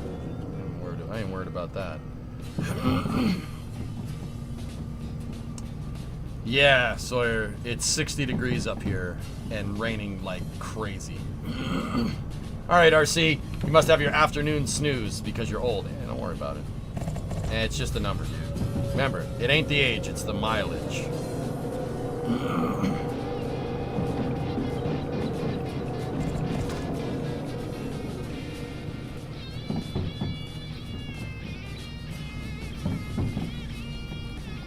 Well, let's hope that cold front stays north of me, Sawyer. There's the harbor. We can see it. So far, I've only gotten rain, dudes.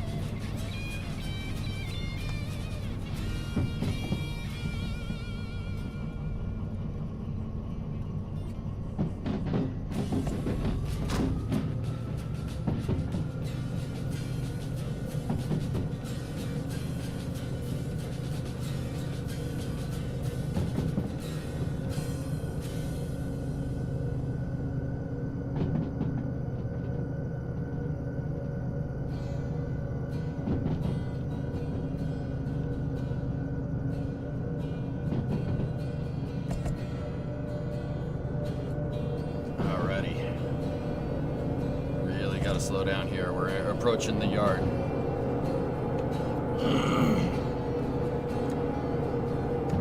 All right.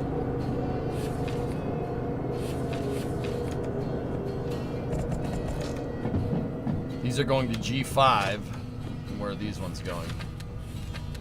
Uncouple at C1. Let's load up the harbor map.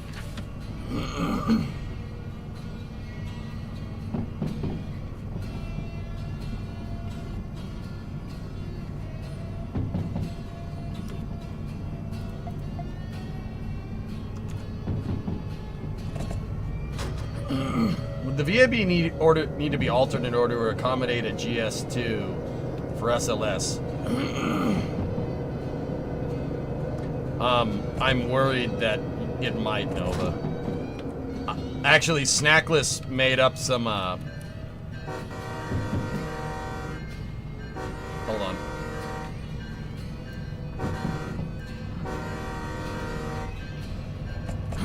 Snackless made up some renders. Some renders for me of what my new Glen SLS lunar architecture looks like. Trust me, I'll show you guys during Space News.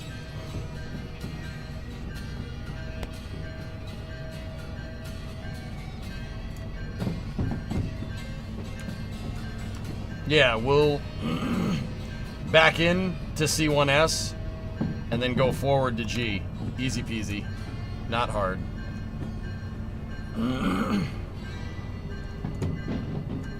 Let me set... that switch needs to go to the right.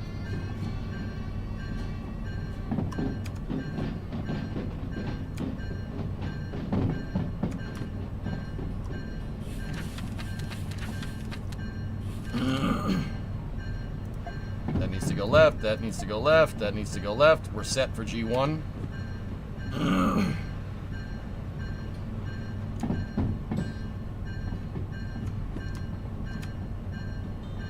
Or no, it's G5, excuse me.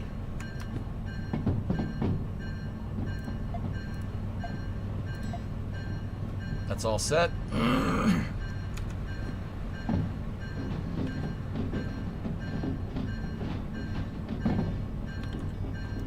Thomas mentioned all the logistical nightmares behind modding SLS. Yeah, Nova. Look, let's not kid ourselves here. Fixing anything with SLS and getting it to be useful is a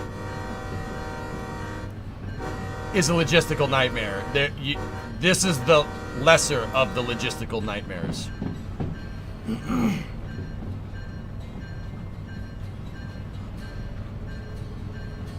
No, go left out of C and back into G. No.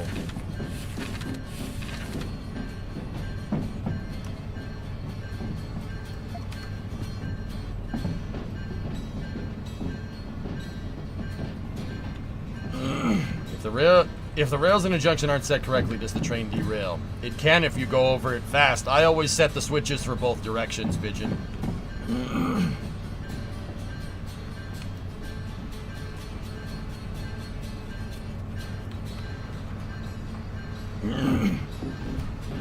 Been away for a bit. Does EJ plan to come back to Satisfactory soon? I kind of took a break from it this week, Dingmana. We'll go back to it. Yeah.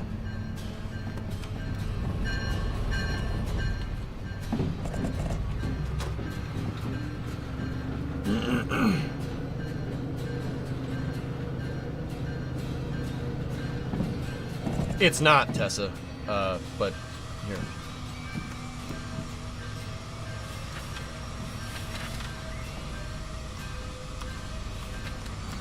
C is right there. We gotta offload these, the gas cars at C1S. Those are on the back of the train. That means I pull the train down here, and then we back it into C. And then we go forward to G, offload the trailers there, and then we're good to go. Then find a mission that goes to City South.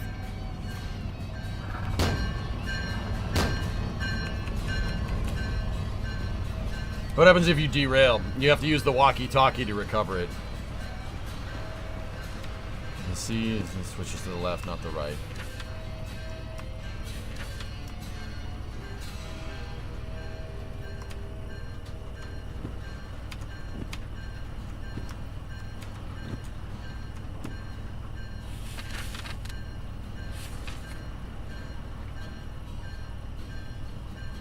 I have no idea what you're talking about, dude. You must have saw something incorrectly.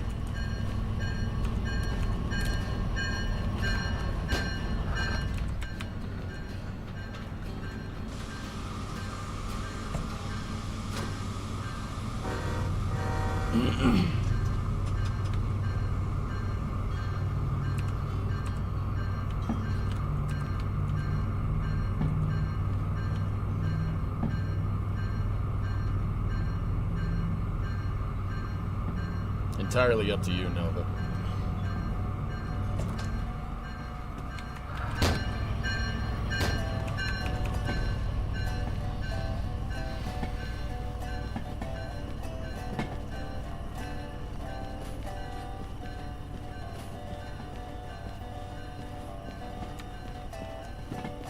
Oh, I see what you're saying. Yeah, okay, I'll take care of it.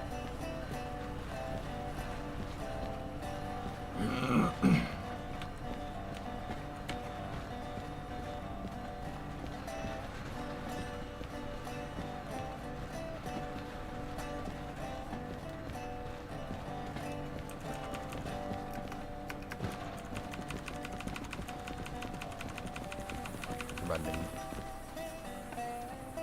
Why is that damn car like making that stupid noise all the time?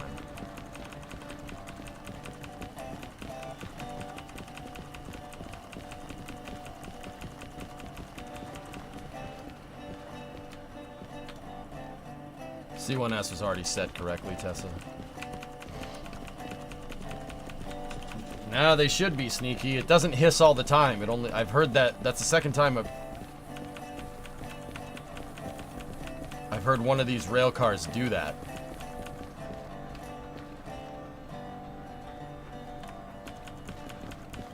How's the storm where you're at? It's pretty windy, Jim, but all rain. You should be able to hear it. I have the mic compressor off on purpose so people could hear the coziness.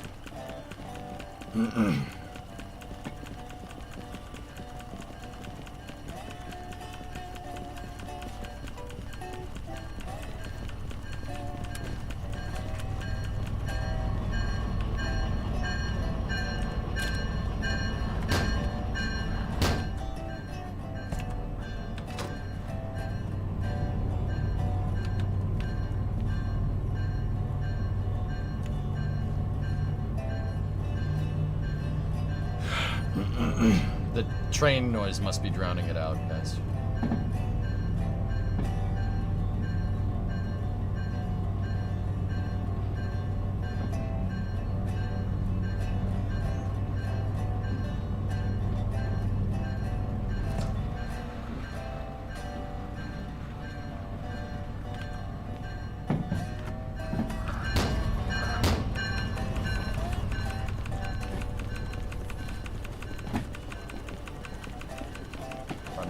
Running.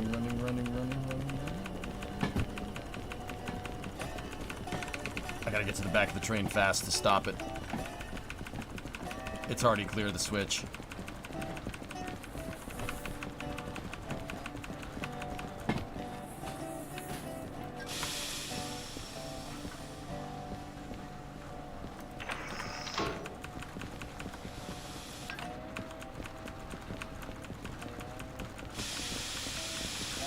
That's normal.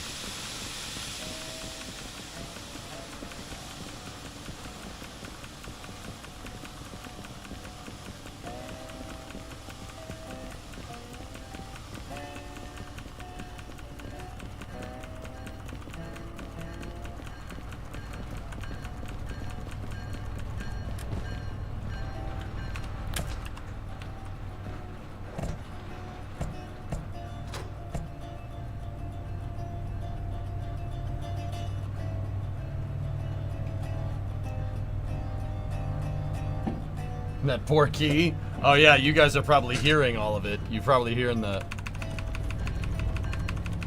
You know, because the compressor's off. You know what? I'll turn the compressor back on if you guys can't hear the rain.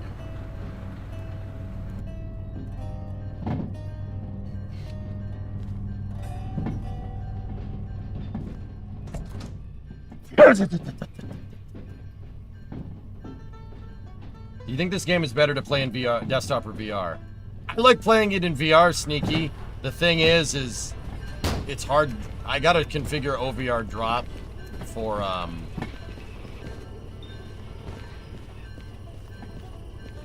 so I can see Twitch and YouTube chat easily. I liked playing this game in VR. It added an element to the game that I just, yeah. It's a lot easier for me to see things because I can, like, hand operate the controls and look in another direction. So you can, like, look out the window of the locomotive, right? And, you can look out the window of the locomotive and operate the controls, which is super cool.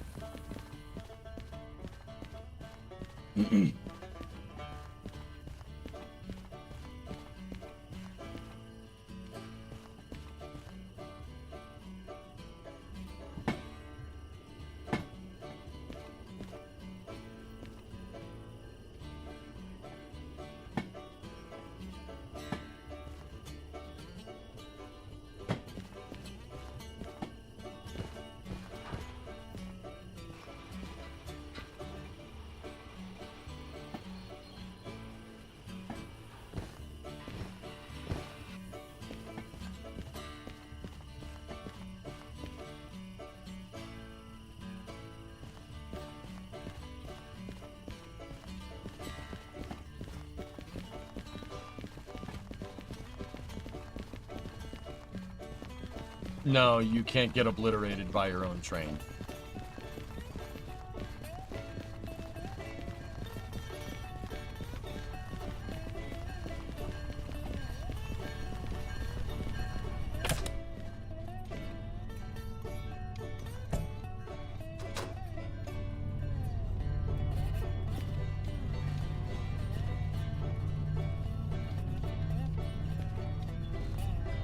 Yeah, they changed the design for them, and I saw that, and I'm like, okay.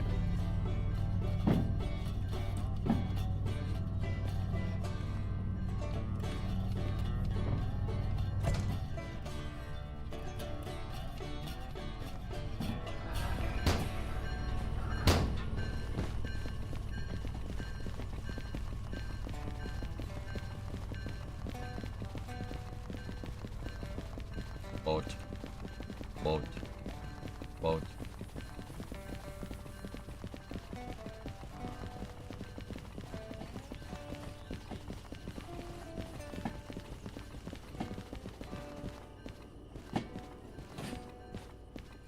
Am I sure they want this on C1S? There's trains on that already.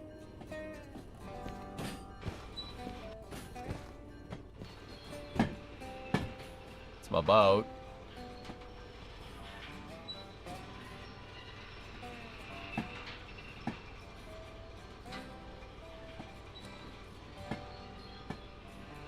Hope we have enough room.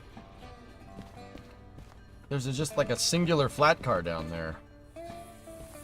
Okay, stupid question. Do train locomotives have a duplicated cab front and back? Some of them do. Some of them have two cabs. Yeah. Some have two cabs. Some have a cab in the center. A single cab in the center. Some have a cab up front. Some have cabs out back, like a steam locomotive, dude.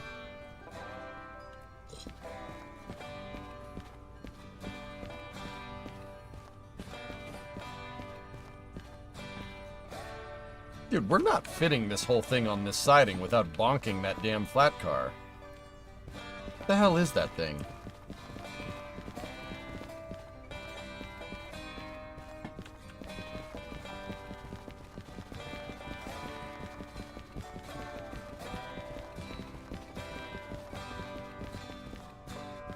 There's just one flat car just chilling down here. Effectively, no U.S. locomotives do cabs. What? There's an Amtrak locomotive that does that.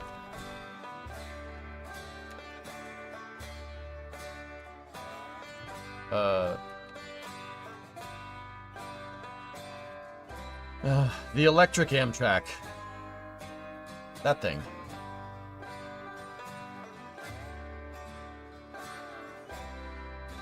Unless I'm looking at this wrong and it doesn't have that.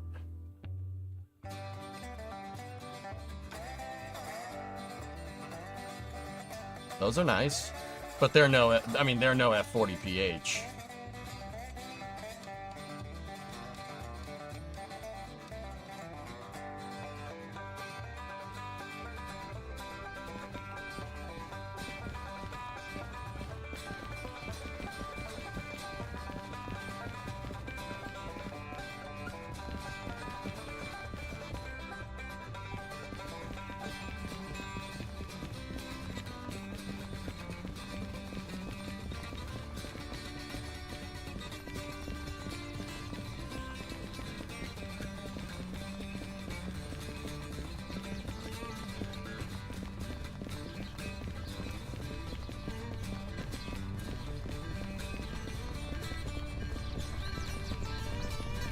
That's why I said effectively. Nah, I got you, CPM. And don't bash the toaster. Even if it is inferior to the F40 PH. Yeah, there you go, attaboy.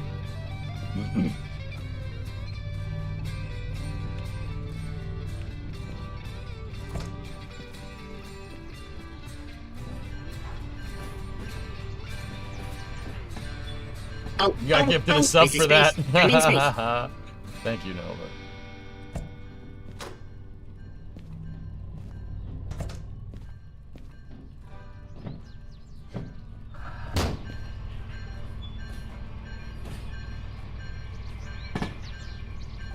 Who made the AEM7?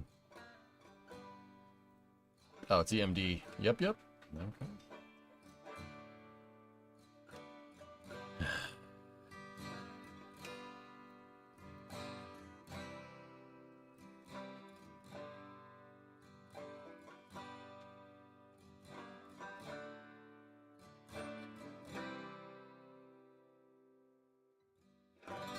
Dude, that's so depressing. That paragraph. I can't believe we didn't prop up our passenger rail service. That's the dumbest thing we've ever done. Well, scratch that. That was, in terms of transportation, that one wasn't the smartest idea.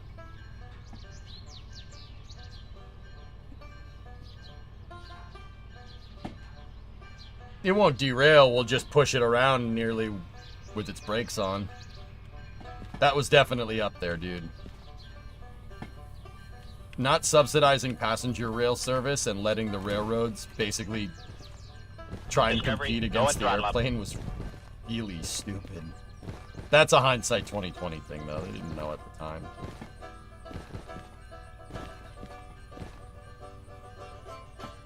Hey, Chief. 74 months. Wish I could experience the golden age of passenger rail.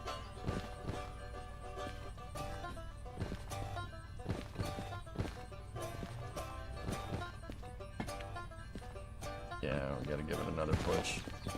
Hey, Rallius, what's up?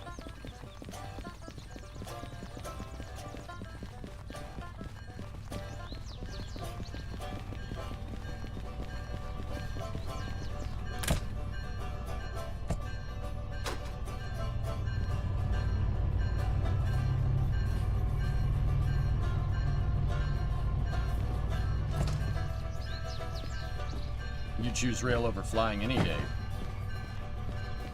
Yeah, I know. A lot of people would.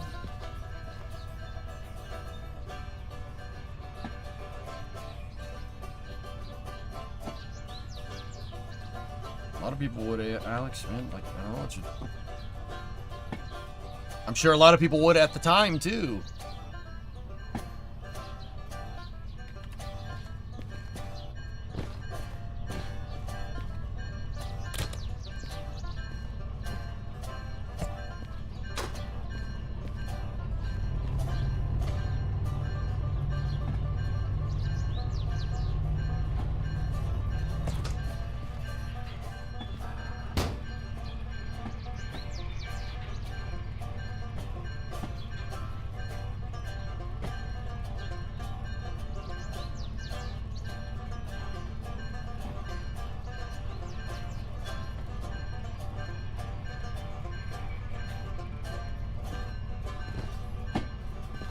No, I haven't.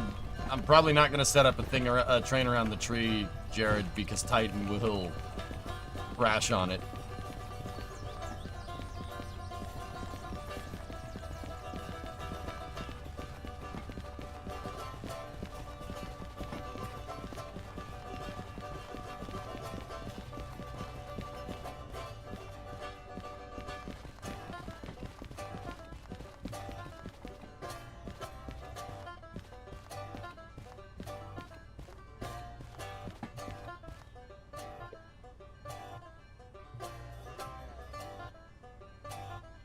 Dedicated track, which would be super expensive to figure it out. How to get freight companies to actually let the trains take priority. Sneaky. Dude, trains are the same. It's the same thing as NASA, dude. It's the same damn thing. Oh, you know, figure out, make new right-of-ways, which is too expensive. Oh, we can't do that. That's too expensive. Bull crap, you can't do that. Oh, it's too expensive. Yeah, okay. Sure. Sure it is. You know, like, dude, you think building the Transcontinental Railroad was cheap? Like, I hate how we carry this notion nowadays that anything that's difficult to do is going to be something that, oh, well, we can't do it. It's too expensive. That's how Boeing got in the position that it's in.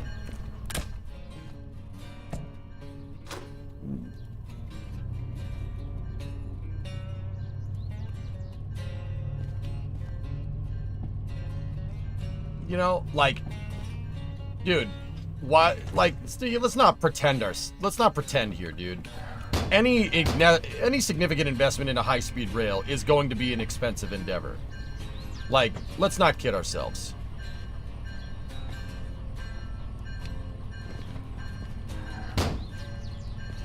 Late-stage capitalism? No, that's not it. It's entropy more than anything, but.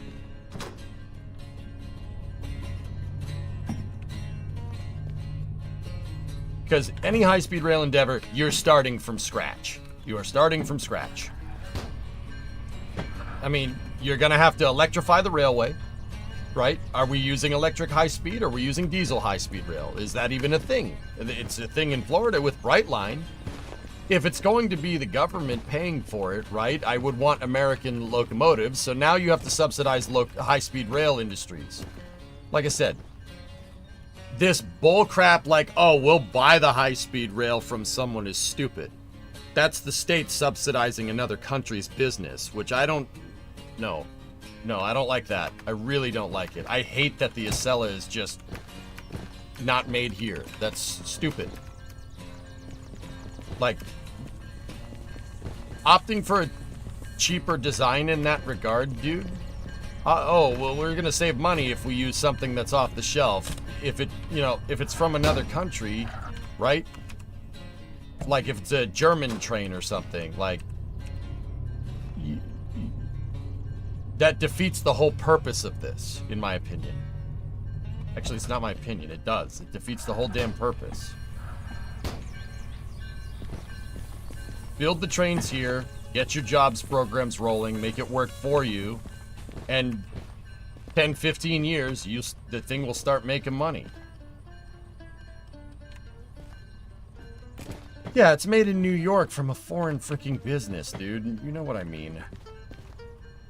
No. Bring back Alco. Right? Alco, PRR, whatever.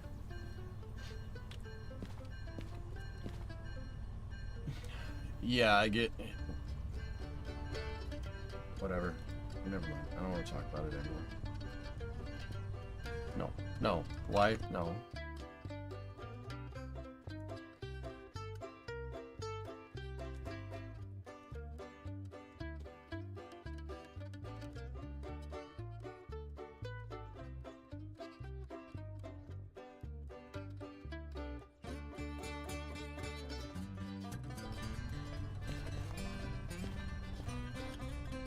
Like, that's the kind of stuff, dude,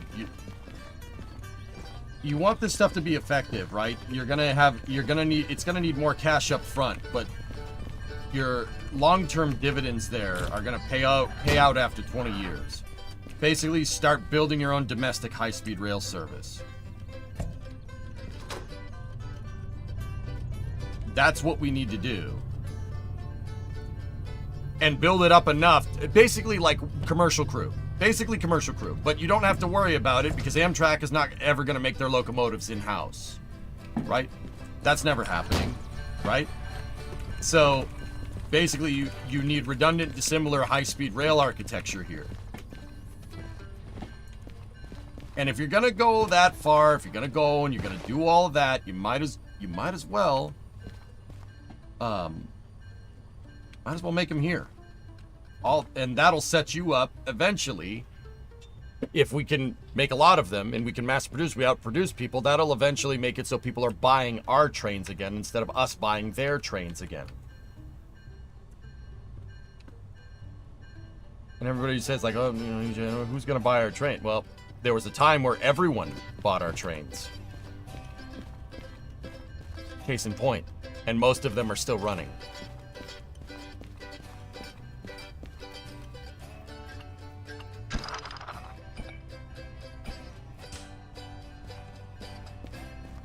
High-speed rail in the U.S. will never happen. Well, certainly thinking about it like that is never going to make it happen, Bunny. I'm not sure what that contributes to this conversation, but all right.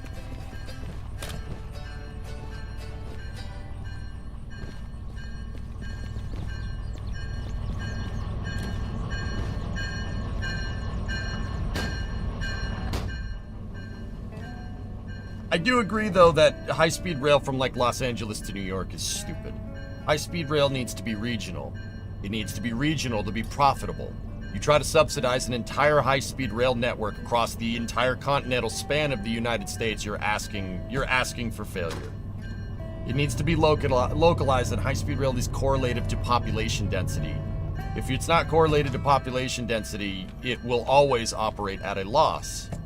Because why take high-speed rail from New York to Los Angeles when you could take a plane? High-speed rail, even operating at maximum speed, it's going to take days to get over there. Why do that? If that's what you're saying, then yes, I agree.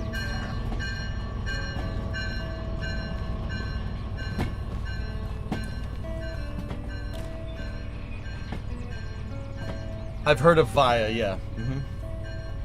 How regional are we talking? 1,000-mile for the entire line maximum, Eddie. That's the point, give or take, where trains stop making sense and planes start making sense. Basically, if you have high-speed rail covering your regional, on top of your airline, you can still take the airline if you really want to, right? Any regional flight that takes less than 2 hours, you could do with high-speed rail and probably do it quicker.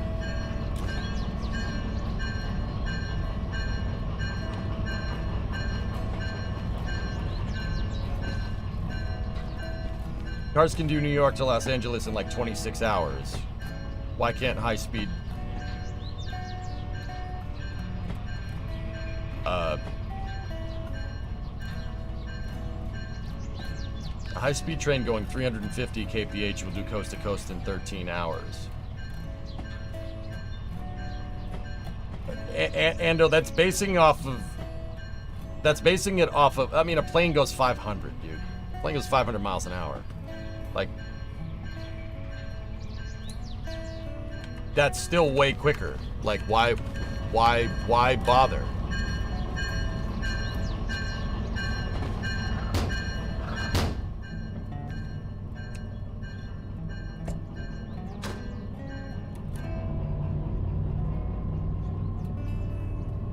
I'm talking like from the East Coast probably to the Mississippi River Delta, and that's about it. Don't go any further than that.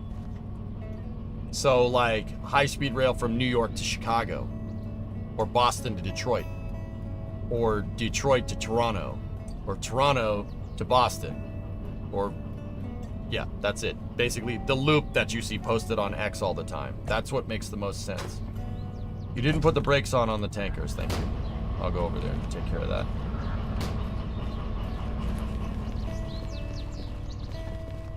High-speed rail from New York to Atlanta. That's at the upper echelons of what you should be doing. No, Montreal. Yeah, you'd need to go Toronto to Montreal, then down from there. That makes more sense.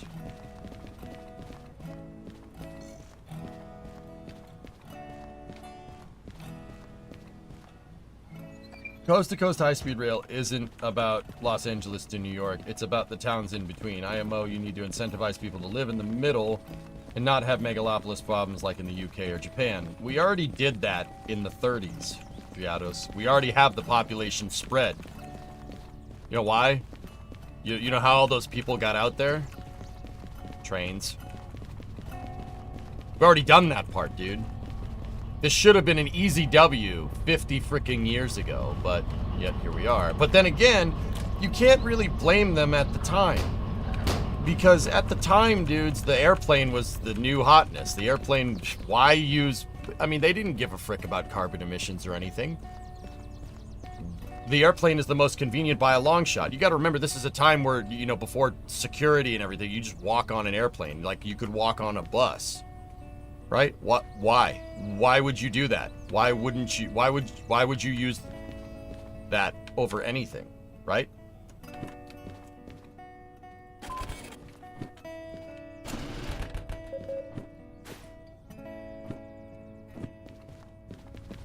So I can see why they let the trains fail. They didn't know any better, but you know, there's pointing out problems and then there's trying to fix it.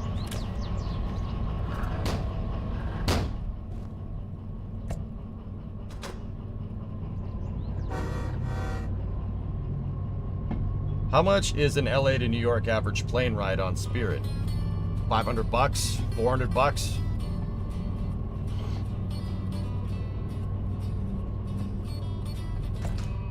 Thing is that most of the 13 colonies part of the Atlantic Coast high-speed rail isn't full all the way electrified. It's electrified from Boston to DC, dude. Why train when this?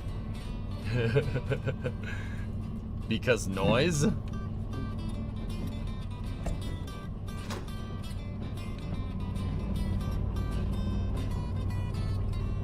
Ando, I do believe right now, like, regular speed quote-unquote rail, so like something that goes 200 kph or something, probably lesser than that, like 160 kph, a coast-to-coast Amtrak ticket is more expensive than a damn plane ticket, and it takes days. There's no point.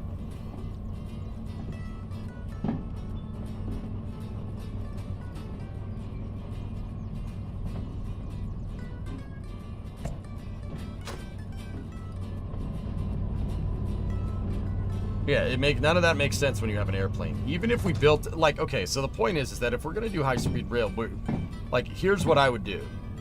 Tunnels. Tunnel the damn thing. We don't have right of way, oh, that's a big problem, just tunnel it. Just make it in tunnels, where you know, where you have to. High population centers, just put it in the ground. That's what they did in New York, it works. Is that going to be expensive? Yeah, sure. Is it going to be more expensive than displacing all the people that you're going to need to put in the right-of-way for a high-speed rail line? Yeah, probably less expensive. And tunnels are very expensive.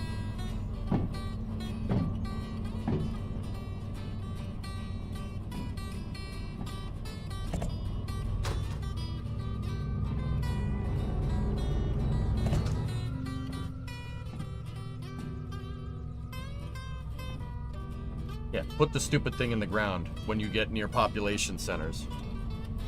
You can have the tracks as straight as you want for as long as you want.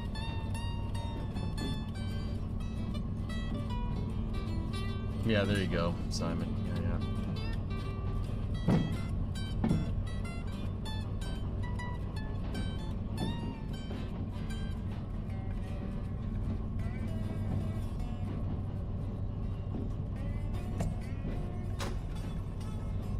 Planning high-speed rails in Poland right now, and we'll have one going all the way under a big city because it's the easiest. Yeah, and that's the thing. That's my reasoning, dude. Europe was all retrofitted with high-speed rail. What did they do? Well, it uses regular tracks when it gets near the city. It doesn't go terribly fast. But you guys untangled that mess and applied high-speed rail to your railroad network, and your railroad network's older than ours is. Meanwhile, we're sitting over here making excuses. I'm sick of that, dude. It's so stupid. Oh, well, we can't do that because of this. We can't do that because of this. We can't do that because of this. We can't do that because the fish will get mad. Like, it's, dude. Like, come on. It's so frustrating sometimes, dude.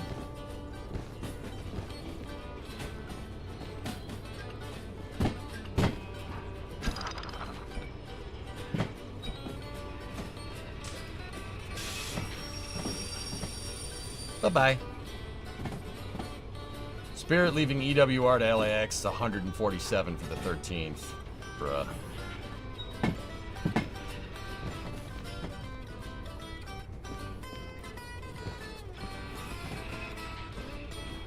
Most high-speed rail stations here in Europe are underground. By the way, take a look at the Stuttgart case as a failed example. Yeah, everything is too hard and too expensive. Yeah, exactly, Jim. I'm sick of this. Like, bro, when is it an American thing to just make a bunch of excuses? That's gross. I don't like that at all. I don't do that. I wasn't raised to make excuses like that. That's not, dude, are you kidding me? We're us and we can't, if we wanted to, we could crank it out real quick. Just like if we wanted to, we could build a freaking city on the freaking moon.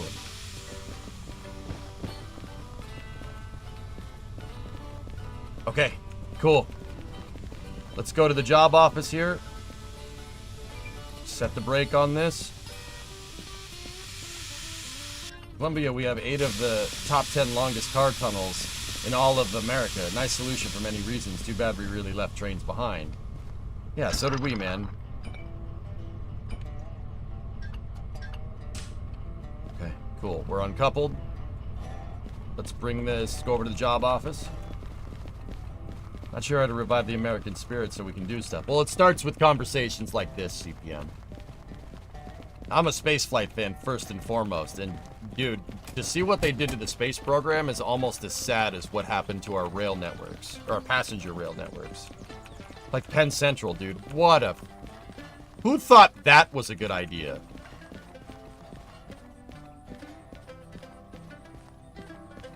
Just freaking end it. Like, oh my goodness. Do you know how much technical skill was lost when Penn Central folded? Like, oh, it's so frustrating, dude.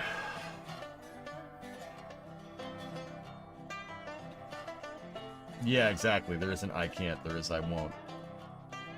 And they want Phoenix to get rid of public transportations like its buses and a light rail system and they funded expansion. Like, dude, we should be expanding highways. We should be expanding everything. Everything! Don't put all your eggs in one basket. The fact that we champion the vehicles so much, and don't get me wrong, I'm saying that as a car guy. The fact that we champion freaking vehicles so much, that's great. We should be doing that with trains too. You're telling me we don't have the bandwidth to do that with everything, with planes, and we're doing it with planes and cars. We're maximizing plane usage and we're maximizing car usage. We can do both of those at the same time. Why can't we do that with trains? It's ridiculous. Like, it's you know what it is? It's freaking embarrassing. Like, just embarrassing, dude.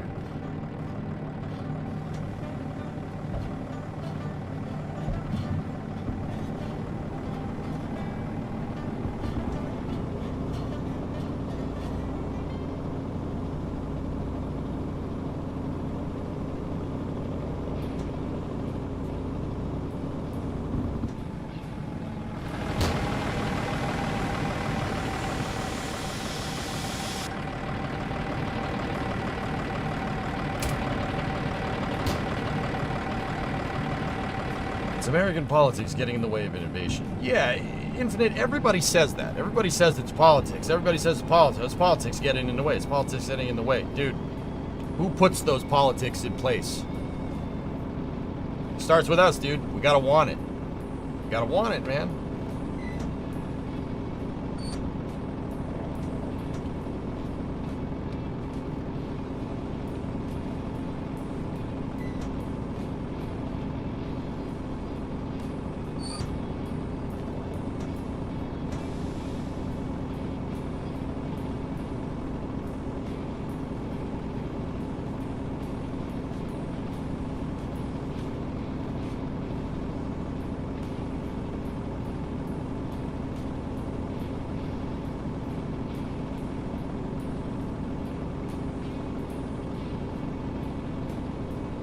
Yeah, anyway.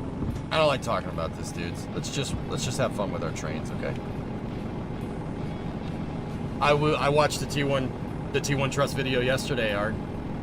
Very cool.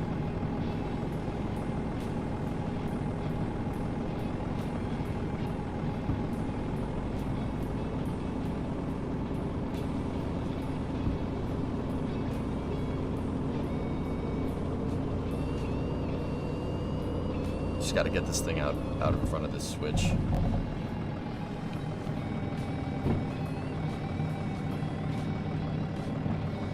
Cool.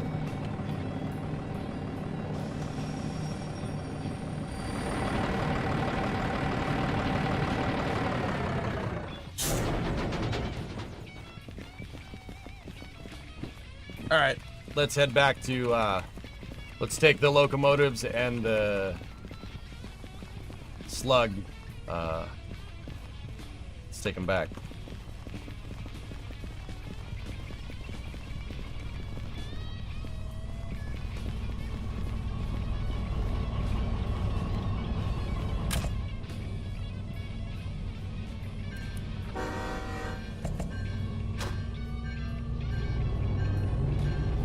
We should also bring back airships. Why? Why are we... No. Well,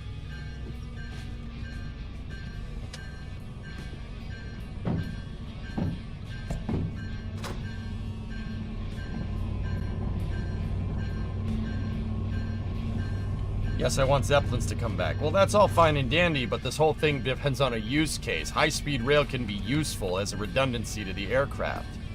You allow more mobility, you allow more mobility by people being able to, have options, like a train or a plane or whatever, right? If you allow that mobility on top of the automobile, right,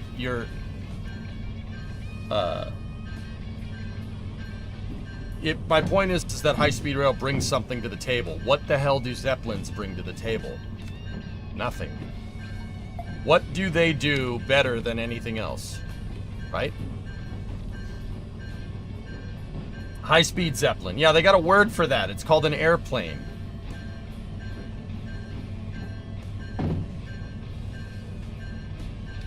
They advertise well. They burn better. Okay, so there isn't one. Cody, I don't know if you guys talked about it, but there's a company called Brightline. I know about Brightline. Yeah, I was in Florida a little earlier this year. I saw them shoot down SR-528, which is actually super cool.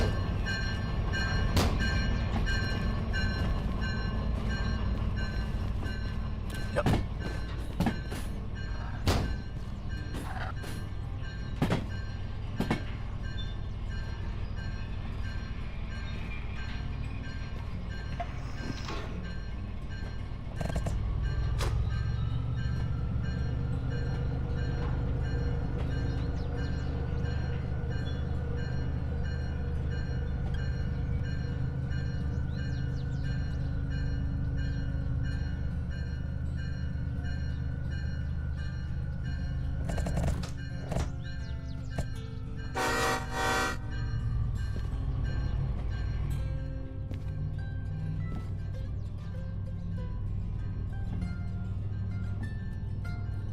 What do I even troll?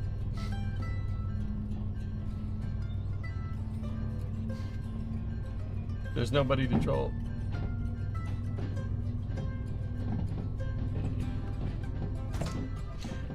ARG regulations, safety regulations in the automotive industry is basically forced, safety and emissions and everything is basically forced every automotive manufacturer to make the same damn thing.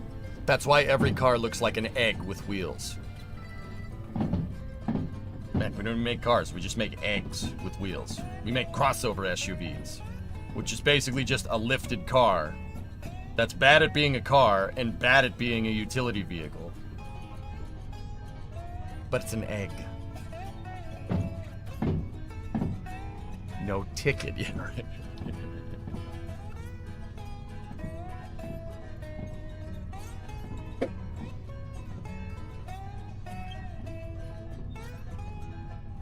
At least Tesla makes a damn car.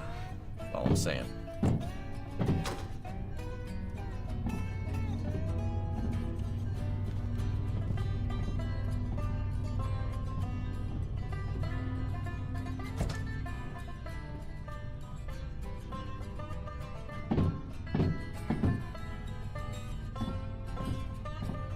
I've always thought you remind me of a young Harrison Ford. Me? Jared?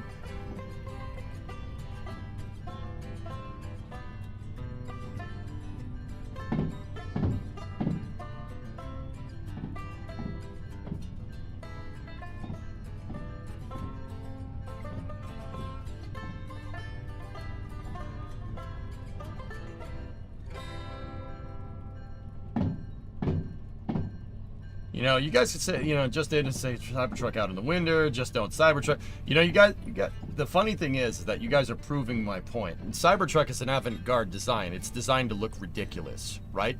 Everybody hates on it. Everyone hates on it because it doesn't look like everything else. You're the exact thing that I'm talking about. Anytime any automaker at this point tries to do anything that isn't an egg with wheels, they get contempt from everyone. Just saying. Made it to Hazen, Pennsylvania. Snow here is batting down. It's coming your way. I know. Yeah, I know, dude.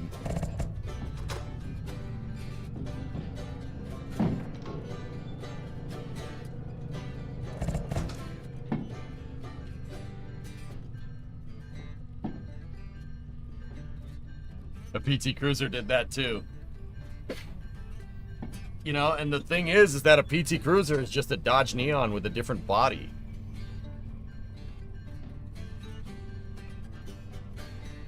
If cars are eggs, we should drive them with a yoke. Okay.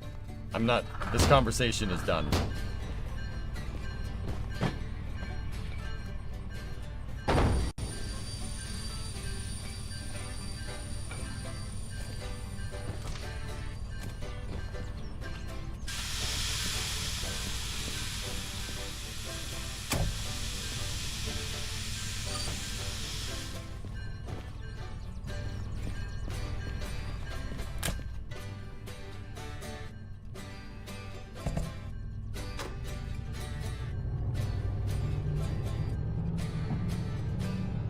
How's the stream going? Good, good. Alright, let's get out of here.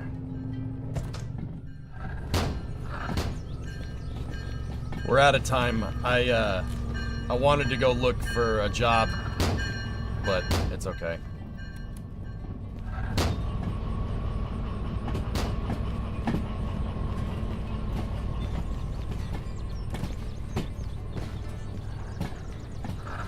I think we should be okay just pushing this thing straight through. You didn't tighten the fastener? Oh, thank you.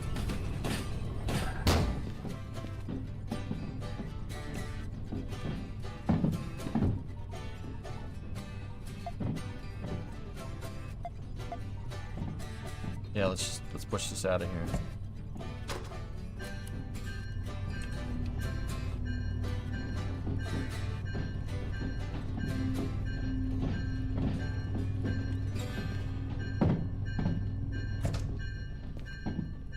I'm gonna try to get us back to the city south here. It's just a quick jaunt right here, from right there to right there. Anyway, guys, sorry, I don't mean to get too preachy about the railroads. I don't like that we're not gonna do that. You know, everybody seems to have this like pseudo business savviness to them, and I find it insufferable.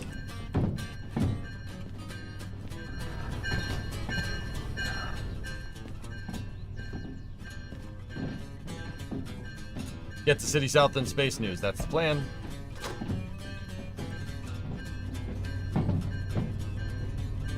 The HHR was designed by the same guy who did the PT Cruiser. How's the factory going? I've been taking a break from that this week, Willie. I want to play with trains. The Christmas date probably isn't going to happen, dude. But, yeah, we'll figure it out. Maybe one day I try being sufferable. Yeah, no. You have to be... The whole point, James, is to become so famous that you actually become infamous.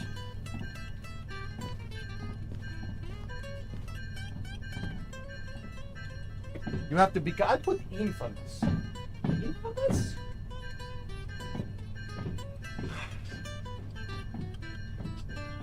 Happy birthday, Black. You couldn't join earlier because of birthday with your family. I had a couple of... We hauled a couple of things that basically subsidized the cost of bringing the DE-6 and the Slug all the way up to the machine factory and back. We got parts for our DE-6. We're going to drop them off. And, yeah, then it's time for space news.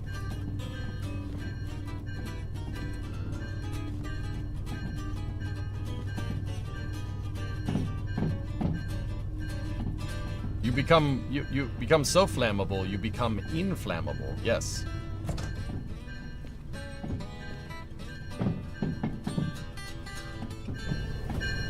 Me too, son. I walk away and I'm like, oh, okay.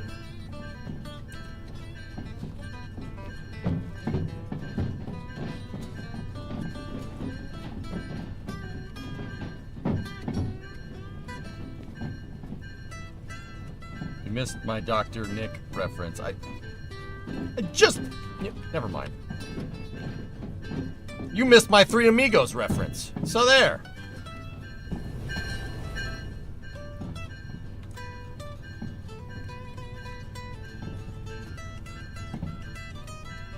Bring back G-Tells.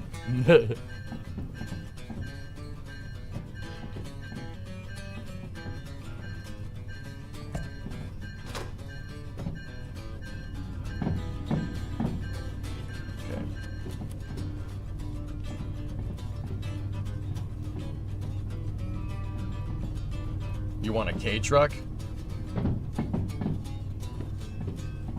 Yeah, we all do.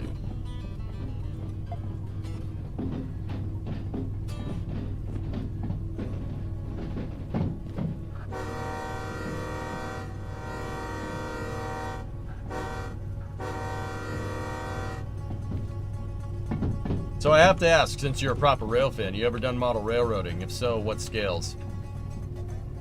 I don't have anything set up at my house right now, CPM. I have O gauge and HO.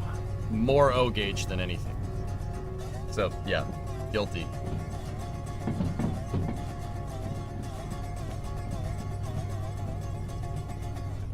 I actually was at the not the flea market. I was at a thrift shop the other day, and I found an old O gauge DC 240 set, which is pretty cool. Good man, three rail superiority. I liked HO growing up because it was the closest scale to Hot Wheels cars, but as I get older, I really enjoy O gauge.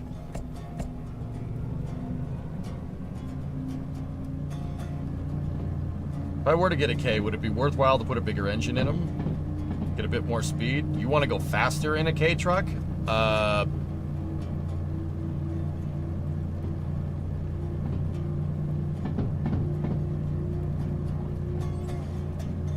You don't want to go faster in a K truck, Eddie. No, just buy it and drive it.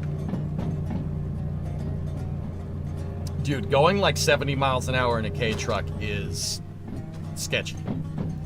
With that short wheelbase, that's a little sus, a little sketchy.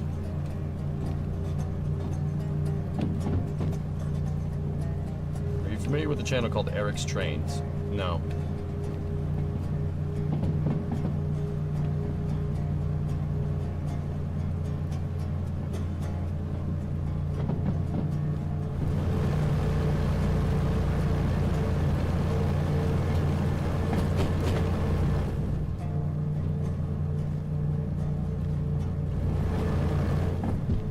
What's the engine you're carrying for? It's for a DE-6, son. It's for one of these things. It's one of these motors for the demo locomotive.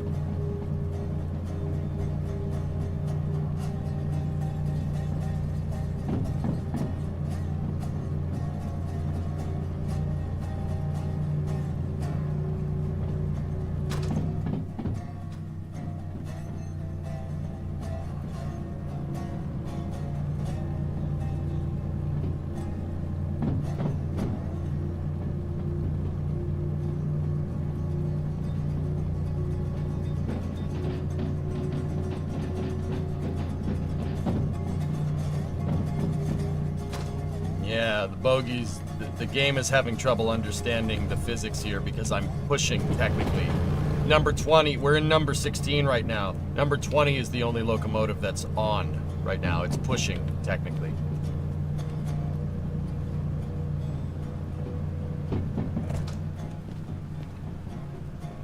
I got my blue Eat, Sleep, Launch, Repeat shirts on order. You know, but yeah, that's what I got on. Eat, Sleep, Launch, Repeat.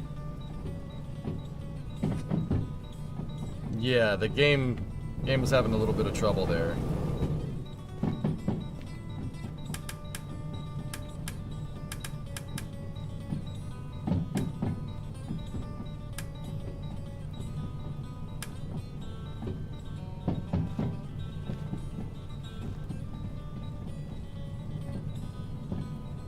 Designing on the gauge is a big con to starting the hobby for me in my analysis paralysis brain.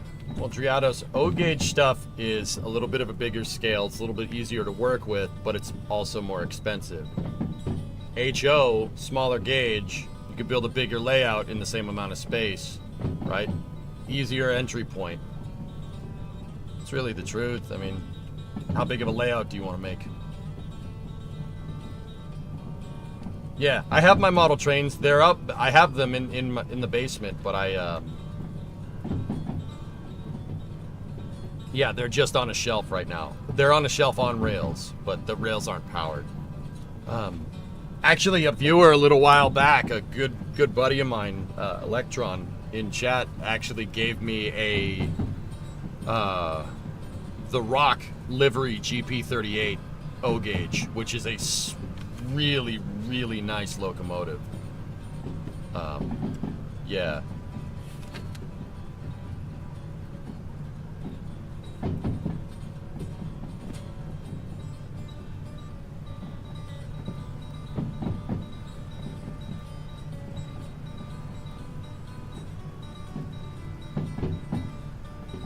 You got HO yourself, but your dad prefers N. N is alright, Blazing. Yeah, you could certainly build a big layout with N, but yeah. I never, like I said, I liked HO growing up because HO is in scale with Matchbox cars. So I, when I was a lot younger, didn't just have the train set going around in a circle. I built entire cities. That explains a lot. I would want everything in scale, so the cars had to be scaled correctly to the trains. But if I had something that wasn't in scale, I'd put it back in the toy box.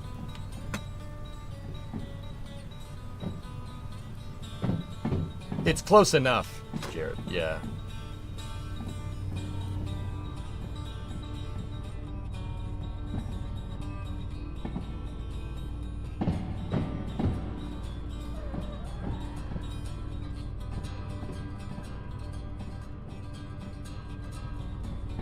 Why did we never develop nuclear powered trains?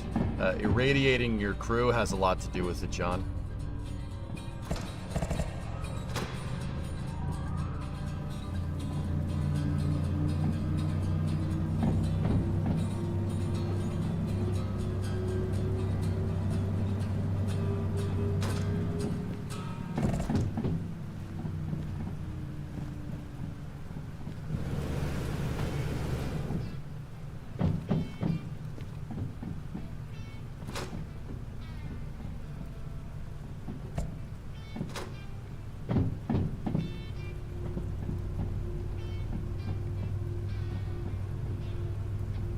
I have an S-gauge train, Dink, from 1955.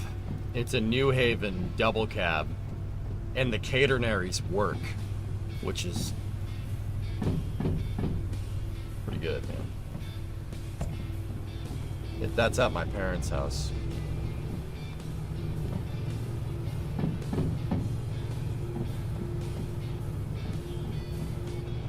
Yeah. Yeah, if you have electrified rail, you guys got to remember, you have electrified rail and the train goes up a hill. When it goes down the hill, the train can backfeed. You can backfeed into the grid and scavenge power. It's like if you have like a nuclear power plant with like a Tesla power wall or something, powering your electric trains, right? Every time that electric train goes down the hill, it can scavenge and dump the power into localized battery banks. So your NPP can run more efficiently. Or, I mean, it doesn't even have to be nuclear. It could be any power plant. It could be solar. I don't think solar is enough to generate the power that you need, though, unless employed in mass.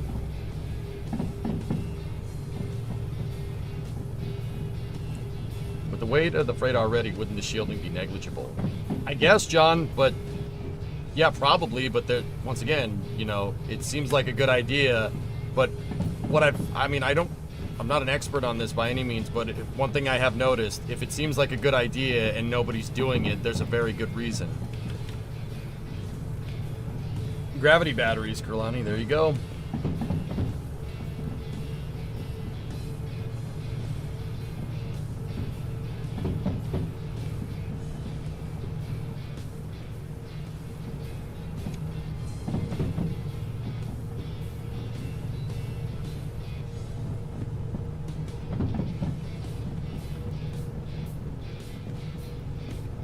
Is it bad if part of me is like, the motor's getting all wet? No.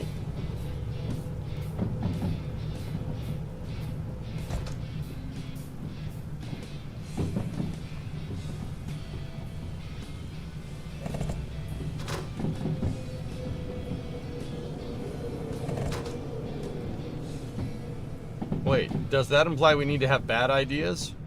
Sometimes. You gotta have bad ideas to know when the good ideas happen.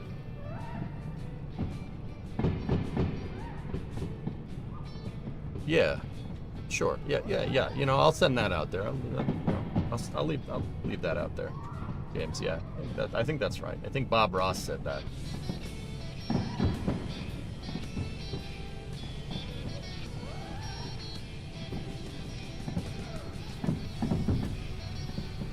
That's correct, John, yeah. You can backfeed. Electric trains can backfeed into the grid. That's a lot of energy to be scavenged. What's that, Tessa? Remember, I'm on a time crunch, dude. Yep, there you go. The infinity train. Yep, stay powered basically indefinitely. Good idea. Stopping to smell the roses. Bad idea. Stopping to feel the roses. Yeah, but what if you want to know how the roses feel? Everybody looks and admires the roses, but nobody asks how they feel. What about them? SMH my face.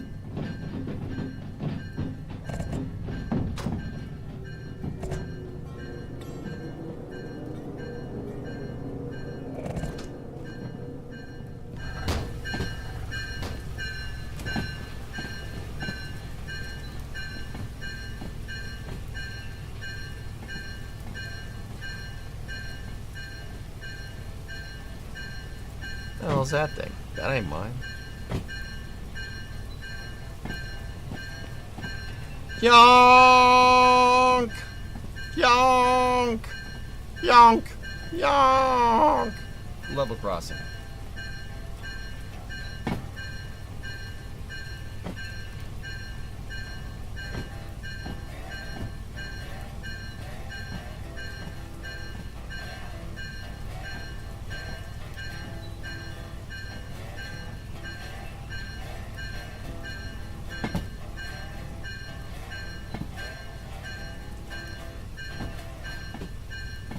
I'm the king of the world. Look, Ken, I'm flying. I'm flying, chat. I'm the king of the train.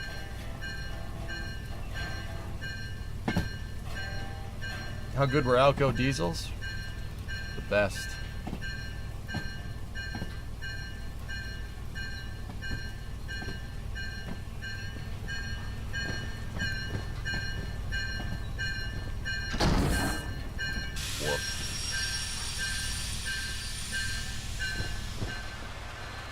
Button.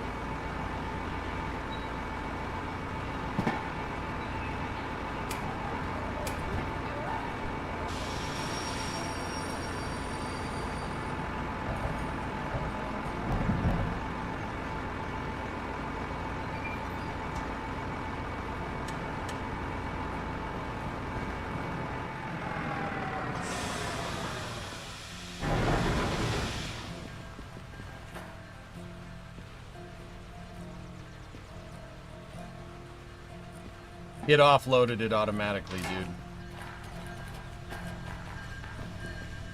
Okay. So my DE-6 is right there. Let's fund the restoration, shall we? 10 grand. There's my receipt. That down there. Repair and refuel.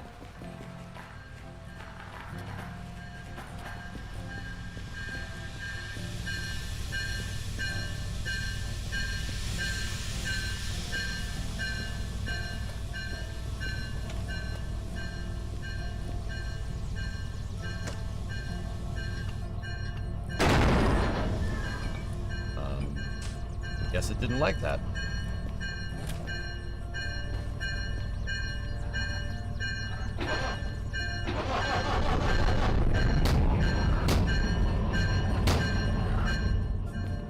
Okay. Forward, forward, forward.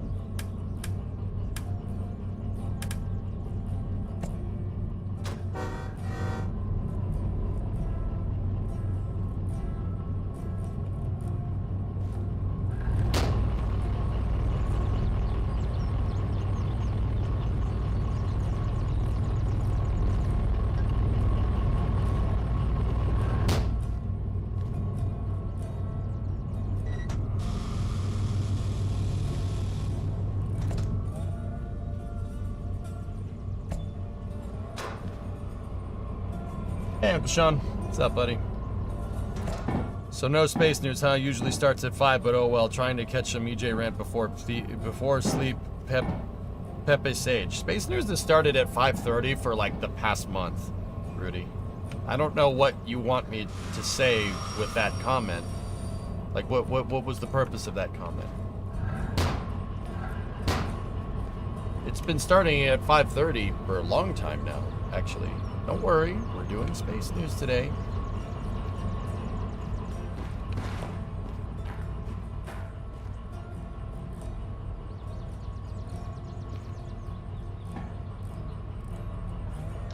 I'm just putting my trains away. I'm putting the toys back in the toy box. And then we'll space news.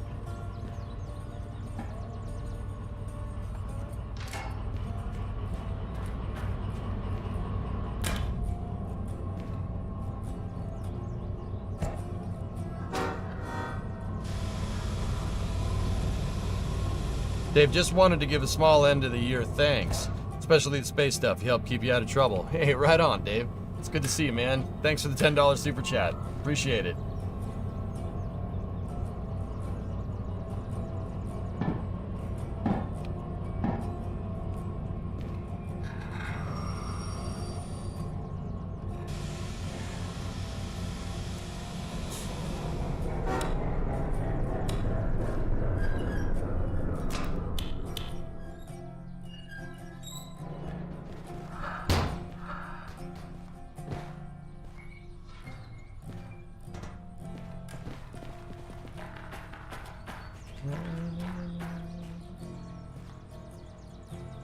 If you stand at the entrance, you can control the turntable with page up and page down. Yeah, so?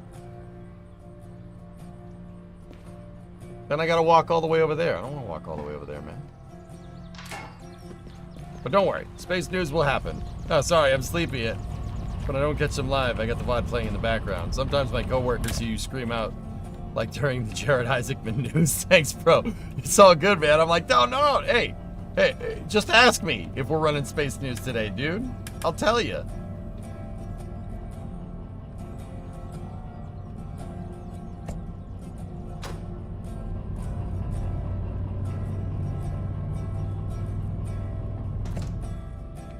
So we got to get these two, the slug, and this onto the turntable.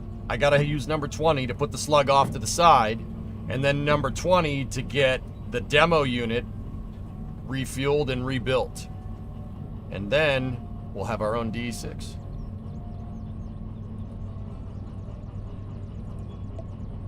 Yeah, it shouldn't take more than a couple minutes. How big are the ball bearings on the turntable? It uses tapered bearings.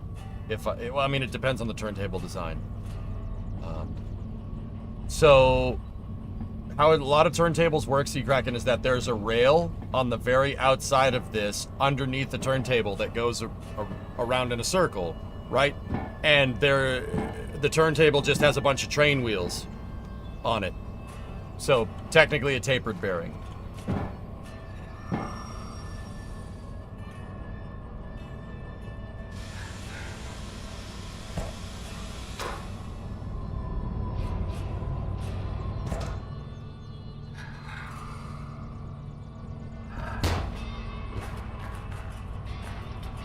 Here, we'll use the page up, page down this time, Sean.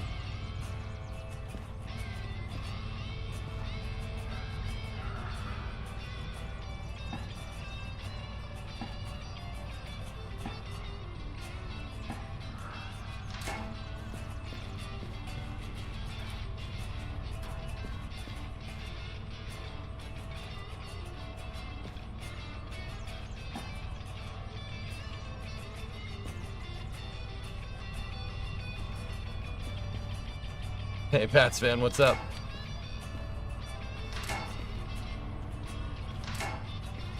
Stop it.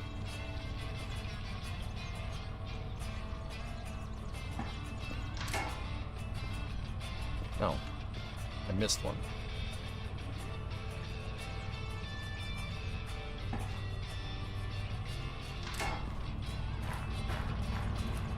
Alright, we're gonna put the slug.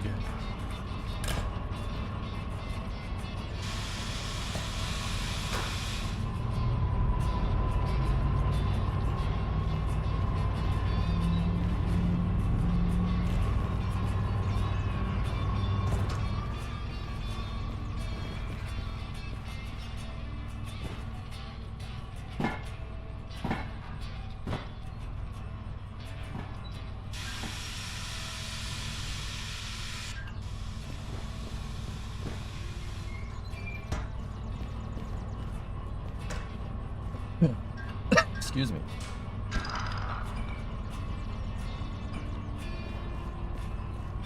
Do we have a pull valve here on the slug?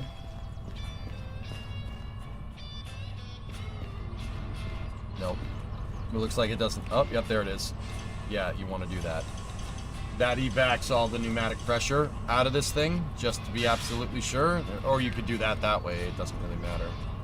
Hey, Jam! 117 months. Thanks, man. Okay, now we go forward.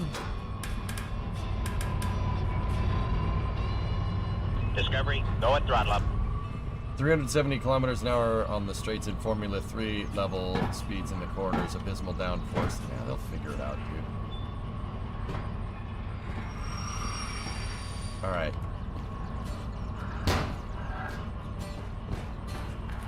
There's my DE-6. Hey, Moose.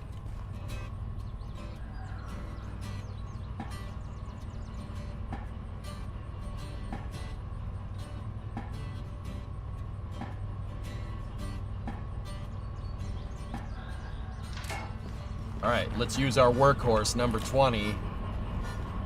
Let's back it up.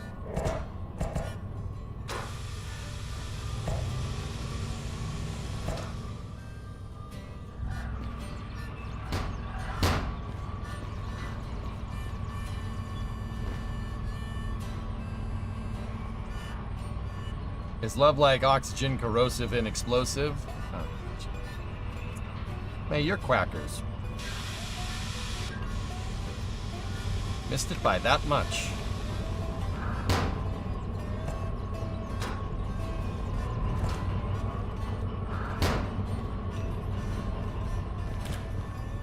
It's okay, chat. We got it now.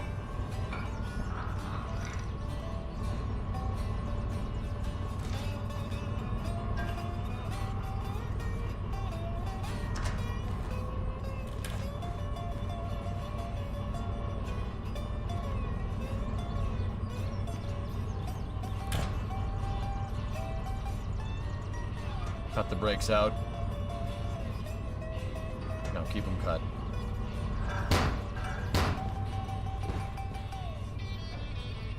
All right, let's pull.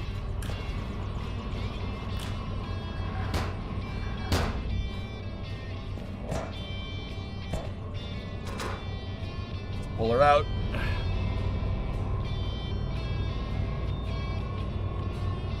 Any advantage to owning the train engines?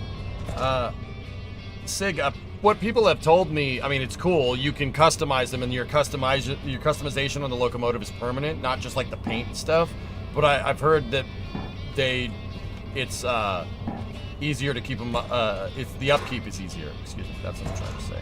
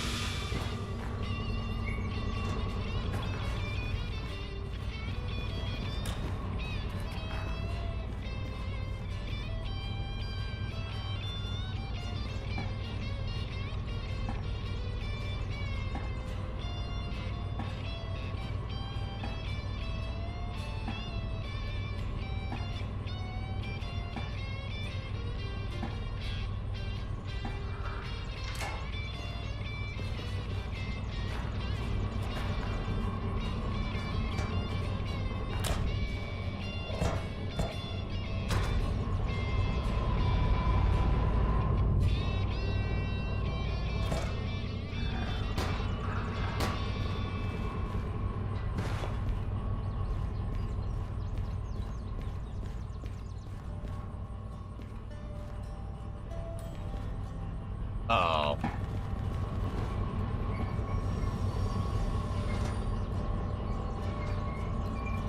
That's why I don't like using page up and page down with the stupid turntable, because you can't see where the damn thing is going.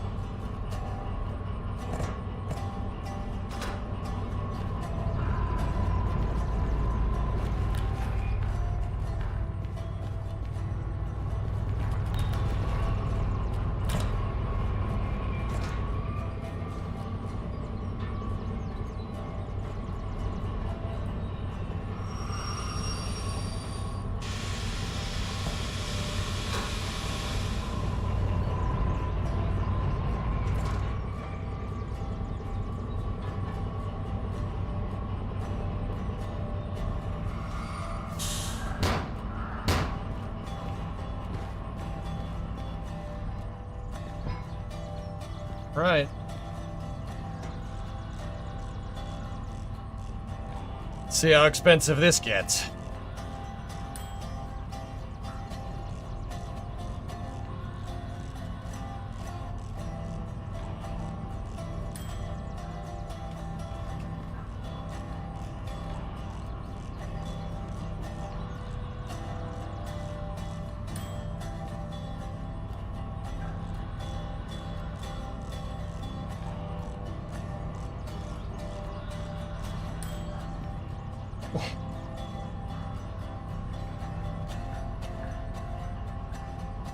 Fill it with repair juice. I'm working on it.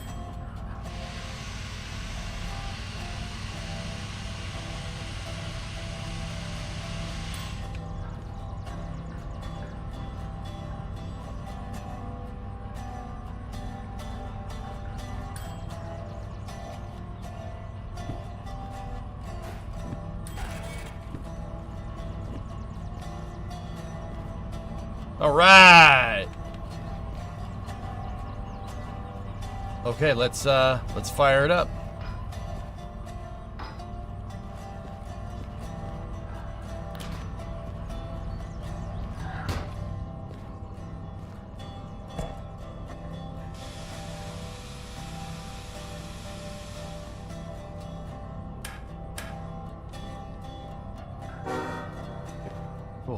let's open this up.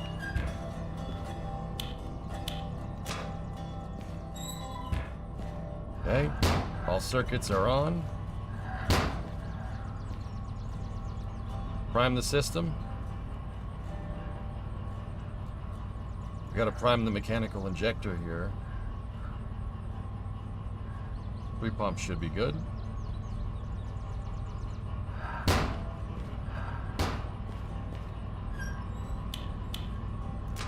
Yeah, ups. Yeah, Coltec, I left. Yeah, alright. Just ignore that part.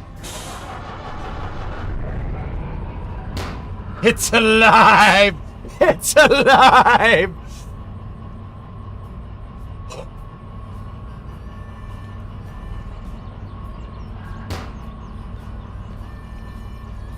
Discovery, go at throttle up.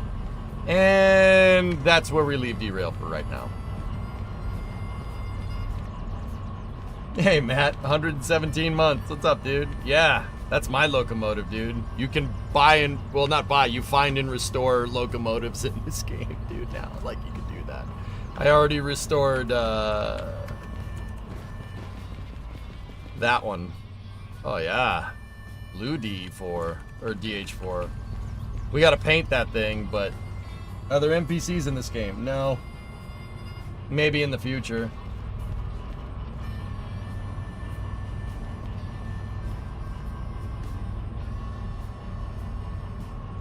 I'm gonna leave it crusty?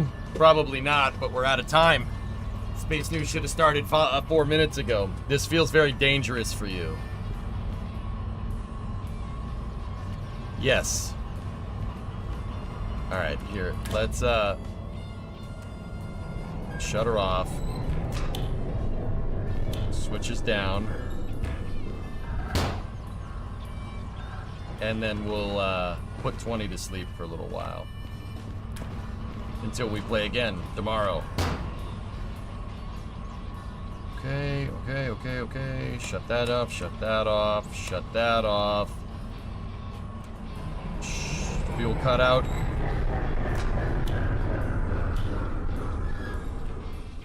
Okay, she's just sleeping for a little while.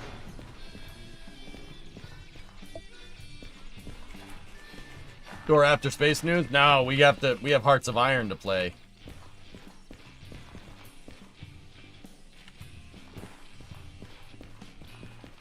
So, I wonder if we can paint... I don't know if you could paint the slug, but either way. So we have 16 just hanging out. You ever gonna try driving the steam locomotives? Steam locomotives, mod check?